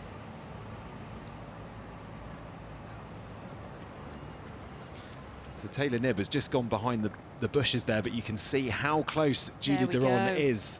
She is not far away, and She'll be interesting able to see her now. Yeah, it'd be really interesting to see how quickly or how where they're going to pass or how quickly they're going to catch up. Yeah, that's right. And Jess Learmont still hanging on in third position at the moment. She's 1 minute and 53 behind. She will no doubt be thinking about those athletes coming from behind her, knowing where her run's at the moment. But right now we are with Taylor Knibb, who will have just gone round that U-turn, will have seen how close Julie Duron has got in just the first half a lap here. We've got 4 laps to do, so only 1/8 of the way through the course. And right now, that gap that Taylor Knibb had built up on the bike has been more than halved by Julie Duron in just the first half of this lap 1. And there we go. Is that how we can see just coming around the corner in the background? So this is very, very interesting. It seems almost inevitable that Julie is going to catch Taylor. And then the question is, what does Taylor do next? Yeah, well, that's what I was going to ask you, funnily enough. What does she do? I saw her checking her watch there. I'm sure she's getting some pacing data off her watch, but does she have to stick to her race and her plan because she doesn't want to blow up and necessarily follow Julie's pace? It's a really tactical question. I think in this type of racing, people often just try to run their pace because they know how risky and costly it can be to go above what they can potentially hold for the 18 kilometers. But then there's also the racing element and your racing head, and your racing head tells you just hold on to them for a little bit. Maybe they're running higher than they can hold. They're just making their move right now. If I hold on to them and put pressure on them, they will then start to suffer. So it's a really interesting point and question. And then the final thing to say on that is ultimately you can only run as fast as you can run. If Taylor is running her max pace right now, there's probably not too much else that she can do about it. It's a fair point, and you can see the distance from our drone shot here just between the two of them. We saw Kate Waugh go past not too long ago as well. So this women's race is really nicely poised, isn't it, for a brilliant finale. Yeah, absolutely. And I'm going to be fascinated to keep eyes on Kate Waugh a little bit further down in the field as well. So 4th place, where she's been for, well, the majority of the race today. She's currently at 4 minutes down on the lead, but 2 minutes down on Jess Learmont. So the way that Kate Waugh was running in Singapore, the way we know she can run, I think she will have eyes on Jess Learmont and think that she has a pretty good chance of catching up to Jess. As we said about Jess Learmont, not in her best run shape right now. She absolutely knew she needed a big gap on the bike from a lot of those chasers coming behind if she wanted to hold on to a solid performance. And she actually said to me yesterday she'd be pleased with the top 10. So I think right now, if you look how far down 10th is, that's another 8 minutes back on where Jess Learmont is right now. I think she's looking good to do that, but I think she could probably raise her expectations a little bit right now.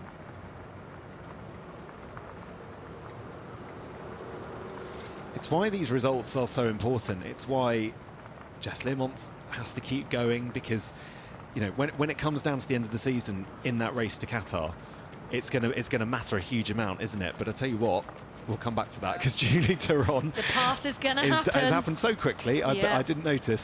So yeah, Julie Duron right behind Taylor Knibb here. She looks brilliant as well. I mean, Taylor looks good. Let's not do any disservice to Taylor. Her cadence looks good. She looks pretty smooth. Taylor doesn't seem to be showing any signs of distress, but you can see the speed that Julie's moving with. She's a really powerful athlete. You can see she's got really good glute strength and really good cadence, and she's put a spurt in there. She didn't just pass. She's gone hard to make that pass. That was tactical. That's saying to Taylor, if you want to come with me, you've got to up your pace right now. And it's a really hard thing to do, to make that gear change, that step change, and go with someone who's just overtaken you when you're midway through an 18-kilometer run. Really hard to do that, and that move has already given her 10, 20, 12 meters.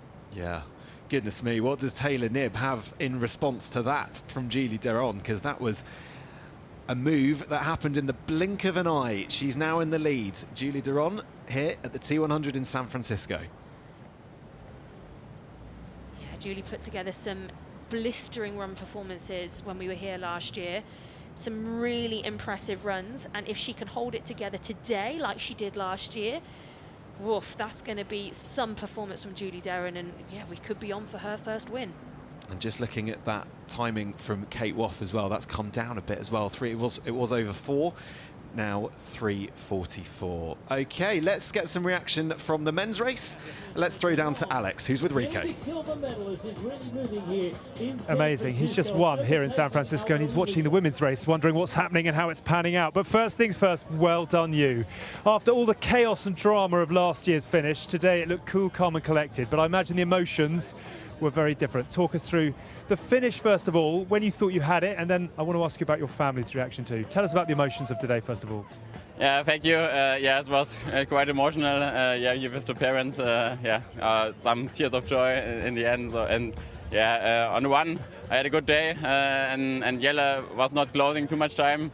So I had always thought around 2 minutes 30. So I know after the half, my legs was quite okay, and then yeah. But I keep the technique and last lap on the backwards, and I know with 2 minutes lead I should have it, and then I could clap all the supporters, and this was great, and yeah. It's nice to see so many people here, yeah. Quite right, and cheering for you as well. Tell me what Mum and Dad had to say to you when you crossed the finish line.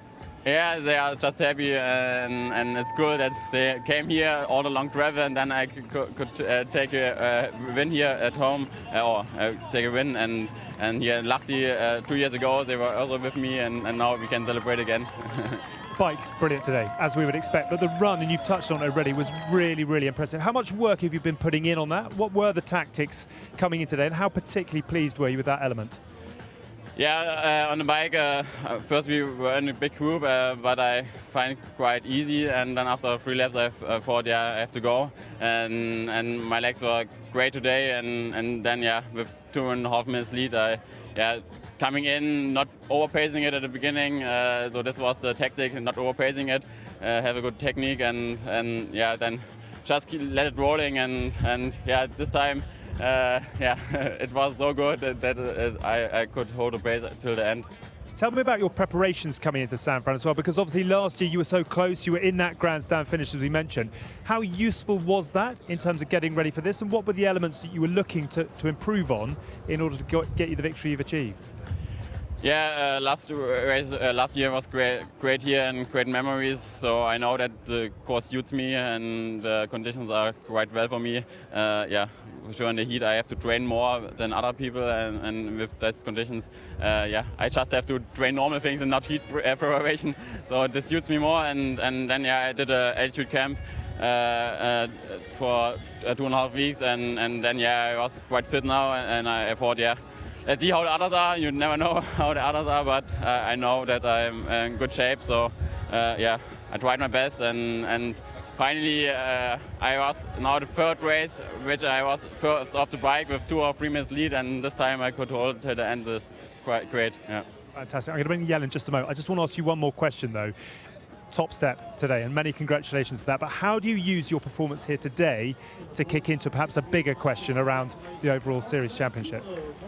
Yeah, I don't know. The series points are now leading, but in 2 weeks it's going to Vancouver. I stay here, going to Canada, and I think it's nearly the same course and same conditions. So maybe there's a podium again or a win again would be great, and then I have a quite good position in the series.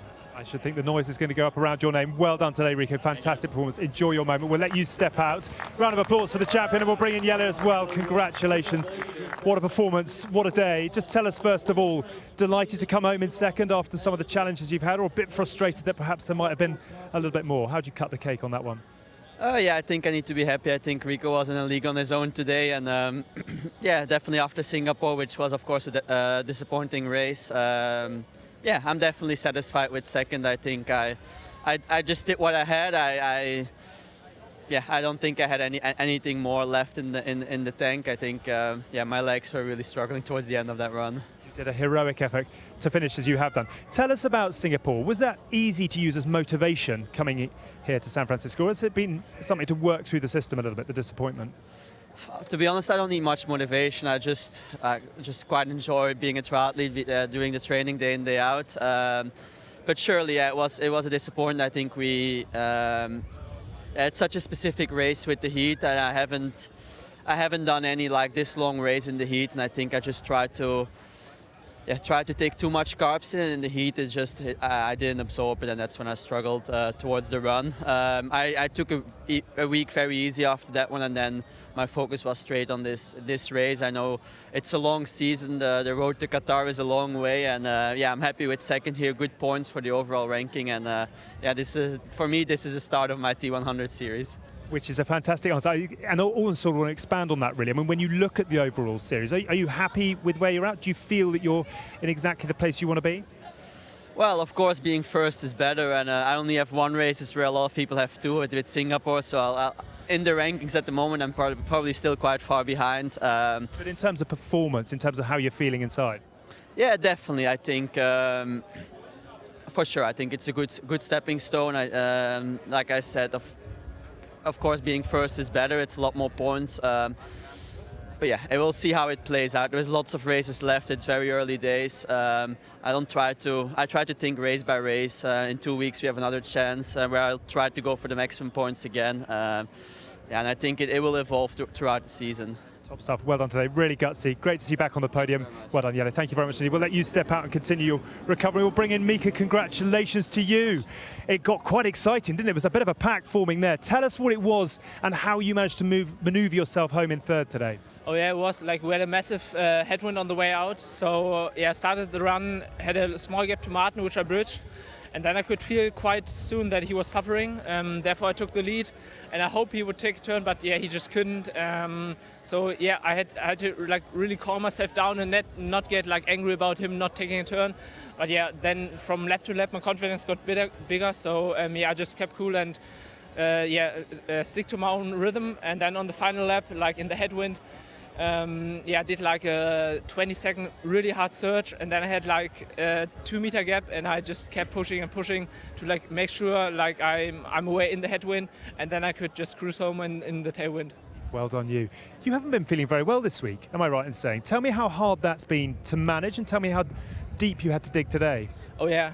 Like I came from Sierra Nevada from altitude, and I picked up like just a small cold there actually, but due to the dry air there and the travel here, I just felt quite bad. Therefore, I didn't know what to expect, but yeah, just went into the race quite chilled.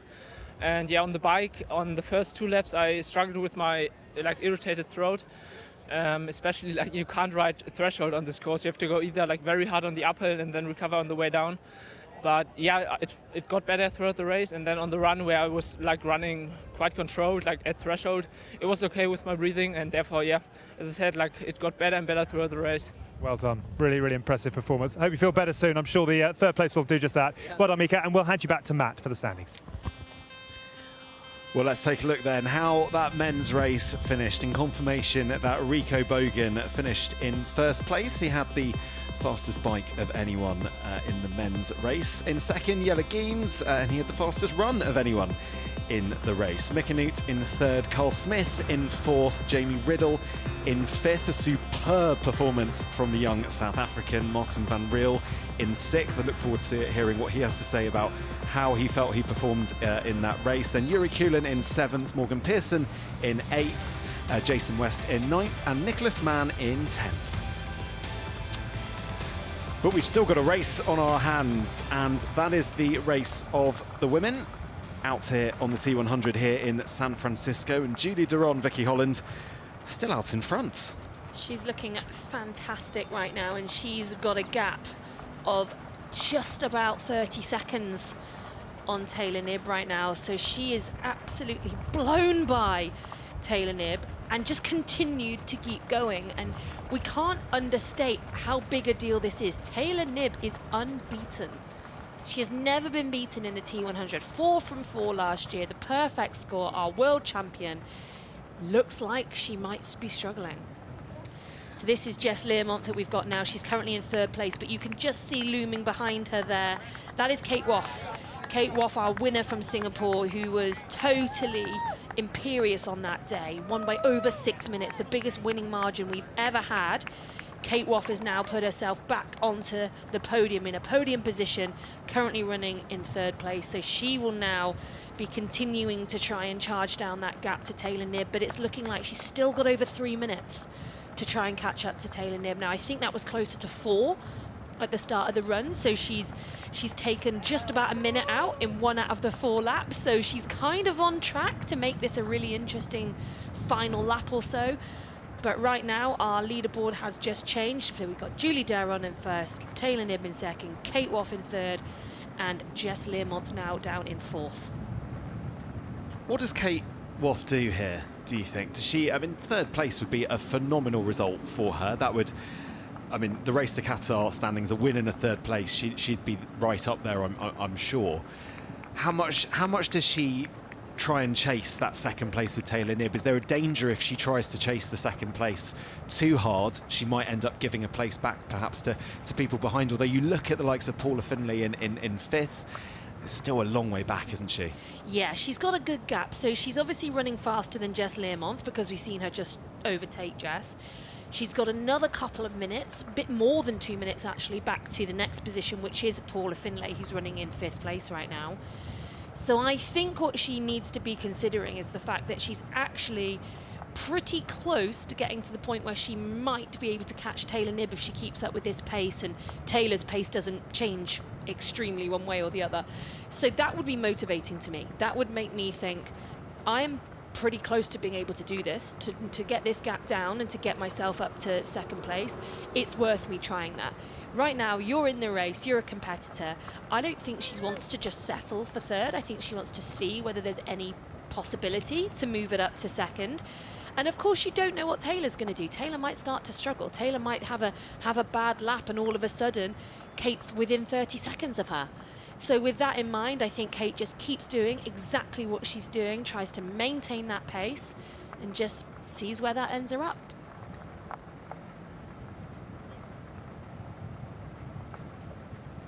Similar question with regards to Jess Learmonth as well. We've obviously spoken about her not being in her best running form coming here in San Francisco. So I'm curious to know what her race looks like now. And we know that she's racing in Vancouver in a couple of weeks. How much at this point, if at all it does as a professional athlete, do you start to think about the next few weeks? And she's going to need to recover from this race, and she'll want to go to Vancouver in good form as well, won't she?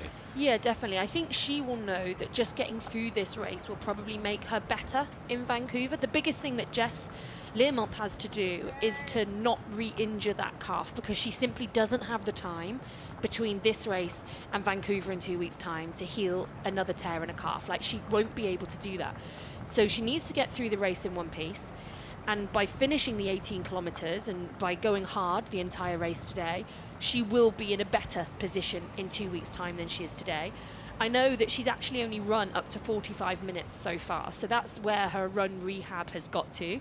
She thinks it's going to be fine. She's not felt anything in it as she's built up her running again, so she does think it's going to be okay to get her through the 18 kilometers. But it is a question, you're right, of how deep does she go? And if it's a case of her holding on for 4th or coming in 5th, or as the race goes on, maybe it's actually more of a battle for 7th or 8th, depending on what those girls a bit further down the field do.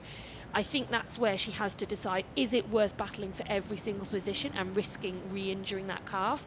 Or does she get through in one piece, know she'll be better in Vancouver, and look to the second half of the season to put down her scoring results?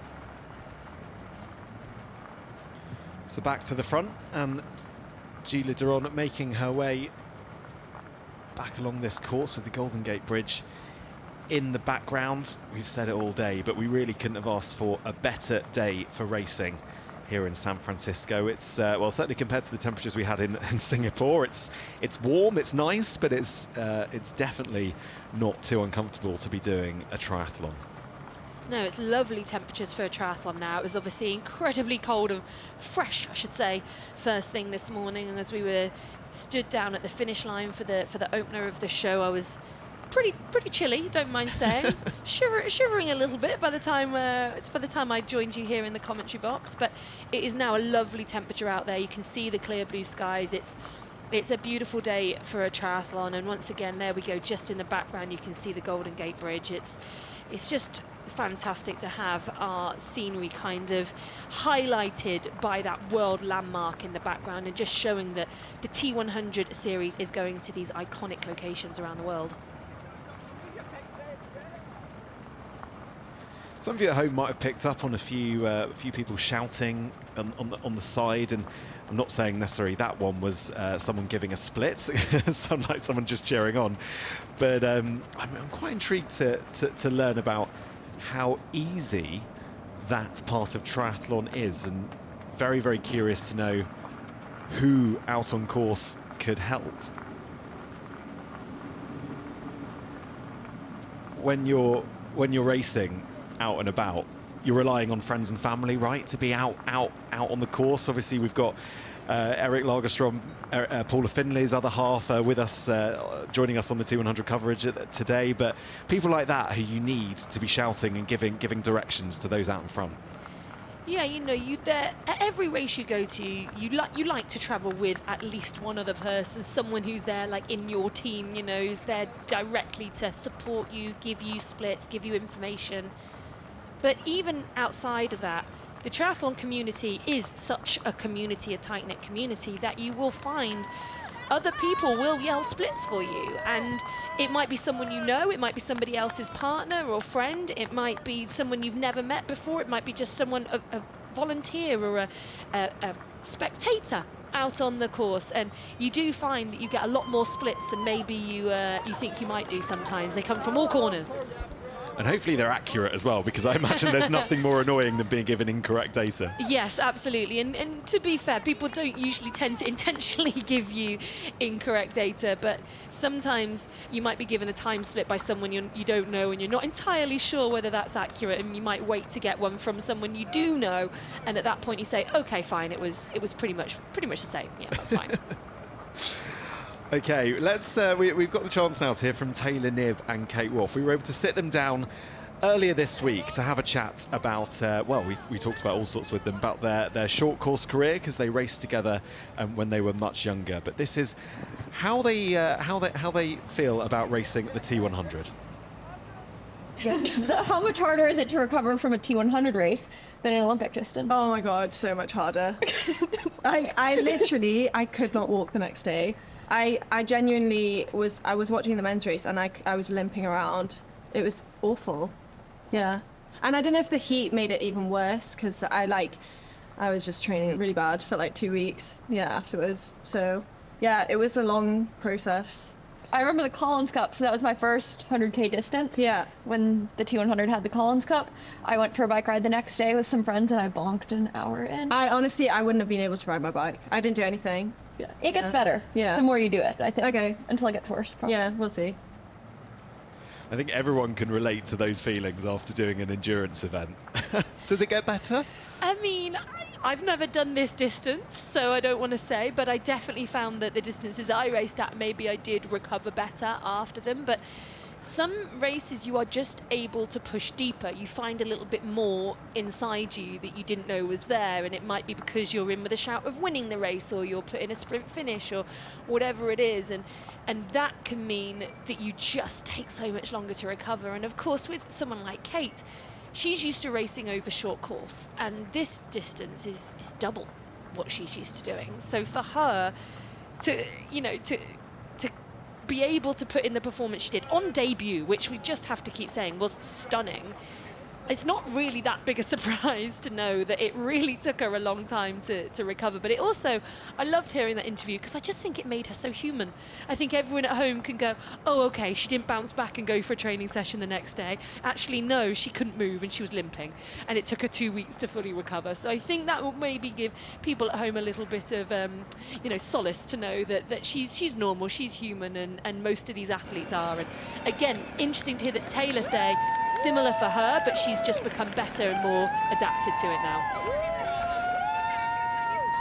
Julie Duron makes her way around that corner, and we're going to get an idea of just how far ahead of Taylor Knibb she is. You can just we can see her, can't we? at Just the end coming there.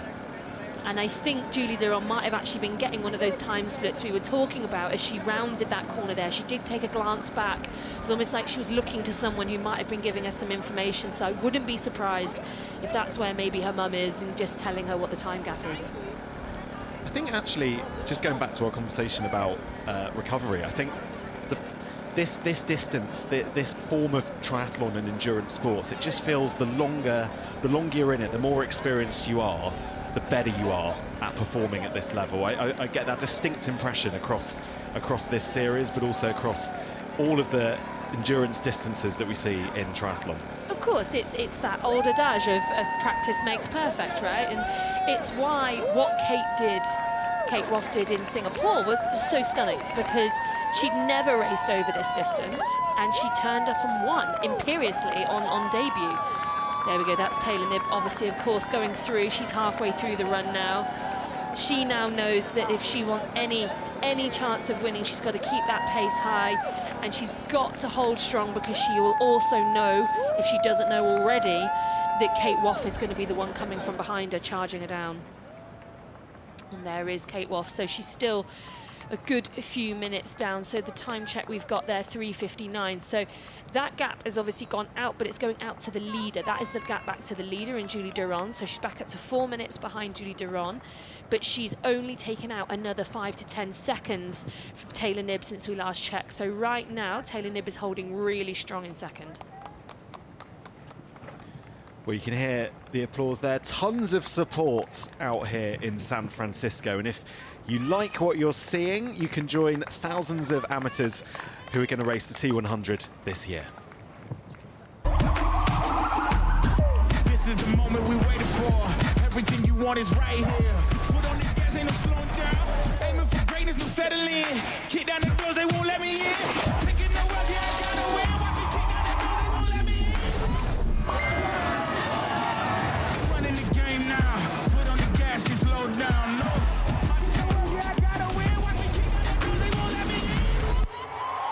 Watch the game change, yeah. And you can scan the QR code on your screen to find out more about upcoming races.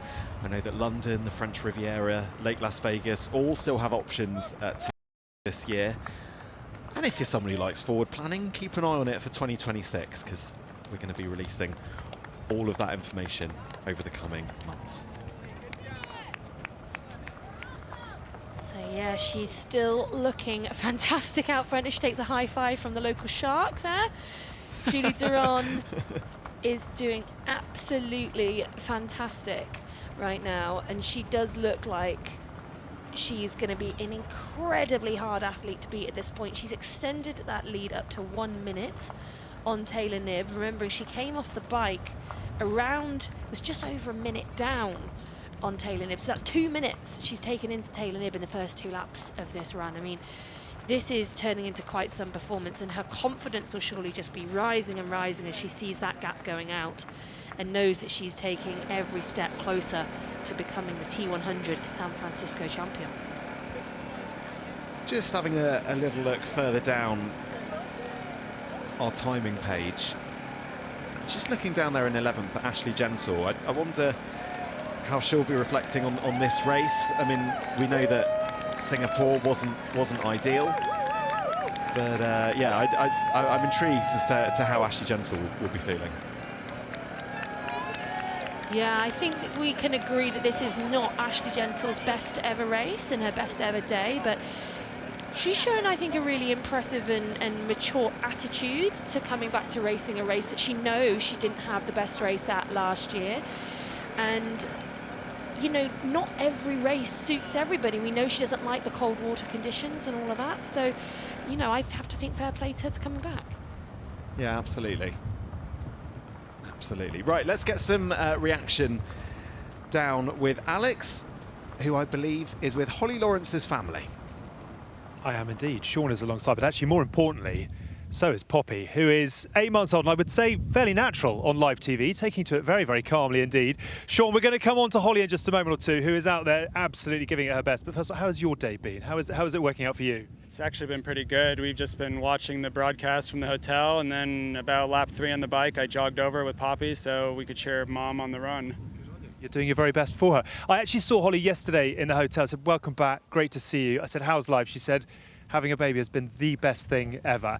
Tell me a little bit about how easy it's been for Holly to get back into sort of triathlon mode, and obviously how hard it is at times to spend more and more time away from her little one. It's not been too difficult to get into triathlon mode. She trained all the way up until giving birth. We were swimming the morning before she was induced, so swimming and biking has been pretty consistent all the way up till birth, and then getting back was fairly quickly, obviously 2-3 weeks of almost nothing, and then started to pick it back up. But she got a stress reaction in her sacrum in December, so we had to delay the season start, but we're here now, and this is one of the best places to open the season, so we're super excited. And tell me about her expectations coming into San Francisco. We, like I said, with the stress reaction or stress fracture, we weren't planning to do this race this early, but she came back from it really quickly, was in really good shape, I think because of the training leading into birth, and then we said she's healthy, she's running well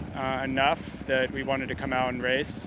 It's also a close flight, 2 hours away. She's won this race before, so knows the course, knows the people, and it was like an easy decision to come out here. I was just going to ask you from your eye as well, how she performed out there today. How happy will she be? She'll be very happy. Before the race, we talked about top 10 would be. We didn't want any real expectations just because it was a last minute decision, but if we said top 10 is doable, and I think she's in 7th or 8th, so if she can pick up 1 or 2 more people, it's a really good day. She'll be very happy. Very nice to see you. Very nice to see Poppy. We'll let you get back out there and start cheering again. But yeah, Holly's going to want to see her in the next loop of the run, so I'll run over there with her. All motivation, and rightly so. Nice to see you, Sean. Thank you. Good on you. Great to see Poppy. Look at that smile. Yeah. I love seeing that because I've seen a lot of the interviews, the media. She's got Sean and Holly have their own YouTube. It's called the Passion Project, and she's talked about her motivation to be back racing and how much she's missed racing, and the break she had through pregnancy, she said, was the break she didn't know she needed to come back and feel really ready to get onto the race course now. And I just think she's put together a super impressive performance today. You've got to remember, she was right at the front in the swim, pushing the pace actually towards the end of the swim. She was there for a lot of the bike, dropped back a little bit, but now for my money is running faster than the couple of athletes in front of her in both Paula Findlay and Jess Learmonth. And so that could mean she actually moves up even more spots by the end of the race. I don't think 4th or 5th is actually off the cards here for Holly Lawrence. And to do that, not even 8 months after her daughter was born, in this calibre of field, just exceptional.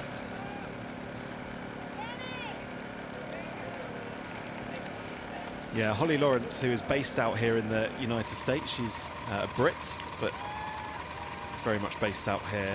Really, really good to see her back. And I say she finished 3rd in Miami, which didn't feel all that long ago, and she's done an awful lot since. She was pregnant in Miami when she finished that 3rd place. I mean, exceptional again. So eyes here, yeah, sorry, Becky. No, I was just going to say, probably what you were going to say, that we're now here with Paula Findlay, who's currently running in 5th place. We obviously missed her at the season opener in Singapore because she was unable to leave the United States as she goes through her green card application process as a Canadian who lives and bases herself in America. That was something that she's just had to do, and unfortunately it meant that she couldn't leave the States, but putting in a really solid performance here today in 5th place. And again, she's going to have eyes on Jess Learmonth. We know Jess isn't running as well as she can do and has done in other races, but Jess is sliding back through the field slightly, and that means that Paula Findlay will have eyes on her now. Yeah, her best result, Paula Findlay, on the T100 was 4th in Miami last year. She finished 6th here in San Francisco last year, 5th in Ibiza. She's so consistent. Yeah, I mean, it's just, it's exceptionally consistent. I mean, she might go one better here than she did last year. Yeah, that's right. She's just someone who always seems to come in between that sort of 4th, 5th, 6th, 7th position. That is just where she seems to finish. And I know she would dearly love to finish a little bit higher than that and get herself onto the podium. Today, to do that, she's going to have some work cut out for her, shall we say. She's a couple of minutes down on Kate Waugh, who is currently in 3rd place. So it would take a bit of an overhaul there to get herself up onto the podium. But hey, never say never. We have seen these things happen in T100 racing before, but still a really solid day out for Paula for her first race on the T100 for this year. We've obviously met Eric in our coverage a little bit earlier on, but they've got a fantastic podcast together called That Triathlon Life, which I highly recommend if you want to find out more about what it's like to be a professional triathlete, that you go and have a listen to, because it really is superb. Yeah, they've built a real following and a real community with that as well. There are people who sort of buy their merchandise that they also produce and really follow them around the world. And I know that Paula absolutely loves racing in North America because they have such a huge community over here and people who come out and support and cheer for them. And that's a big part of what they do now and what they really enjoy doing and what gives Paula energy and excitement back into the sport now. So yeah, just another avenue that one of our athletes is using to hype their motivation as they keep racing. Feels like every single athlete pretty much now has their own YouTube channel or podcast, or it's they do, but you know, it's such an amazing way to get to know them, and you know, I've been watching so many of them in preparation, and yeah, it's fantastic. Especially, you know, Jamie Riddle, someone like that, you just get such an insight into what it's like and what they're trying to work on in those weeks between races.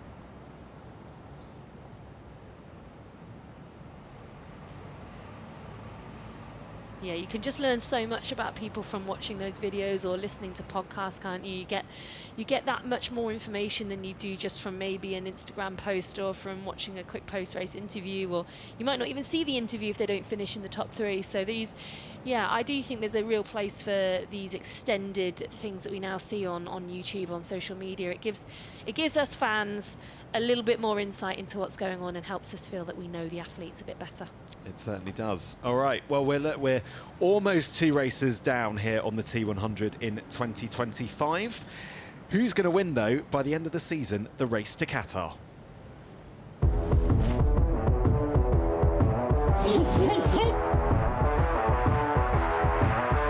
have a race on our hands.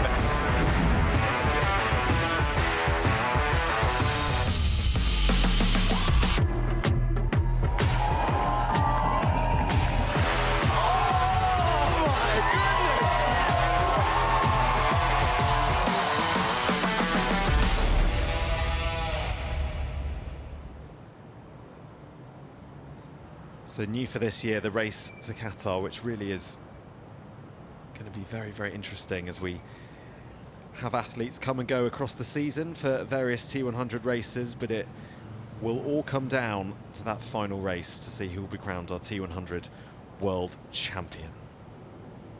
Yeah, we know the standings are just going to continue to evolve throughout the year. We have virtually everybody there in Singapore, but not a lot of our contracted athletes here today, which has made it really exciting because we've had so many wild cards come in. I mean, look what we saw there from Jamie Riddle in the men's race. Having him there to mix things up was really great. And right now, this is one of our contracted athletes, of course, Julie Deron. She finished 3rd overall in the series last year with 3 second-place finishes on the bounce, and looking very, very good right now to take her first ever T100 victory, just as we saw with Rico Bogen. They've been on the podium, they've been the nearly man or the nearly woman, but today looks to be the day that they both take the top step. There we go, just a little bit of a pace update for you. So running average of 3:41s at the moment. That's a casual 18:23 for her for park run. But remember, she's continuing to do that for, you know, nearly 4 times to complete the 18 kilometers. So pretty impressive. It is rather. It is rather. Yeah, I mean, Julie Deron had 3 second-place finishes on the T100. So yeah. She, I mean, yeah, not quite at the point where you call her sort of the nearly woman of the T100, but the win you would feel wasn't far away for Julie Deron. And she's well on course at the moment. And the way she raced last year in those races, the second half of 2024, it became clear that she was the one to watch. She was starting to do things that, you know, look at this crowd. This is the corner, isn't it, where you get all the crowd support.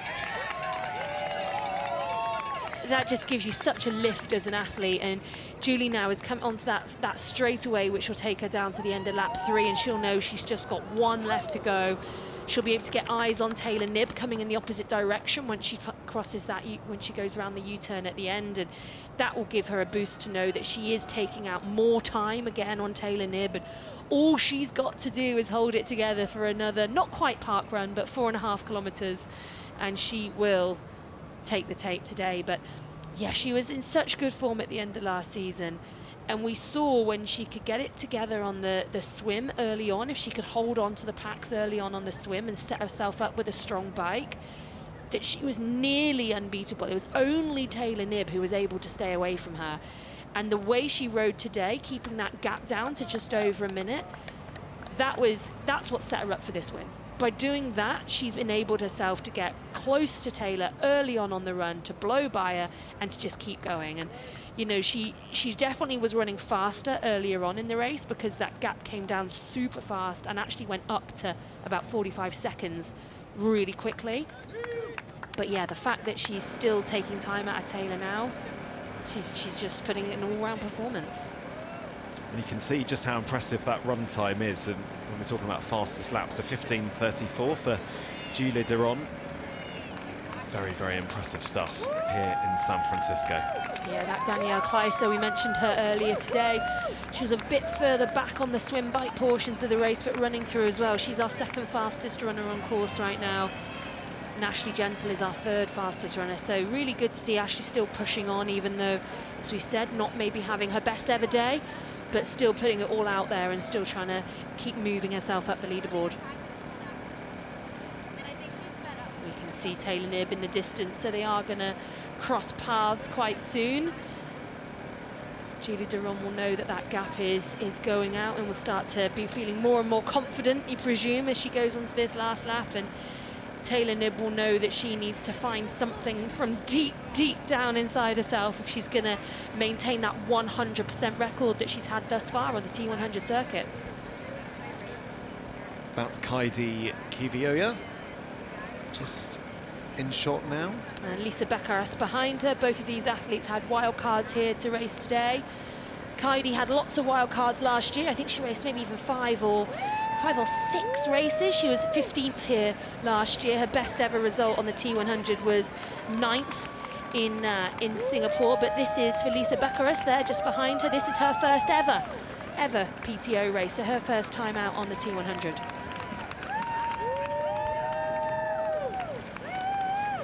Really good support here for Taylor Knibb, as Julie Duron is continuing to build out that lead. It's now at the last count 1:43 out in front, and Kate Waugh just sitting in third. Pretty decent sized gap between Taylor Knibb and Kate Waugh as things stand. Yeah, that gap's still, what, 3 minutes and 40 seconds? 2 minutes and 40 seconds behind from Knibb to Waugh. So it's come down a little bit more, but it hasn't come down enough, you know. Kate Waugh now knows that she's probably settled in for third place. She doesn't appear to have been able to push on in quite the same way that she was at the beginning, and that's Kate Waugh we can see running out, as we can see Julie Duron running towards. So there we go, crossing paths there. But Kate Waugh coming in to close out lap 3 with just 1 lap to go left for her, and it'll be a second podium in a row, obviously after that win in Singapore for Kate Waugh, and that will keep her atop our rankings as we head into the 3rd round of T100 in Vancouver in just a couple of weeks' time. Yeah, 2 months between Singapore and San Francisco, and then we've got 2 weeks.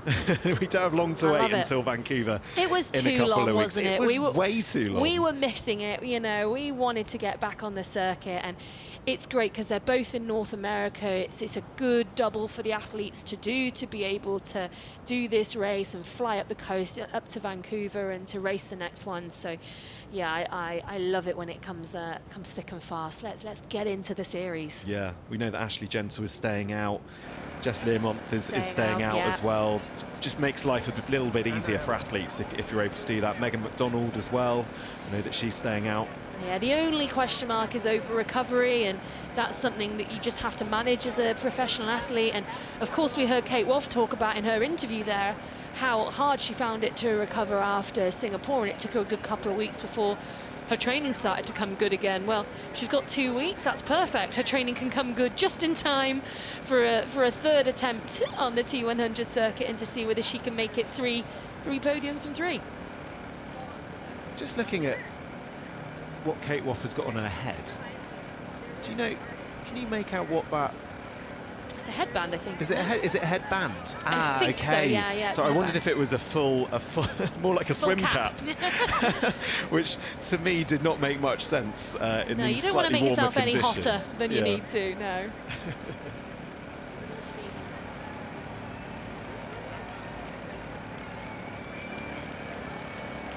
can just see her trying to chew down.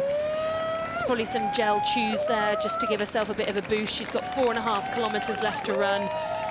She knows she's just got to keep holding on, and she's going to get another podium result today. So just taking in that energy now is super important. It also helps with recovery. The better shape you can finish the race in, the better you're going to recover. If you finish totally depleted, it just takes so much longer. I can definitely relate to that as an amateur athlete. It's the thing you realise that pros do so well, is it's all about the recovery as well as the race, because yeah, if you're racing in 2 weeks' time in Vancouver, the recovery starts the minute you cross that finish line. Oh, does that mean we're going to see you sign up for one of those T100s that we keep talking about? Well, maybe. The ones that are still available. Might see you in London taking on well, T100? I'm learning to swim at the moment. So, learning to swim, nice. Well, you've got a few months. Yeah. London's not till August. We can get you there. Thank you. You're volunteering to give me swimming lessons. Oh. I don't think there's anyone better in the world that I'd rather have swimming lessons Oh no, off, there are plenty of people better in the world, but I'll certainly help you out. That's anyway, very kind. Here is Julie Daron, deep now into the final lap, and looking pretty good here to take her first ever T100 win. She's been strong all day. She hung on to that swim pack at the beginning. She was second off the bike with only just over a minute deficit back to Taylor Knibb, or ahead of her, I should say, to Taylor Knibb. And she chomped up that gap really fast on the run and took the lead early in lap 2.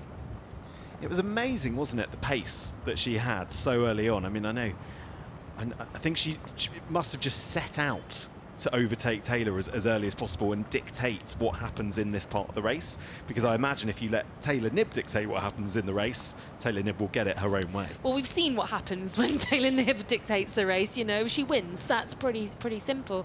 And I think it would have been incredibly motivating for Julie as the bike wore on to see that gap to Taylor wasn't really going out very much. It was going out a tiny bit, then it would come back down, then it might eke out a little bit more, it'd come back down again. It did go out a little bit more right towards the end in the last lap, but not significantly.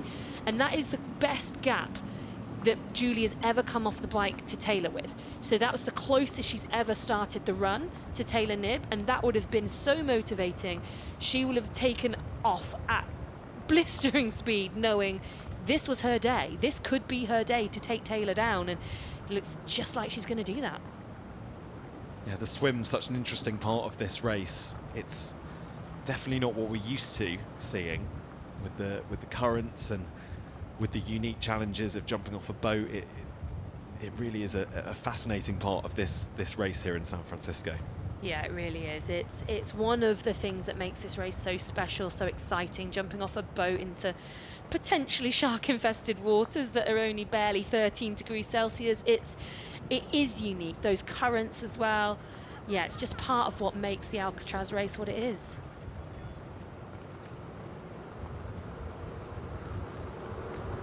For the likes of Julie Daron, I mean, you were talking there about the sort of tactics that she will have been thinking about during the race. How calculated are some of those decisions before the race? I think she will have had sort of best case scenarios in her mind. You know, she will have thought, I've been able at points to swim in the front pack. Sometimes I'm a little bit behind, but if I can swim in the front pack, that's a brilliant best case scenario for me out the swim.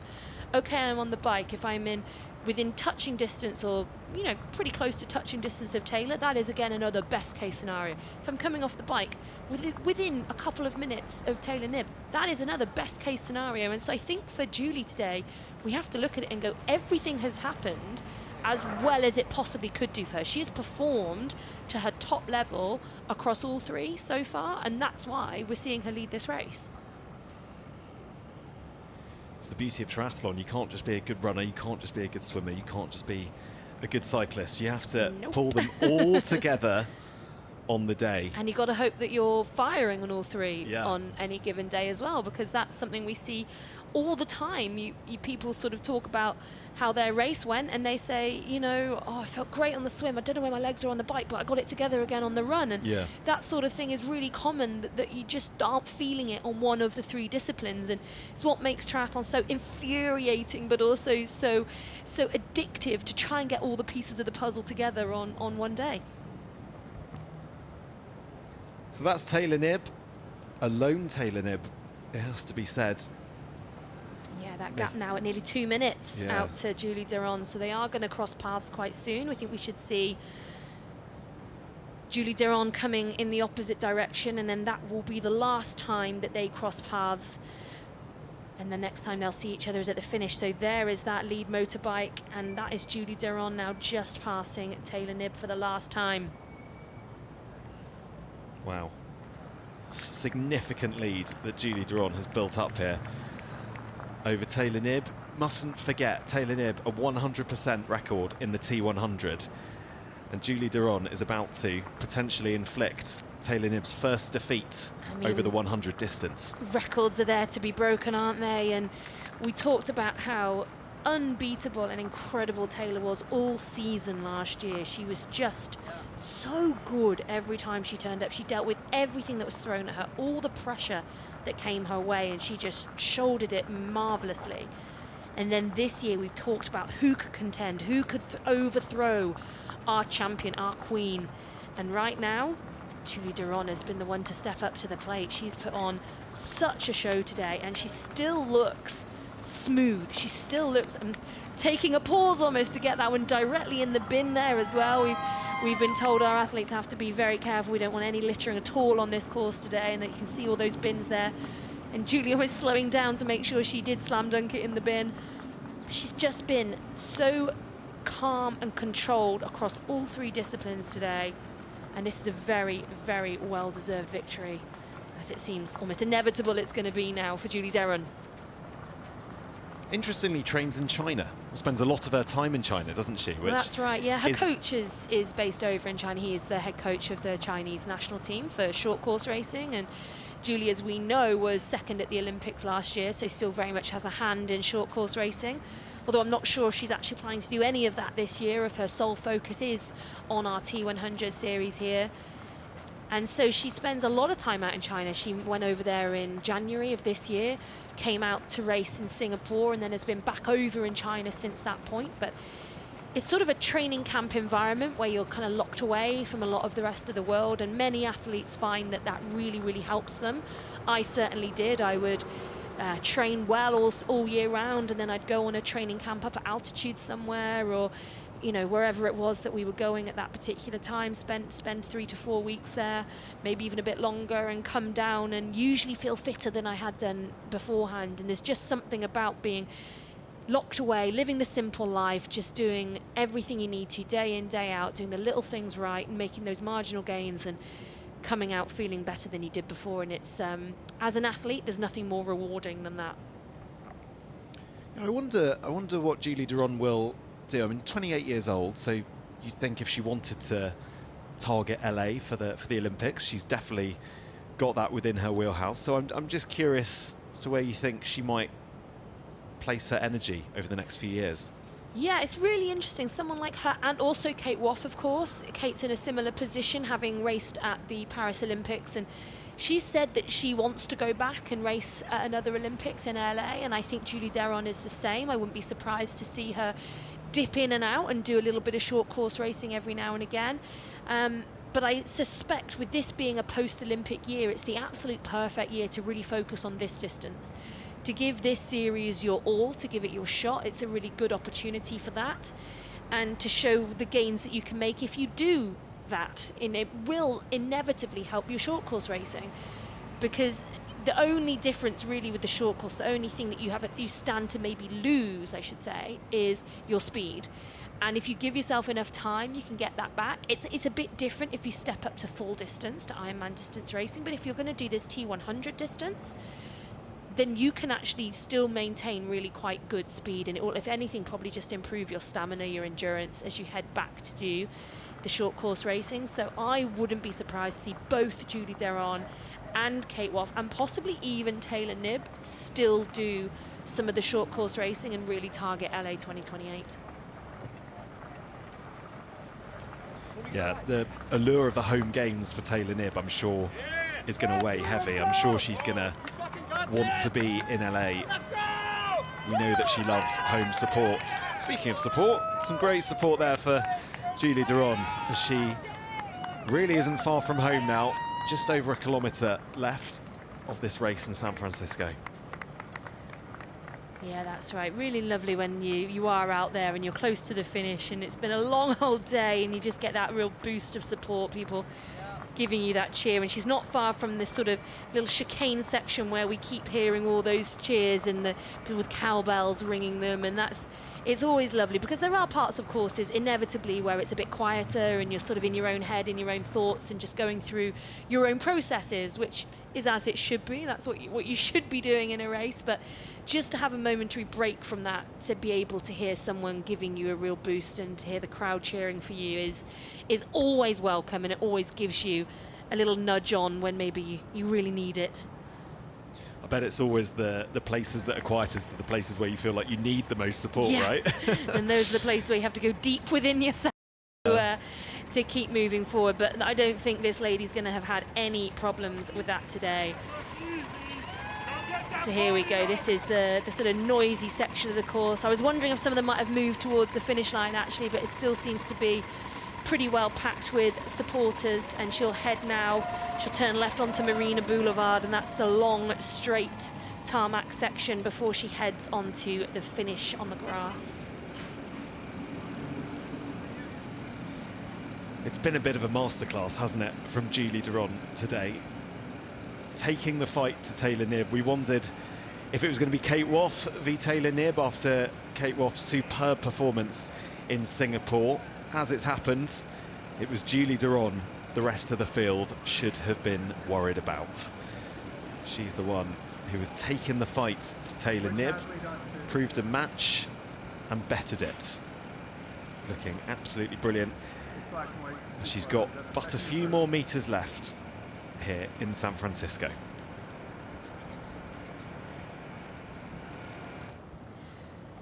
Interesting that she is similar to Rico, not yet cracked a smile, still very focused. I mean, a different facial expression to we saw with Rico. Rico had that grimace for probably 17.5 of the 18 kilometers, but no such grimace on Julie Deron. She does look incredibly relaxed, but still so focused.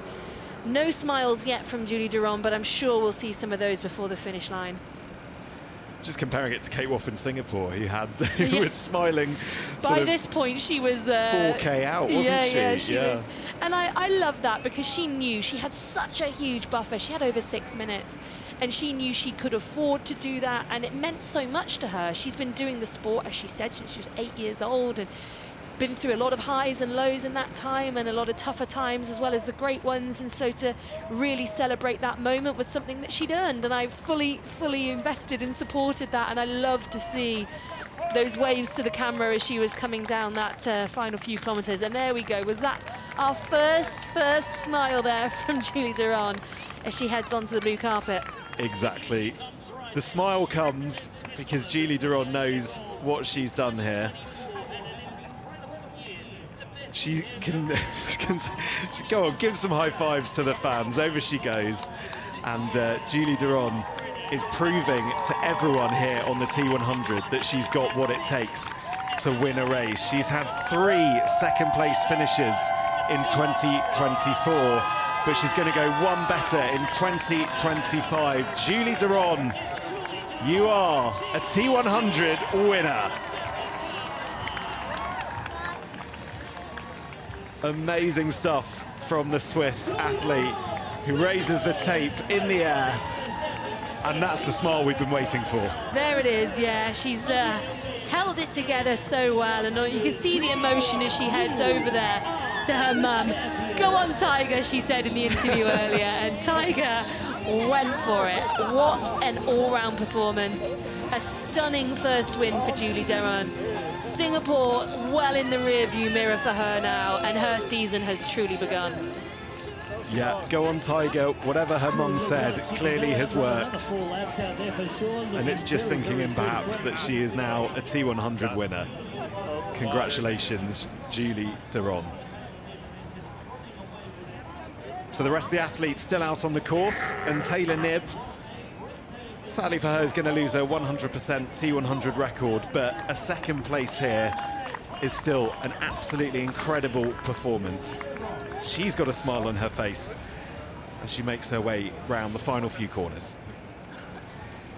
Yeah, perhaps a slight knowing smile that maybe she thought that one day soon this might happen. Julie Deron was sending those warning signs last year, and let's not take anything away from Taylor Knibb. She's still put together a really, really solid performance here today. She's been strong across the board.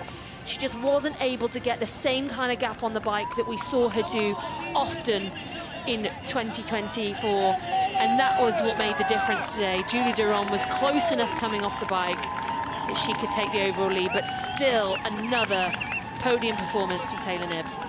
Yeah, it just goes to show the high expectations that she sets, that everyone around her sets, that fans expect of Taylor Knibb. Because we do expect her to turn up to T100 races and win. We do expect that. So a second place is still an incredible performance. Taylor Knibb finishes here in San Francisco in second. Congrats. That was awesome. I was running so scared. I was like, just don't blow up. Just don't blow up. You were fine. No! I was so worried. Oh. You were fine. Never in doubt. Julie saying there, if you could hear, I just said to myself on the run, I was running scared, don't blow up, don't blow up. And Taylor says, oh, you were fine. Easy to say at the finish line, isn't it? But Isn't it? Yeah. I'm sure all triathletes have experience of that and feeling like you've got nothing left. So yeah, safely over the finish line. So 1 and 2 are finished. Hours and 40-minute marker there today. Julie Deron takes first place, and in second place from the USA, Taylor Knibb. Can already hear her talking there about how she's a couple of minutes slower than last year, but that goes back to what we said earlier about the perfectionist that Taylor Knibb is. She's already assessing what she did well and what was maybe better last year, but I mean, I can tell her just by looking at the results now that the swim made a big difference because it was much longer, because of the way where the boat dropped them this year. They had to have a much more difficult swim in than they did last year, so she can't beat herself up too much, I don't think. Yeah, the analysis has already started in Taylor Knibb's head.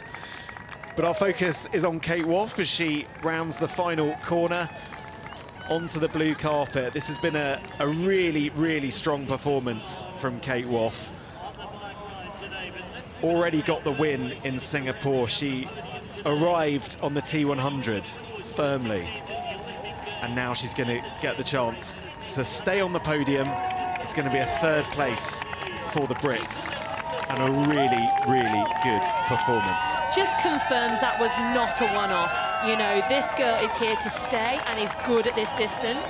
And she's this good this early. Imagine what she can do after a full season. So Kate Waugh finishes in third, rounds off the podium here in San Francisco. Not quite the smile of Singapore, but goodness me, still a superb performance. Yeah, not quite the elation probably from Singapore, but I'm sure when she has time to actually think about it, she's going to be really pleased with what she put together here today.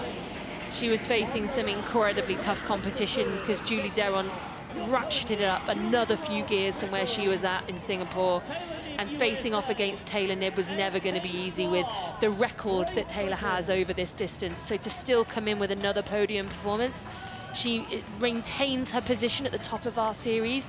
She's currently our series leader, so a lot of positives to take for Kate Waugh with her third place today.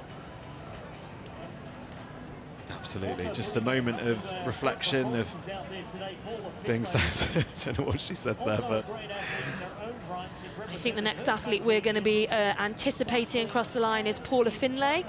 She has moved up into 4th place, and Holly Lawrence, as we spoke about, has moved into the top 5. That is a fantastic return. First race back after, well over a year out of the sport. The birth of your first child, a stress reaction in your build back into training, into running again, and hitting the start line with the top 5. Brilliant.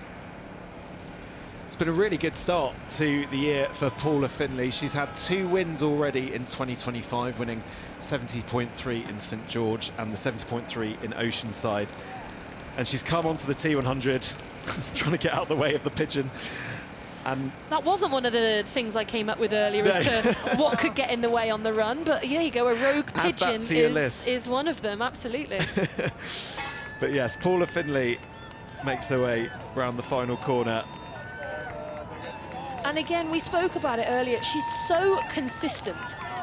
Another result in the top 5 today, and you know, this is just what Paula does. She just gets out there and churns out good results time in and time again, and 4th place today for Paula Finlay, I think, is another really, really good day out. Yeah, 2 better than she did last year here in San Francisco, which I'm sure will please her immensely.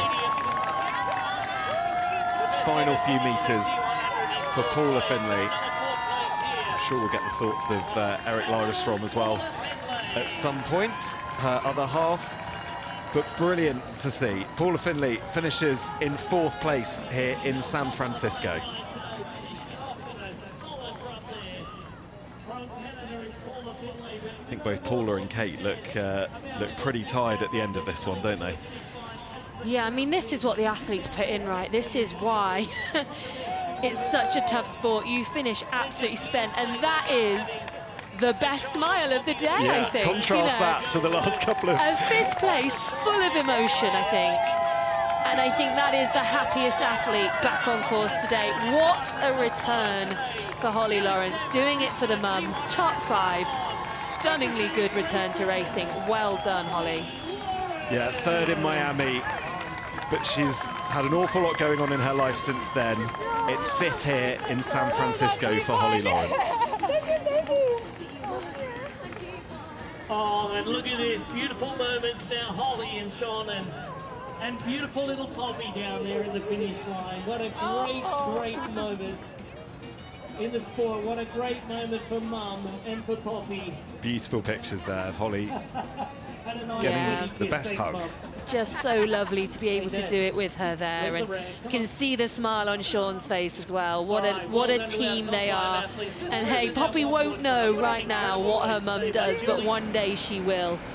And these images will capture it and encapsulate it forever. Yeah, Mum, why are you so sweaty? Yeah, why am I now wet, Mum? I was dry, God. So here we have Lucy Byram. She's managed to overtake Jess Learmonth in the final kilometres of the race. She's going to, it looks like, hold on for 6th position. And Jess Learmonth, they're going to be in about 7th. And as I said earlier, I spoke to her yesterday and she said she was hoping for a top 10. So does look like she's got Marta Sanchez and Taylor Spivey coming hard for her from behind. So she's just got about 300 to 400 metres to go to try and hold on to that 7th place. So it's tightly packed here for 6th, 7th, 8th and 9th. Yeah, Taylor Spivey looks like she's really moving fast now, isn't she? Jess, look over your shoulder. Yeah, they're coming, Jess. You gotta go. Yeah, brilliant performance from Jess Learmonth. But we'll turn our attention to Lucy Byram. She had a DNF here in San Francisco in 2024. So really good to see her get to the finish line. She had a DNF as well in Singapore as well. She had a run injury in the build-up to Singapore. She hadn't really done any running, so that was why she was unable to finish the race there, and has built up her running since that race, and back to her sort of consistent. Again, she's an athlete we see regularly between that sort of 4th, 5th, 6th, 7th position. So back where she was for a majority of last season. Here we go. Jess Lim does look like she's going to hold on. They are charging hard behind her, but she's going to hold on for 7th place. An incredible result from Jess, who just checks behind her that she is definitely going to secure this 7th place. But and is Marta Sanchez going to hold off? Because Taylor Spivey is coming for Marta Sanchez as well. So they are all having to give everything here for every last place. Vital points in the race to Qatar, but Marta Sanchez is going to get that 8th position. Taylor Spivey comes home in 9th. I thought we might get another sprint finish there. This is sort of the land of the sprint finishes, Vicky. It is, and it just shows again that the series matters, the points matter. They can't settle because they know that this could pay such a big difference at the end of the season. If this becomes one of their scoring results, they have to go all in at the finish. And we saw those athletes there, Jess Lim, Marta Sanchez and Taylor Spivey giving everything to try and get one more spot higher. Relay in the 2024 Olympic Games, always going to take an Olympic medal. Any day of the week. Well done to you, Taylor. Another great race. Jess just talking there about the wind on the bike, which is sure, yeah, we didn't get to see that so much on the TV, did we? We didn't, but Jelle, I think, touched upon it on the interview. Oh no, sorry, it wasn't Jelle Geens, it was Mika Nut, and he said that's why he put in a surge going out on the bike on the run lap, because he knew he was running into a headwind, and therefore if he could get a little gap, that makes it much harder for those behind him. So they have, the men talked about it after the race. And yeah, we did hear Jess talk about it then, and we also heard Kate say to Jess, "You left me lonely on the bike." So yes, Kate did have quite a long and lonely day there, didn't she? So this is Daniela Kleiser on the blue carpet. She looks very happy with this result. I mean, it's her debut on the T100 and a top 10 for her. It will, it'll be. She'll be rounding out our top 10. She was also another wild card athlete. She's a brilliant runner, and she managed to keep herself in the race long enough to unleash that run today and move herself up into the top 10. A great race on debut for her.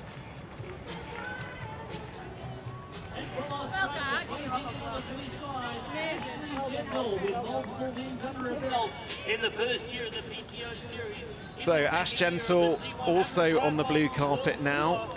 She's going to finish and come home here in 11th.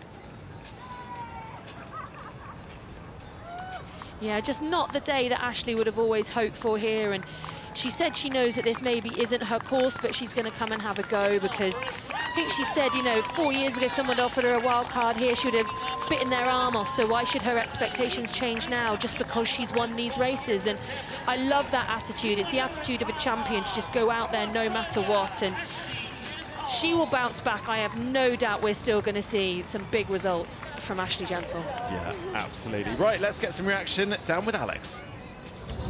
Matt, thank you very much indeed. Julia's alongside. We're talking mums and we're talking nicknames, but we're going to start first of all with talking about that performance. You've had some very, very good days in triathlon, but here in San Fran you are top step at the T100. Tell us what that means to you.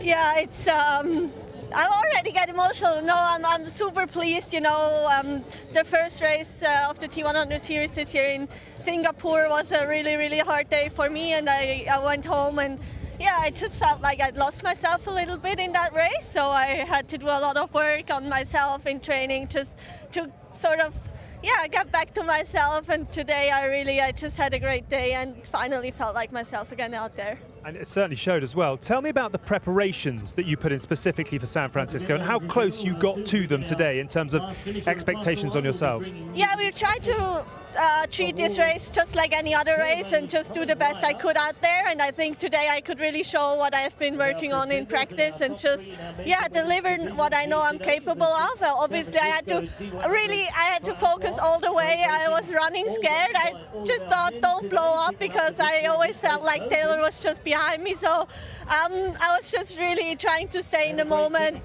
make sure I feel well, and just, yeah, give it my all until the finish line. You mentioned the fact you had Taylor in your wing mirrors for a lot of the run. Was there a point where you thought, I think I've probably got this now, or did you have to put it all the way to the finish line? I tried not to think ahead too much, you know. It was a bit scary to overtake her this early in the run, and I always thought like, oh shit, maybe I started off too fast.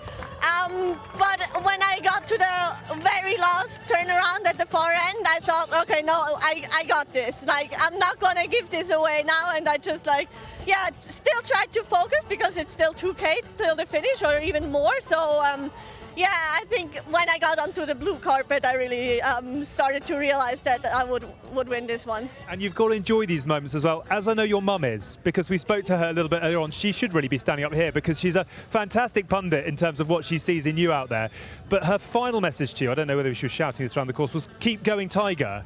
Just tell us a little bit about the moment you've had with her, because you spend a lot of time in China, there's a lot of time away from home, and to put in a performance like that in front of your loved ones means what to you? Yeah, actually, both my parents are here, so for my dad, it's the first T100 race he got to watch, and to have a win when he's here and when my mom's here, it's just amazing. And I've been away for 4 months now. It's the first time I saw my dad since Christmas pretty much. So it's really, I really appreciate that they're coming out all the way here from Switzerland to support me and just be there for me, and to give back a performance like that. It's just really meaningful. And is the whole of Team Duron off to Vancouver now as well? Is a family couple of weeks, a bit of a holiday? I'm not sure holiday necessarily, but nice to spend some time together? Yeah, for sure. They're coming with me for a couple of weeks to keep me company. Not necessarily as training partners, but my sisters, they're home, so not the full team, but most of the team.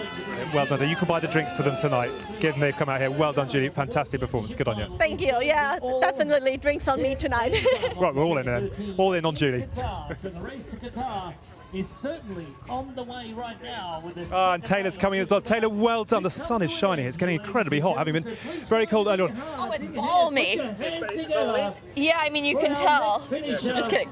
Thank you so much for coming to have a chat with us. A slightly different view for you on the podium today. Only slightly different, but just tell us first of all how pleased you were with what you put out there today in terms of execution. Oh, I mean, I'm actually pretty happy with the execution. I feel like I'm just missing a few gears, and so it's early season, and I'm grateful to be here, and I'm grateful to be racing, and I'll take it. You mentioned a couple of missed gears.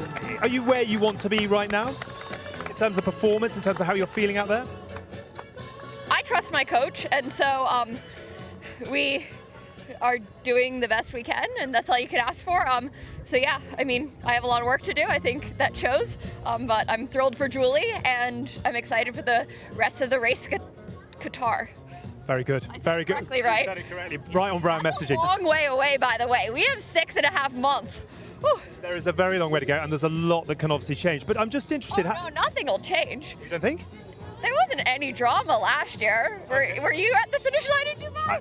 I know you were. I know you were at the finish line, and you say nothing changed. Sarcasm, just clarifying for anyone who might be misreading. Got you. But you were obviously so dominant in this side of the draw last year. Tell me a little bit about what you see now in terms of the challenges around you. Oh, I see a ton of challenges. It's getting more and more competitive, and I'm excited. So I don't think there's anything more to say.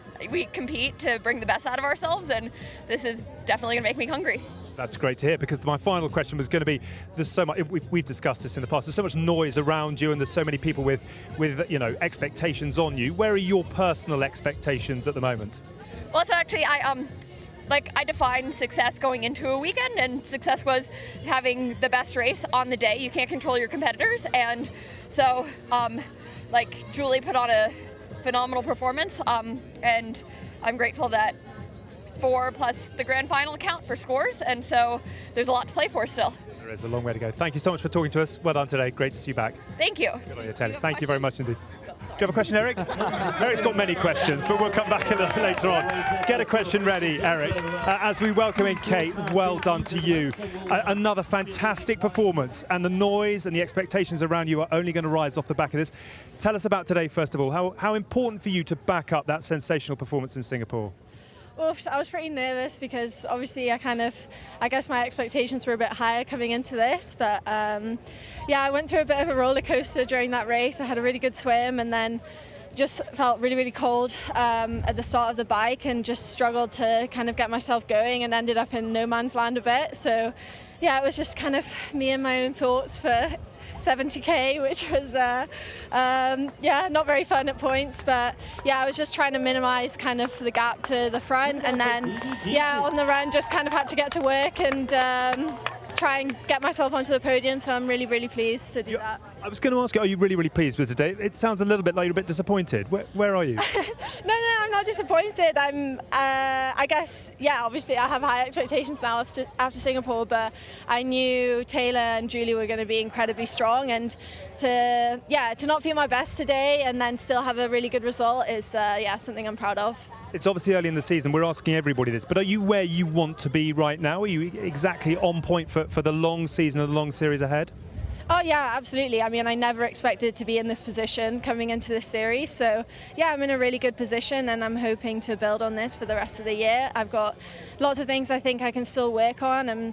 I'm still kind of struggling to get used to TT riding, but yeah, it's hopefully something I can learn. Yeah, and hopefully have it nailed by Qatar. Brilliant. Well done you. Thank you for coming to have a chat to us. Well done today. Thank you, Kate. Thanks so much. Thanks. Right, Matt, back to you. Well, let's take a look, shall we, at how the race ended up finishing. And confirmation there that Julie Duron won. She is in first position. Taylor Knibb in second. No surprise to see her with the fastest bike leg of anyone in second place. Kate Waugh rounding out the podium in third. Paula Findlay in fourth. Holly Lawrence returning to competition after giving birth to her daughter. She's in fifth. Lucy Byram in sixth. Jess Learmont, really good to see her make it to the end of a race and feeling good as well. Marta Sanchez in eighth. Taylor Spivey in ninth. And Daniela Kleiser rounds out the top 10.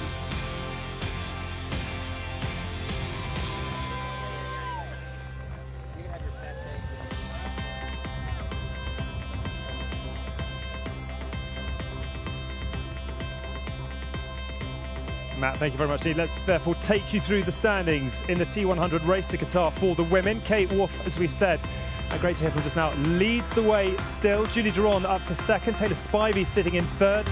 Lisa Pertra, Taylor Knibb onto the board for the top 10. And we'll talk about her performance in just a moment. Ash Gentle hanging in there after a 10th place here today. Lucy Charles-Buckley not here in San Francisco. Grace Tech, Jess Learmont and Marta Sanchez completing the top 10. But as Taylor said, there is a lot that is going to change in the race to Qatar. Vicky is alongside and Eric has been waiting patiently. Got a question yet? That's the key question. Been working on it. Been working on it. Good. We can't wait for that. Stay tuned. Let's quickly debrief on what we have seen here today. The women, first of all, it's had a bit of a shake-up.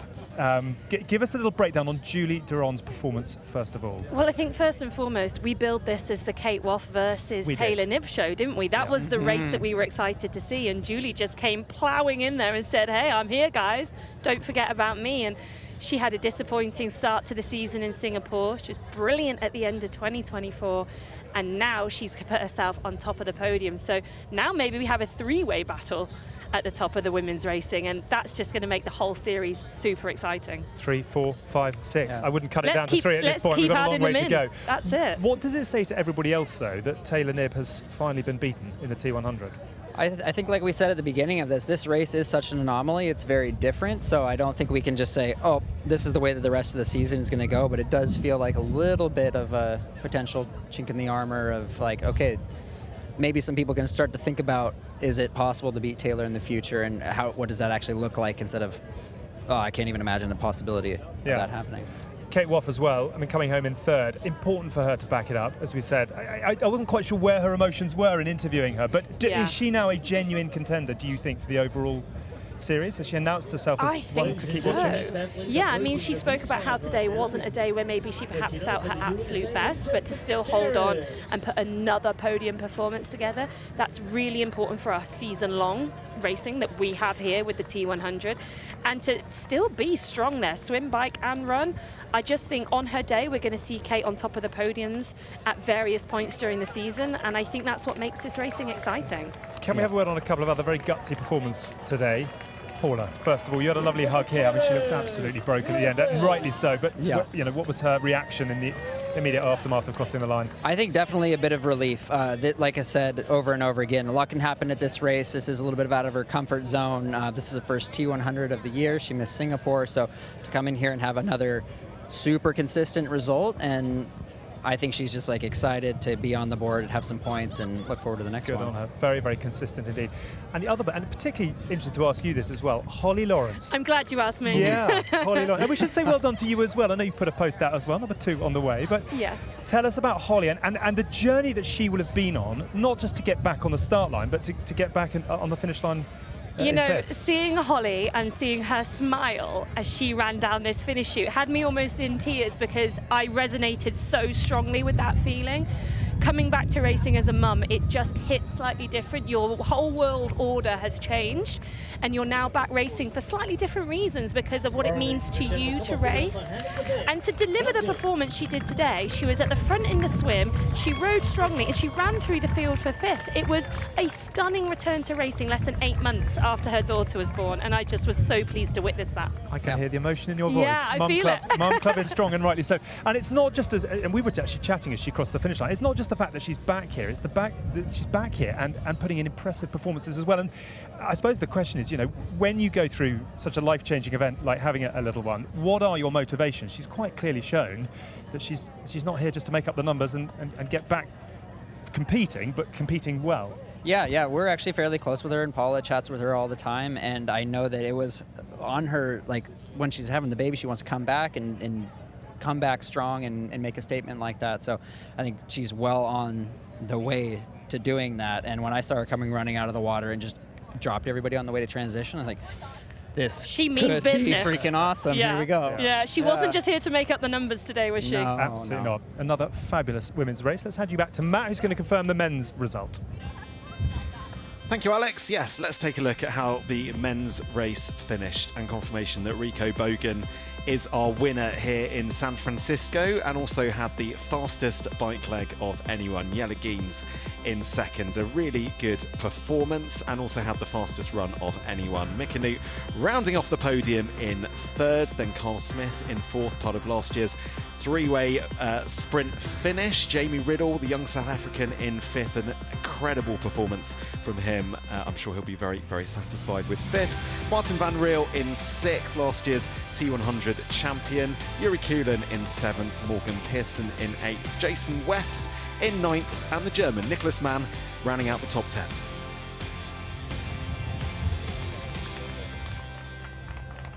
And a quick check on what all of that means to the standings. And it is Rico Bogen who has taken pole. Marten Van Riel up to second as well. Yuri Kuhlen, who was brave today, sitting in third in the overall standings. Mika Newt, gutsy as well to come home in third.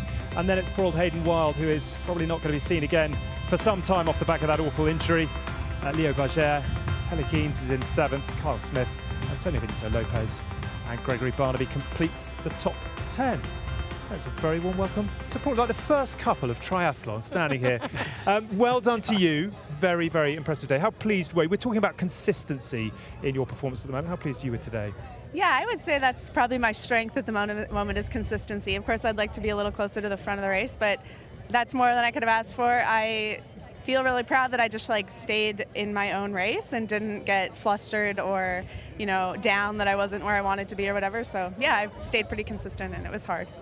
Eric, you now ready to ask your question? It's one of the great subplots of this build down. Or not. You can leave it if you don't want to.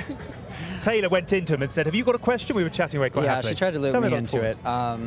You might get in trouble if you ask the wrong question, though, Eric, so think very are carefully. we happy? Can we go home and feel happy about this, I guess? Yeah, last year I finished crying this race, so I'm pretty pleased. This level is so competitive, and I am really honored to just be in the same zip code as some of these athletes that finished on the podium. So yeah, I'm really happy, and I think it's early in the season still. There's a lot of improvement to make, and this race is wild.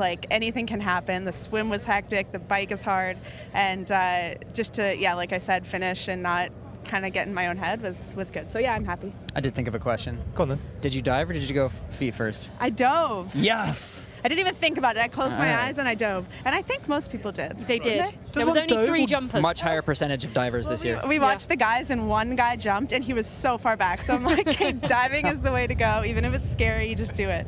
So yeah, that boat is so crazy. But yeah. I'm really glad we've cleared that up. You're now going to relax, recover, and then when you get home, you can watch all of this back, and then you can critique Eric's performance over a bowl of cereal tomorrow. All right, he's been fantastic actually. He's given some good inside secrets. Well, and I'll let you step out because I know we want to carry on and all that. Say goodbye to everybody. We've got about 55 seconds before we do that. You two can catch up afterwards. Just give us a breakdown on the men as well, and Rico Bogen. We're talking about the women's getting a shake-up. Same in the men's. Yeah, I mean, Rico showed last year that he could be a contender. He hadn't yet taken the top step, but so far this year we hadn't seen that run level from him. He'd been doing amazing things on the bike course, not so much on the run. Today, all-round package, all-round performance, a worthy winner. Early in the season still, but the snow globe of the T100, it's got a good shake-up, hasn't it? It does. I was excited to see him out there off the front. I love people that just take the race by the horns like that, and it was freaking exciting. He delivered. Brilliant. Very nice to have you on. Thank you very much, Steve, for joining us. Vicky, lovely to see you as always. See you in Vancouver in a couple of weeks' time. Not long to go until we reboot, reset, and get the athletes back on the start line. But here in San Fran, Duran and Bogen have ruled the roost. Bye for now. Enjoy the rest of your weekend.